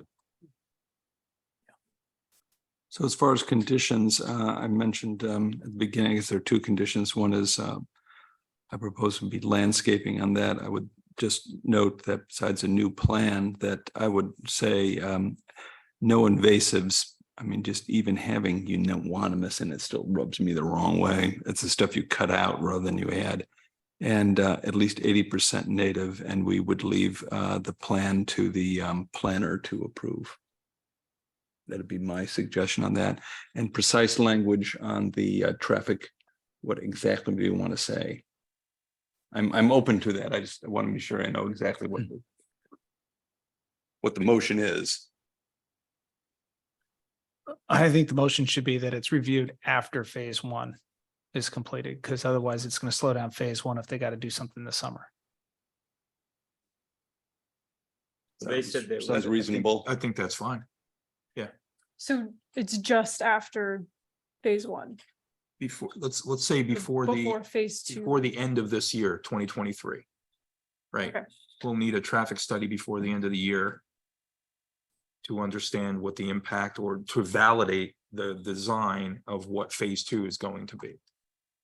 That, of course, brings me back to my original points about why we should approve only phase 1 or get a full commitment on financing. I find that what we have here is a situation where people are going to say, P&Z approved it, it's okay to do. And we have been given a request with a hurry up, we want to do this now. We don't have sufficiency on funding, don't have a detailed architectural plan, don't have a phasing plan. If you think of the work that we went through with St. Aloysius, I'm sorry, when apartments were built to ensure a phasing plan that was sufficient for the then St. Aloysius school population, I'm just finding it hurried. I think this Commissioner Cruz, I think there's a bit of a chicken egg issue, is that the people who are funding it want to know what they're funding, so they want to know what's approved. And I can understand why they'd like to know what the lay of the land is before they start writing checks. I do also want to clarify that from a state statute perspective, special permits have 5 years of life before they just need a requested extension. So, on any other application, someone could seek approval and not put a shovel in the ground for 4 to 5 years, and you wouldn't see it, assuming they, stuck to the plan. So I understand that this is the town's involved. So, Art, that may be where you're coming from, but just from the other side of it, they have 5 years to do with it what they want. Right. But they predicated the beginning of the request tonight was, we want to do this in a hurry. We want to get this started now.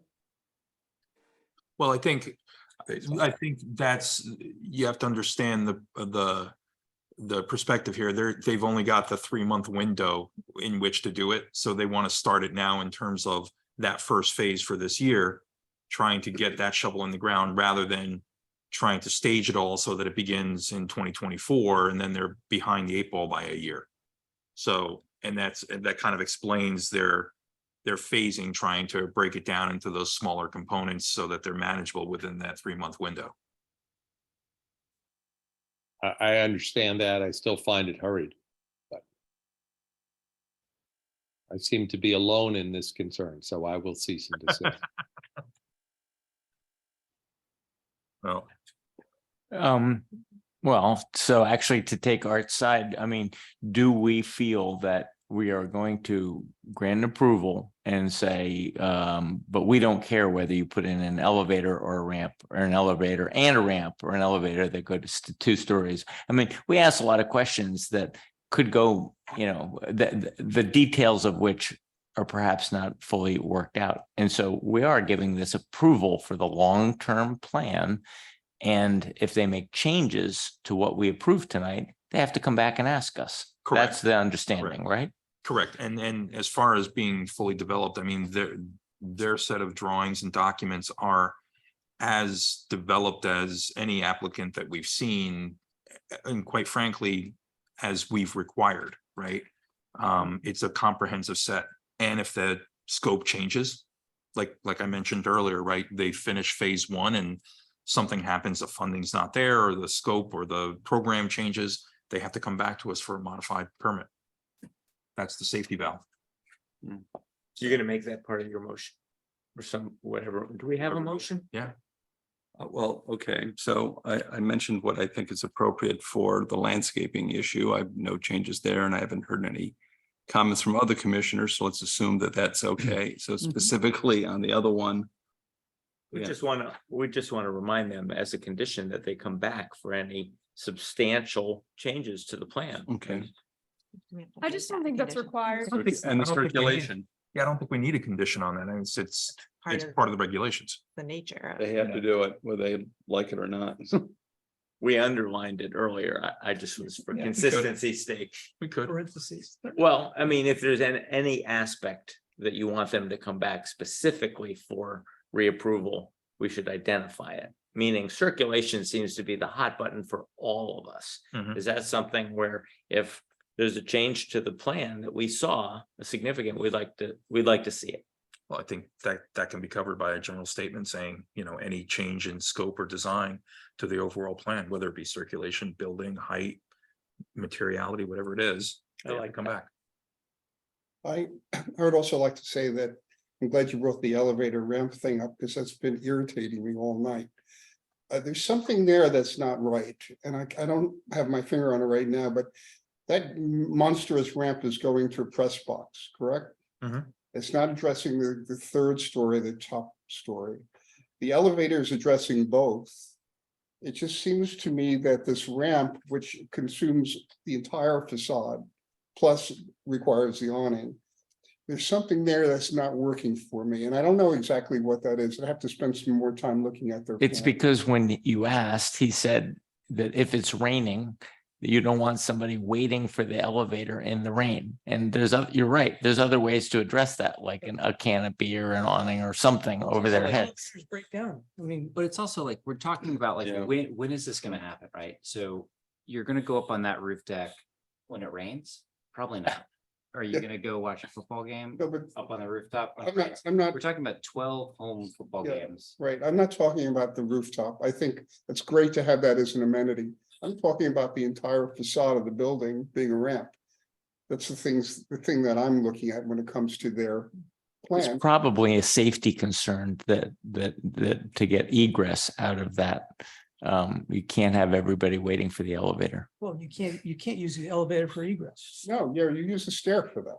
Yeah. Yeah, it's just, every building would need a ramp, if in fact you Right. follow that logic. Well, the You're pretty much. elevators break down. I mean, Elevators do, um, but stairs don't. well, You want to say something, you look exasperated. Every building requires a ramp for accessibility, so if Right. the elevator breaks down, to Ken's point, so I know I can't talk, but so we need the ramp for that second means of egress from the building, and it has to be a ramp. Because it has to be accessible. Whether or not we choose to put the elevator to the first floor or the second floor, what have you, that's really cost and, you know, what have you. And I'll just make a general statement. If we make any change, I've already said to the council, and I'll say it to this, my grandfather said, you give your word, you shake a man's hand, you give your word, that's it. That's it. I don't have a contract, I don't have it in writing. Any change that we make that's of a substantial nature that Sarah says, we gotta come back, I'm coming back. Okay? Hands off, I'm coming back. I don't care. I'll come back every month and tell you what we're doing. I have no problem. But I have to have the ramp, you know, because I have to have the ramp, because I have to have the secondary means of egress, and it has to be a ramp, because they can't have 2 stairs. Because then I'll trap people who are handicapped inside. If they got in with the elevator, they can't get back out. That's But if that logic falls for the roof deck, you're screwed, right? Because how are you gonna get off the roof? So we should There's a probably stair. stop the But there's no ramp from thinking the with roof. the applicant. We're just getting an There's- education Yeah, on but ADA. Just like in a large, agree. large building, there's an area of refuge within the stair structure that you can, Could be you can rescued. egress into and you can sit there. It is code compliant. Okay, Just so like what's there's no ramp from a roof deck on a 5-story building. No, I know, I, that's what I And was there's, trying to. there's no ramp, there's no ramp from a 2-story building either. Right. I'm trying to understand. So I this, don't understand the logic here. You need 2 Egress. means of egress. You don't Right. need to have a ramp. So the conditions are landscaping and the Board of Education will have a circulation plan done by the end of the year. Traffic study. Traffic study, excuse me. And not, I don't think specifically the Board of Education. No, it's not the Board of Ed. That's the applicant. The The applicant will have applicant, a the applicant, sorry. traffic study with confirmation of the Board of Ed that they have approved it. That's what we're looking for. We're looking for the traffic study to be produced I was thinking circulation and traffic study, same thing. Same Yes. thing. Okay, fair enough. and the Board of Ed to weigh in and approve the design. Then is the construction staging plan a third condition? And when do Would we they- want that? Maybe this is part of discussion. I'm just confused as to why we can't have the traffic go around by the buses after hours. It seems like, why do they close that gate? Because it seems in my mind like they could have the circulation go all the way behind the building and the buses are parked there. Like that would unclog this. That's an operational question. I don't know. I mean, I understand during, school hours, you have the buses entering and leaving, but I just feel like so much of this surge is actually after buses. It's are- exactly why it's a 2-step process. They need a traffic study and such traffic study needs to be approved by the Board of Ed. Right. The Board of Ed has to be happy with the traffic study. It's not just a theoretical traffic study. The Board of Ed has to like it. Because a lot of people disagree when they see a traffic study, and they get their own traffic study. So they have to approve it. We want that by. Just 2020. to flip to Mr. Engel's perspective, just for a moment, though, that puts an incredible burden on the Board of Ed to do something it may or may not want to do. And potentially, especially after phase 1 is built, what if they don't approve of the traffic? Or if they just say, we just don't want to do that? I mean, Then the plan gets changed and they have to come back to us and show it to us. That's what happens. I understand that, but what if they then say, oh my God, we got a building that's already built here, right? And Board of Ed doesn't like the way it works. And you remember all the discussions about the siting of the buses to begin with. Those of us who've been around a long time get that, right? I'm certain there are reasons why we can't circulate around those buses. I don't remember what they are. I do remember the town got wrapped up in its stickers for 2 years trying to figure out where to put the school buses. I remember it. I remember that too. So, no, I think this is an excellent discussion to have. So you're right. They could build the building. They could do the traffic study. They could be unhappy with the circulation as a result of the changing use of the, of that area. And they may, therefore, that's the time when the Board of Ed has to say, we need to revise the long-term plan. We have to revise before they start building bigger concession stands. You're right, but they won't know until they build this first phase and then undertake a traffic study and start to, because they'll begin to see the results of the changes. They'll have to come back to us if they're not satisfied and they make changes. I hear you. That is, only goes back to the point about we're trying to hurry this through to get it started, and some unintended consequence will pop up. The alternative is we do nothing until it's perfect, and we'll never know it's perfect unless we through the Or first. we do nothing until next summer. Why? What do we know next summer that we don't know now? You have a completed plan with all of the components done. Have a completed plan. Tiger said this is, and Dan said this is as complete a plan as we've seen from any applicant. We just don't know if it's perfect. And we won't until they implement the first phase of it. Delaying this for a year, I would not see as a wise decision. Yeah, I don't want to delay this for a year because there's no question that we've asked that they haven't been able to answer. So the two conditions are new landscaping plan with no invasives, at least 80% native, and 2, a traffic study will be performed and delivered by the end of 2023 in coordination with the coordination with the Board of Education. Yeah. And they can figure out what coordination means. Mhm. Those are conditions that I still had construction staging plan, but Construction I staging don't plan. care about that. I'm just repeating what I've written. no, down. no, that's fair. But I think- I mean, And your one thing I question would was, say when is- do we want it by? Like- Who asked for it? I think that was Mr. Engel. Didn't you mention the construction staging? Was that you? No. Oh, I didn't. So do we not want a construction phasing plan then? I think we need a construction staging plan, given how the site will be used. They're gonna be doing construction during the summer, but the fields and everything will still be used come second week of August while construction is still underway for beginning of football season and everything else. So there will be overlap of activities in that area that we have to make sure that, you know, it's gonna be staged properly. And do you want that just so, because let's say it's 4 different building permits essentially. Do you just want the construction staging plan for phase 1 before phase 1 permit is sent out, and then phase 2 is provided when phase 2 permit No. is it ready to should- go, should or be you want for- it? For the whole thing. For the whole thing. Okay. They've took a stab at it. Right, I think it's gotta be a little more, Yeah, it just um, tied it back to Just the tight. traffic. I would suggest though that the phase 1, which will start soon, that ship is probably sailing as we speak, as far as what's going to happen. And that if we have a construction staging plan delivered within 6 months, I think that would seem to be satisfactory to me anyway. As opposed to another month or 2, which could be pretty quick, given they want to get up and start putting shovels in the ground. I think they can put a construction phasing plan together in a week. Once Okay. it's gonna require the input of their general contractor, whoever they get on board to do it, because effectively that GC is the one who's signing off on it, who's gonna be doing the work. Well, they're gonna have a CM. Or the So- CM, whoever is gonna be Right, coordinating but- the work. He'll be on board before. Right. What about, Might be on board already. what about saying 1st of July? That's fine. It's a month. Yeah. And That's fine. change. Well, these, Agreeable with the CM will be doing that as part of his job. Right. I don't think he's going to do anything extra for us. He's just going to forward his. Correct. This is why it's significant because a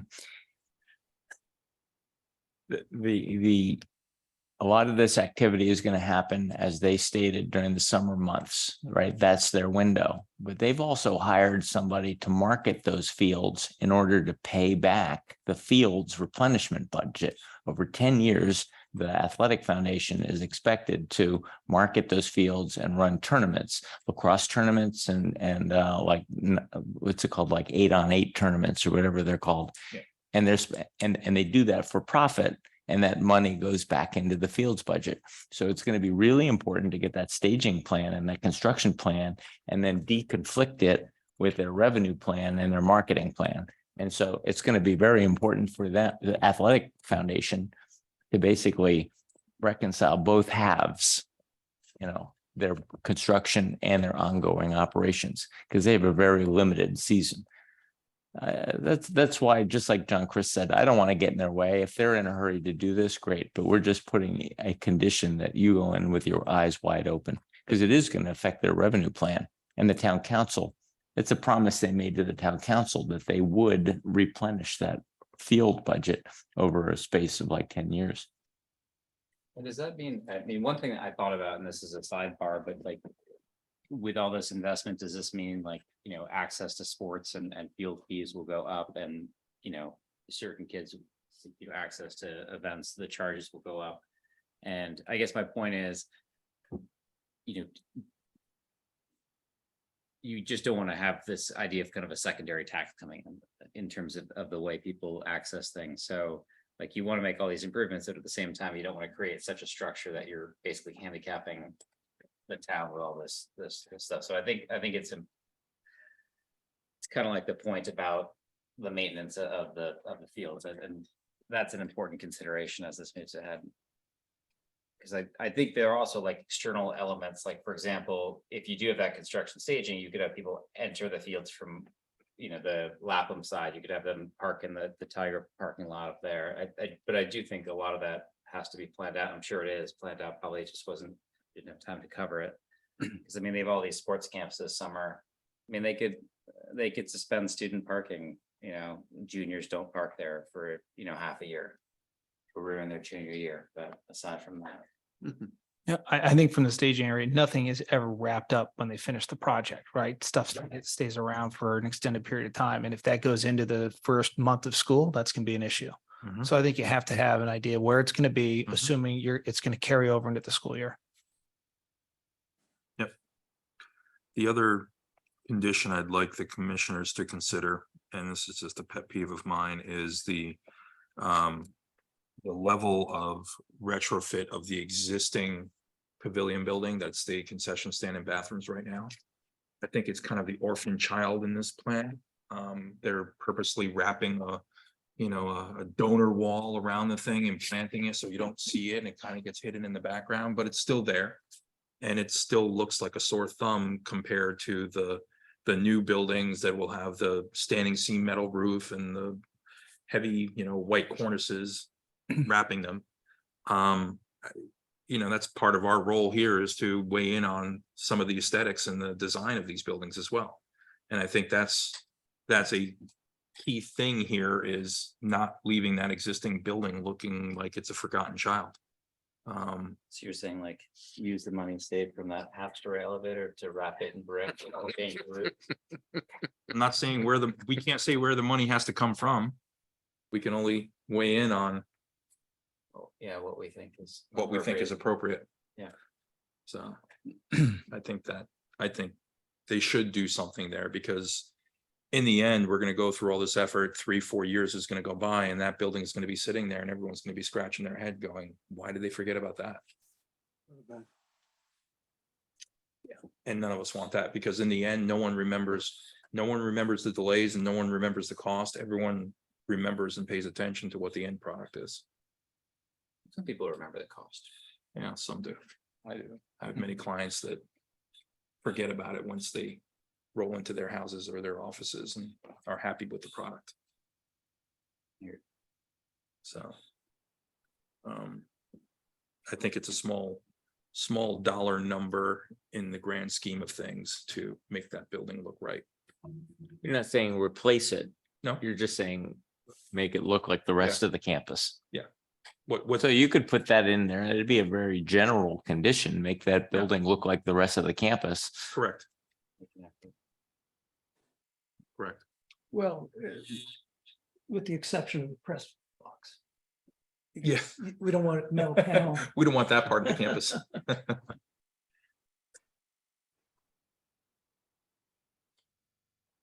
But just to sort of give you guys a perspective on what I saw like 3 months ago, the press box was much more massive. There was a second story on it. The bathrooms were double the count of fixtures, because they were still finessing in and trying to figure out the right scale and size of all of the program components. So where it's landed seems like, even though the press box is big, everything else seems right. It seems like it's scaled appropriately for the kind of events we have there. press box is what it is. It's a certain amount of programming in there for the visitors team, our team, the camera teams, the broadcast booth, all of that. So. So do we have a motion for? Is there a fourth condition then? Yeah. Which is, I'm writing it down to be sure. Existing. What do we call it? I wrote, give the existing concession structure an updated exterior that fits in with the new proposed brick structures. Updating. Yeah, I would be a little one level of more detail to that, updated exterior and roofing material. Because that's what's going to be most visible. So we would approve with 4 conditions. One is the name of the building, the existing, was it ticket office? Concessions building. Concessions building. Be rehabbed so that its exterior is consistent with the new buildings that will be created on site. Mhm. 2, a construction staging plan must be developed and delivered by the 1st of July to the zoning officer. 3rd, traffic study must be completed by year end 2023 to be developed in coordination with the Board of Education. And 4th condition is that a new landscaping plan must be developed, which must consist of at least 80% native plants and no invasives. No euonymus. That's an invasive by definition. It's a nasty one too. Yeah. I still can't figure that one out. Okay, I'm sorry. Sticking to my craw. So that's my motion and it's been seconded by. Second. Tom Benton. So- That's my motion. You seated for this? Yeah, I thought it was. Yes, you. So at the last meeting, Pete had made a comment that if we have a quorum, we maybe shouldn't be having alternates seated. And in this case, we have every single regular member here at the moment. Yes, Claire's seat is empty, but we're technically not missing any regular members. So we need a regular Yeah, member to second. second it. I I take back my second.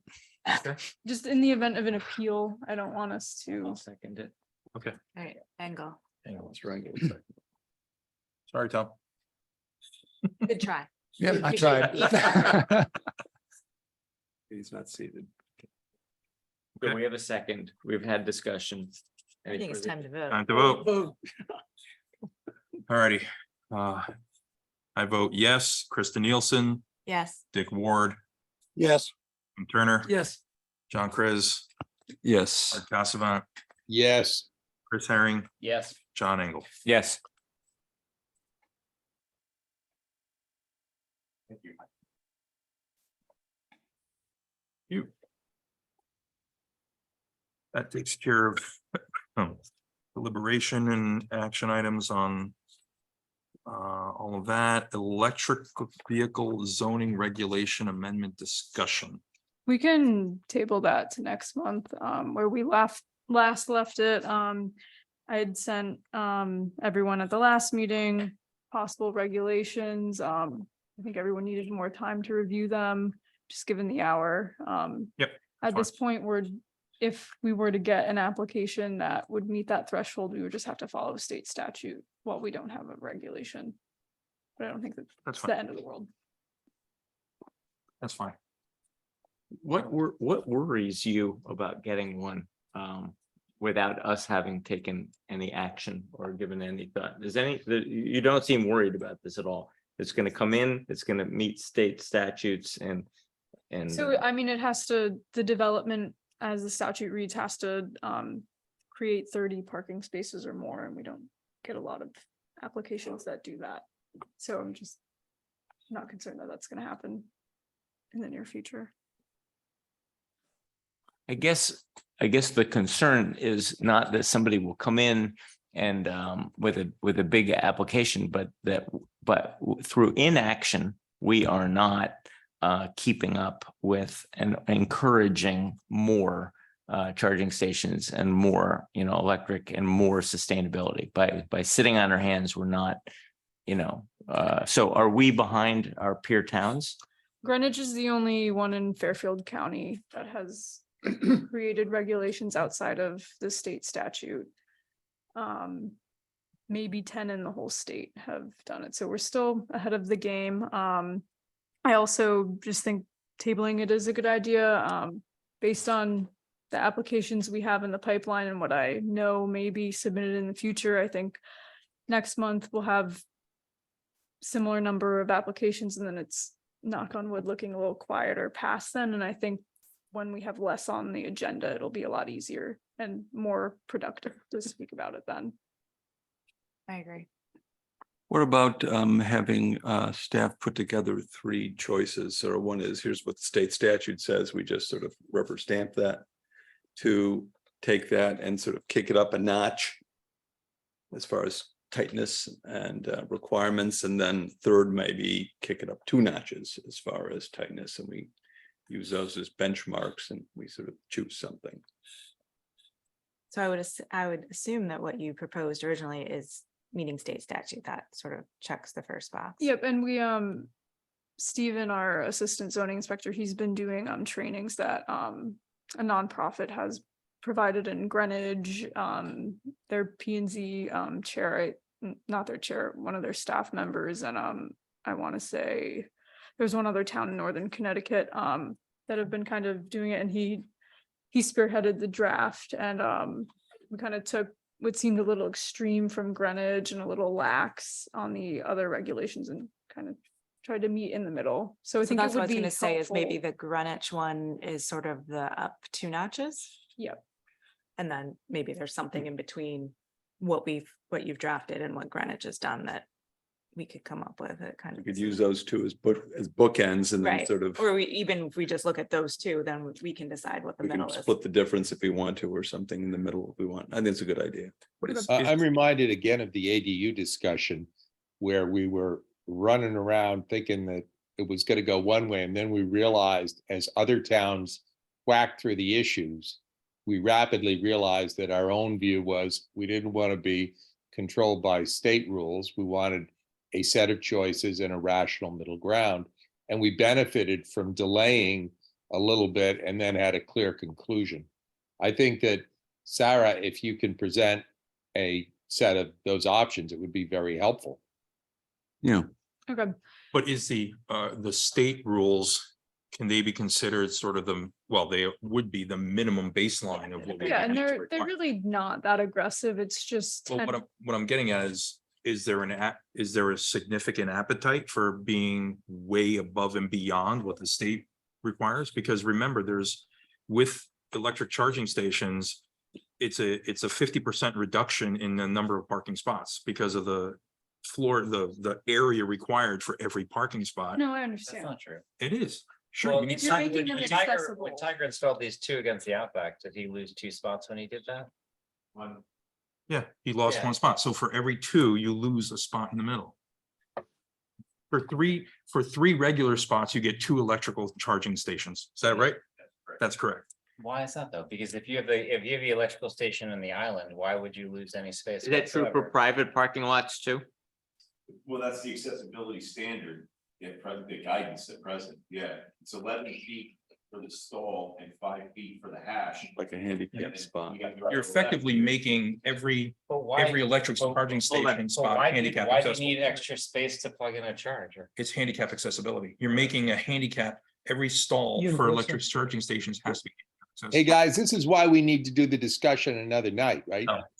Oh, this is I agree, excellent I agree. because I have a private parking spot a lot, and I was approached. I got a call from one of these salesmen, and he said you should put in charging stations, and I said, tell me more. And he says, yeah, you can put them in anywhere you want in your lot. It's your lot. There's no rule. And I was like, tell me more. And he says, and you could put an ATM swipe on the side and charge money. Really? Yep. It's not regulated. You could charge whatever you want. for those use. And I presume if I had, I stopped asking questions at that point. I was like, oh, we should set up a meeting one day. But he said, yeah, this will pay for itself.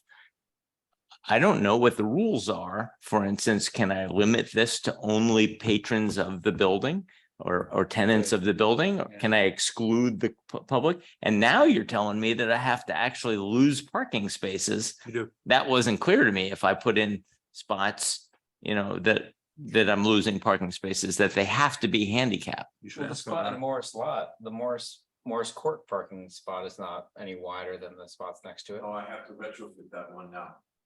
There was no no guidance at the time we put it in, and now I've got to retrofit that one. So it's only public lots. Yeah, it's publicly accessible, so it's got to be, but mine would be I guess, Private maybe Yeah, you can do it. doesn't matter. It's exempt. but that's what we should rate. That's what we should decide. Well, that's We what should would be decide that deciding. Yeah, we can talk about this all night. Yeah. if private, because we can regulate private. Okay, so we're tabling that for That's the till- future and we'll I look would at, guess July. I think Okay. June might be a little lengthy, so July, see what your okay. thoughts. for And that. Yes. in July, we'll look at what you put together and what Greenwich has done and see if Yes. we want to look at the middle ground. Yeah, Is there it's a any- good idea. Is there any subcommittee on the permeable coverage? Because that was something that was brought up last year in terms of the way Westport and Darien were doing it. So I mean, that's part of, when we decide to have a broader conversation about our zoning regulations. If we want to deal with that or not, but not at this time.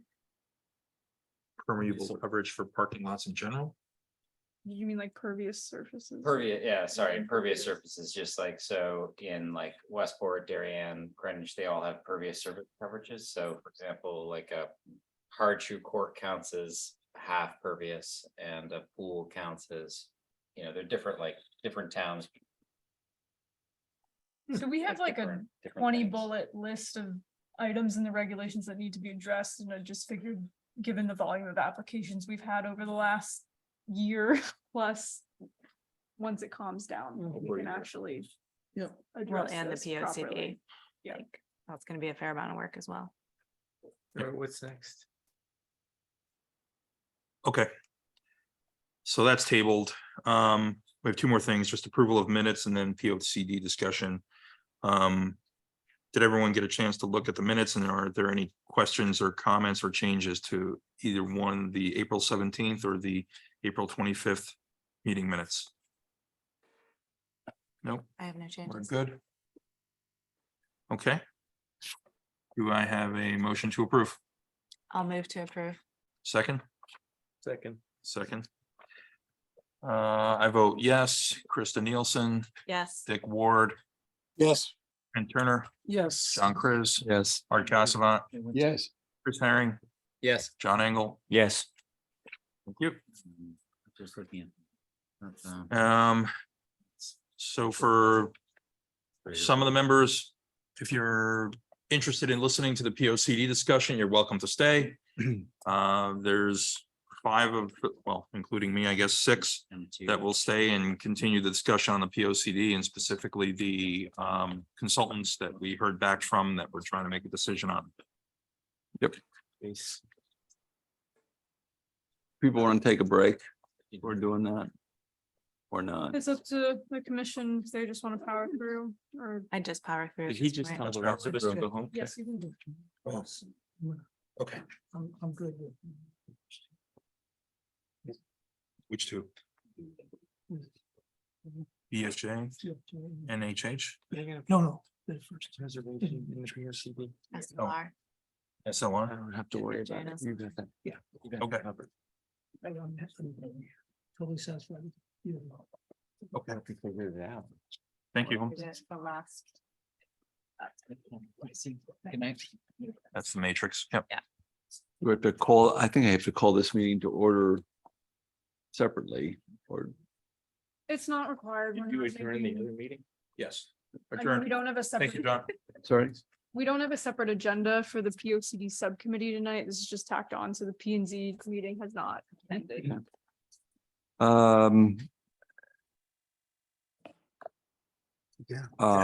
Just to be sure, someone who's we may, that Mr. Turner is Thank you. not. I'm going to do a roll call anyway, on the P O C D. Mr. Turner, not here. Mr. Herring, Here. Ms. Nielsen, Here. Mr. Benton, Here. John Chris, I'm here, and Mr. Radman. Here. Since Mr. Turner is not here, you will be seated for him, Mr. Sure. First of all, thank you, Mr. Radman, or Commissioner Radman, for helping lead the meeting about a week or so ago. I was in Nepal and very much out of pocket. And Sarah, any comments you want to share with us before we start chatting? So, I mean, tonight, just if we narrow it down to either two, if there's a clear winner, we should just go with that. If not, we can move forward with the June 7th plan. Oh, also, Dan, did we skip the We did. June 7th special meeting announcement? We did. Okay, just for everyone that's here, it will partially be, if we decide tonight that it's needed, it will partially be a P O C D subcommittee meeting, but before that, our attorneys want to have an executive session with the commission about pending litigation, which would be from 6 to 7, and then if we needed 7 onward would be P O C D subcommittee, but Okay. Yeah. Fair enough. Also, I think your summary chart with the compare and contrast, I think that's really useful to have. I found it really saves me a lot of time. And again, there will be a special meeting on June 7th, the POCD. And I'm also informed legally the POCD subcommittee can choose a consultant and send it to the selectmen for payment, and we do not need full P&Z approval to do so. Just the subcommittee can decide that. So the information's been sent around to everyone. I'm sure you had a chance to read it. So I'll open it up for general discussion on thoughts regarding the vendors that are listed. Want to kick it off? I mean, if I were to look at the 3 that we put out there, I look at SLR as probably the most professional of the group in every detail. I do worry that it could be too templatized, where it's not enough creativity in their model, but just from an overall like comfort, they're going to look at every corner. I have more comfort there. I think H&H, I'd put as in the 3rd position. And I put BFJ in the middle one because I feel like they're aggressive and eager and probably a little more creative. So just if we just want to take a first ranking before we go deep in any, and that's how I'd stack them. I agree with you. The only part where I struggle a little, I mean, I think all 3 of them are clearly very qualified. BFJ is putting most of their hours in a project manager who really doesn't have a whole lot of experience, and that even though I think the firm overall is qualified, I think SLR and H&H are putting it in the hands of probably more capable people that will be spending more hours on the project. And I also thought seeing the total hours that each of the firms were proposing was helpful. I mean, number one, SLR spending approximately 800 hours on the project kind of justifies their fee being significantly higher than the other firms. But then if you look at just the hours, H&H comes in second with 658, and then BFJ third. Just in terms of how much time they're spending, I think that's a question. I mean, we've already been here for what, 5 hours tonight? So Yeah. I think we are on the long train in terms of the amount of hours we spend on things and not the short train. So I wouldn't necessarily say we should go for the one that's going to spend the least amount of time, because I don't know if that's going to work for our commission. Agreed. So I guess I would Commissioner put Herring, any SLR thoughts? and H&H 1 and 2, and BFJ would be 3. Yeah, I mean, I definitely thought on the community engagement, I was really impressed with the SLR response. I think it mapped pretty well, like felt like they might have been listening to our meeting because they talked about the idea of specific groups and age and mix of concepts, which I really liked. I also, honestly, the standout point was their response to the approach, to the evolution. I was really disappointed in H&H's response that I just thought it was a really terrible response, candidly, that, hey, the plans are basically templized. They don't change over the last 15 years. I'm like, you guys just don't know how to sell yourselves at all.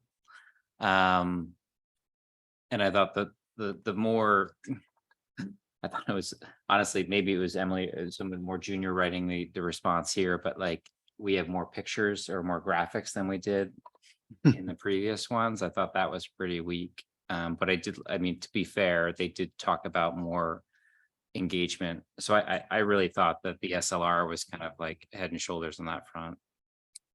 I thought I mean, just everything about SLR's response, like you said, was top notch, from down to how it was formatted on the paper to the words they wrote, everything was high quality. Now you pay for that quality, but.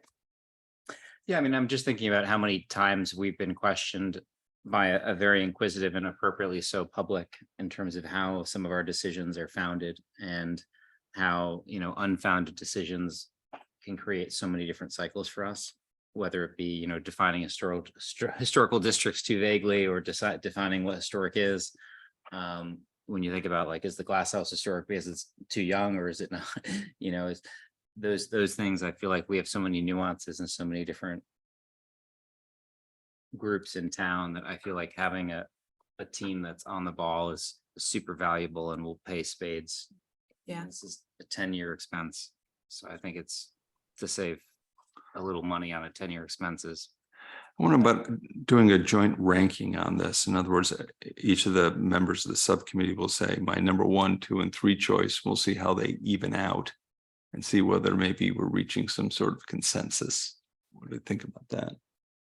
Fair enough. I like that. I mean, I still like the notion of at least having our team speak with some of these folks just from a working relationship.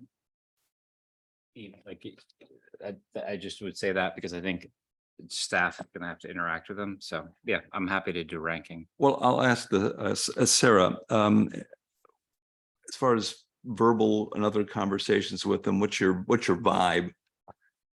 You've been a little more touched directly than we have. I'm appreciate your opinion.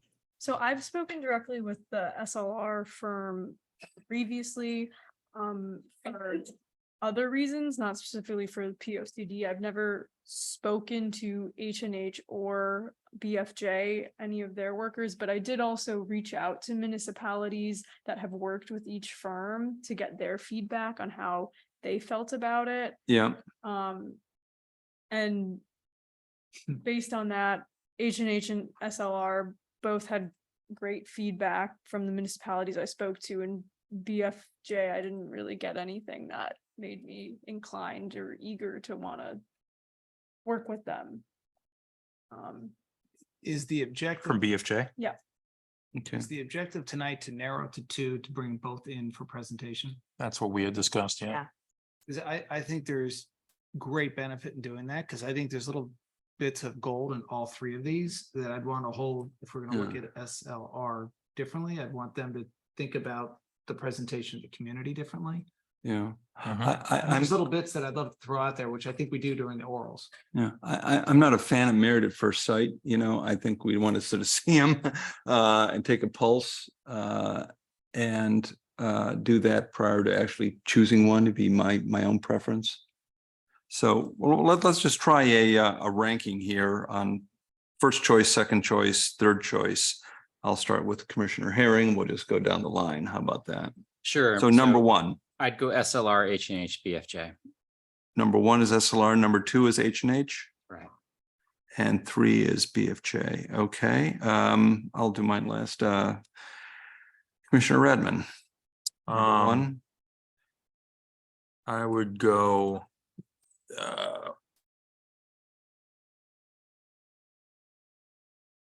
probably SLR, BFJ, H&H. SLR first. Then number 2. BFJ. 2 and then 3. Okay. Commissioner Nielsen. I'd order the same as Mr. Herring.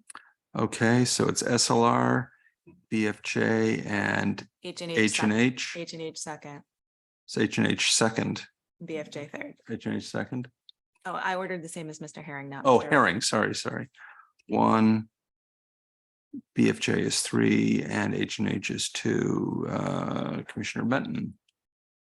I put, for the reason I didn't like their answer on the HHA and what they had learned, I put it as SLR, BFJ, and then HH. So BFJ number 2 and H&H 3.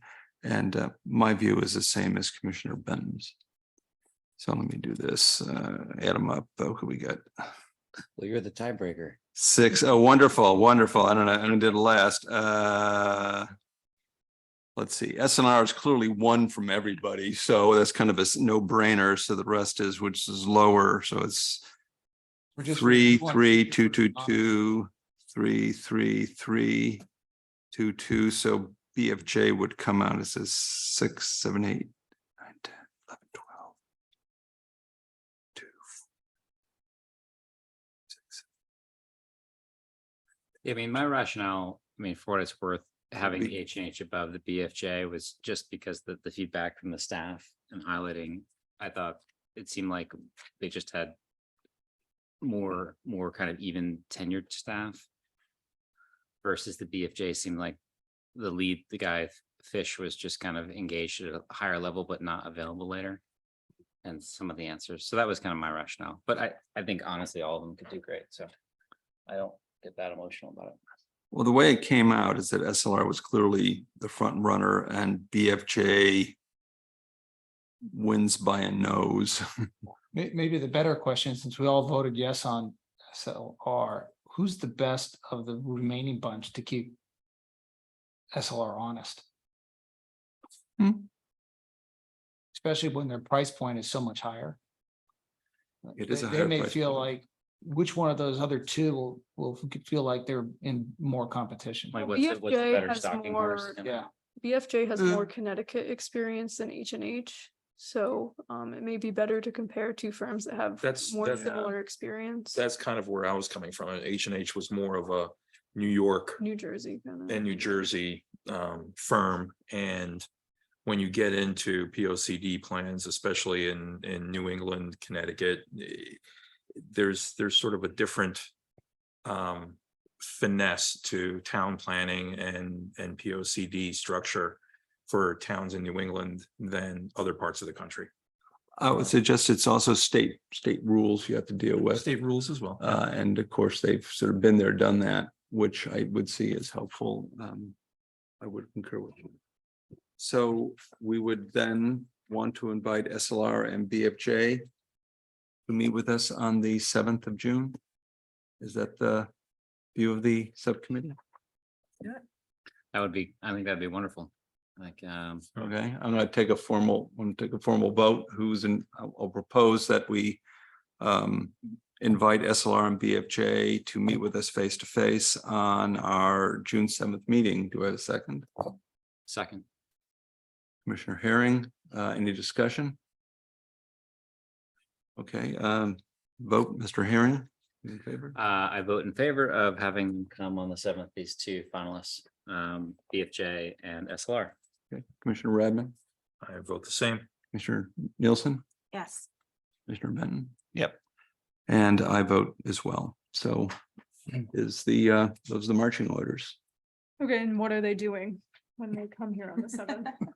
Yeah, I do think, because we had talked, so you were in the fall, but I think we had discussed the concept of, we had like the primary set of questions, didn't we? I'd have to. And then we had like a secondary list of questions. So Give or take. experience with the legislature in Hartford. I think we had a community 25. engagement, I think from Tom. Community that, engagement was big, yeah. I think we definitely want to push that hard here. Best practices for implementation strategies, 25% more budget. What would you do with it? implementation strategies specifically as to like funding mechanisms and, town budget interplay, things like that. Sarah, do you want to resurrect, like, we don't, have to- I don't feel like we have to do it right now, but you could circulate the questions that we tabled for those interviews Yep. to us prior to June 7th so that everyone could see them and make Okay, sure. and do we want to give the consultants any sort of preview to what we're asking them, or is it just come in and? I would just say, come in and present your proposal and we'll have some additional questions and. Okay. Yeah. And then I keep it also- to what, a half hour? Or- I would, I think each one of them is gonna be 45 minutes. So give 45 minutes to the first presenter, leave a 15-minute bracket for a break, and then the next one will come in and talk. Or something like that. Okay. My sense is the Planning and Zoning Commission of Canaan doesn't do anything in 45 minutes. It's probably more like an hour per one, because I think this is an important choice and I just mean I for wouldn't want to rush it. asking them how long their presentation should be, that's what I mean. Yeah, I Should would it be say. an hour or- No, they don't like need to half present. an I hour? would say if they present to us for 30 minutes and we ask 15 to 30 minutes of questions, that's Bring in an hour total, half and half. Total. just for scheduling purposes, yeah. I would also not offer up a 25% comment. You know, if you had That's fine, 25% more, that's just what have I in my would notes. just I don't want to open that Pandora's box on fee. I'd rather ask it if there was something, do you think there's something missing from the requirements that we're asking of you that you have done for other jurisdictions that you would recommend us including in the scope of work here? Something like that. If you were to expand scope, If you were to expand the scope. which direction? would you go? Yeah. And then, I believe at the last meeting, we had agreed that we want at least one person, like one in person At least one. from the Oh, yeah. consultants. Oh, yeah. I don't think we have to have all of them, but I think the concept was at least one is what you said right down. If they're smart, they would all show up. That'll be an indicator for me. Under promise, over deliver, the sales pitch. So we'll see how they I react. mean, the reality is we can't require anyone to be here in person or show up at all, but again, that Well, also speaks volumes. that was gonna be. And nobody needs to send them a check either. Right, well, yeah. Exactly. We don't need to hire you either. I'm saying, like, I would say, I would suggest that you send at least one person in person and see what they do. Have any towns in Connecticut gone off of Zoom for meetings? I believe Darien went totally off. There's no appetite from the higher ups in town hall for that to happen. Hybrid. Hybrid's here to stay. Well, in some places like Greenwich are solely virtual still, I think. Are they? Yeah. Really? I don't think they do it in person at all. Did that directive come down from you, Tiger? Struck me as beneficial. I appreciate to be able to be at home, but Sarah's right, that, at the upper level, now they want to see hybrid all across the board. Makes sense. Man, I remember the days when people got kicked off of commissions because of that. I don't, and just for clarity's sake, so we had one member of the public pseudo commissioner, other commissioner, conservation commission, for example, attend this last one, which I thought was great. Subcommittee meeting, but for this interview, it because it's going to be a posted meeting, it's going to be potentially open to the public, but we're not going to allow for public comments or anything like that. Is there a We have to. rule on this? No, No, I mean, there's no requirement that we Okay. have to have public. we have to have comment. public meetings, but we don't have to have No. public hearings. No, no. I mean, wonder if we there's don't a have to hear- specific rule. No. I would not see this as one where we want to receive public input. This is a decision on the part of the Yeah, subcommittee. I was just, that No, makes. he I'm can with you. sit in if he wants, or anyone. but Well, it's a public. public meeting. If people want to sit in, they're welcome to do so. Certainly as we gear up, there will be public input, which we would seek. Of course, And we would welcome it's this. a requirement.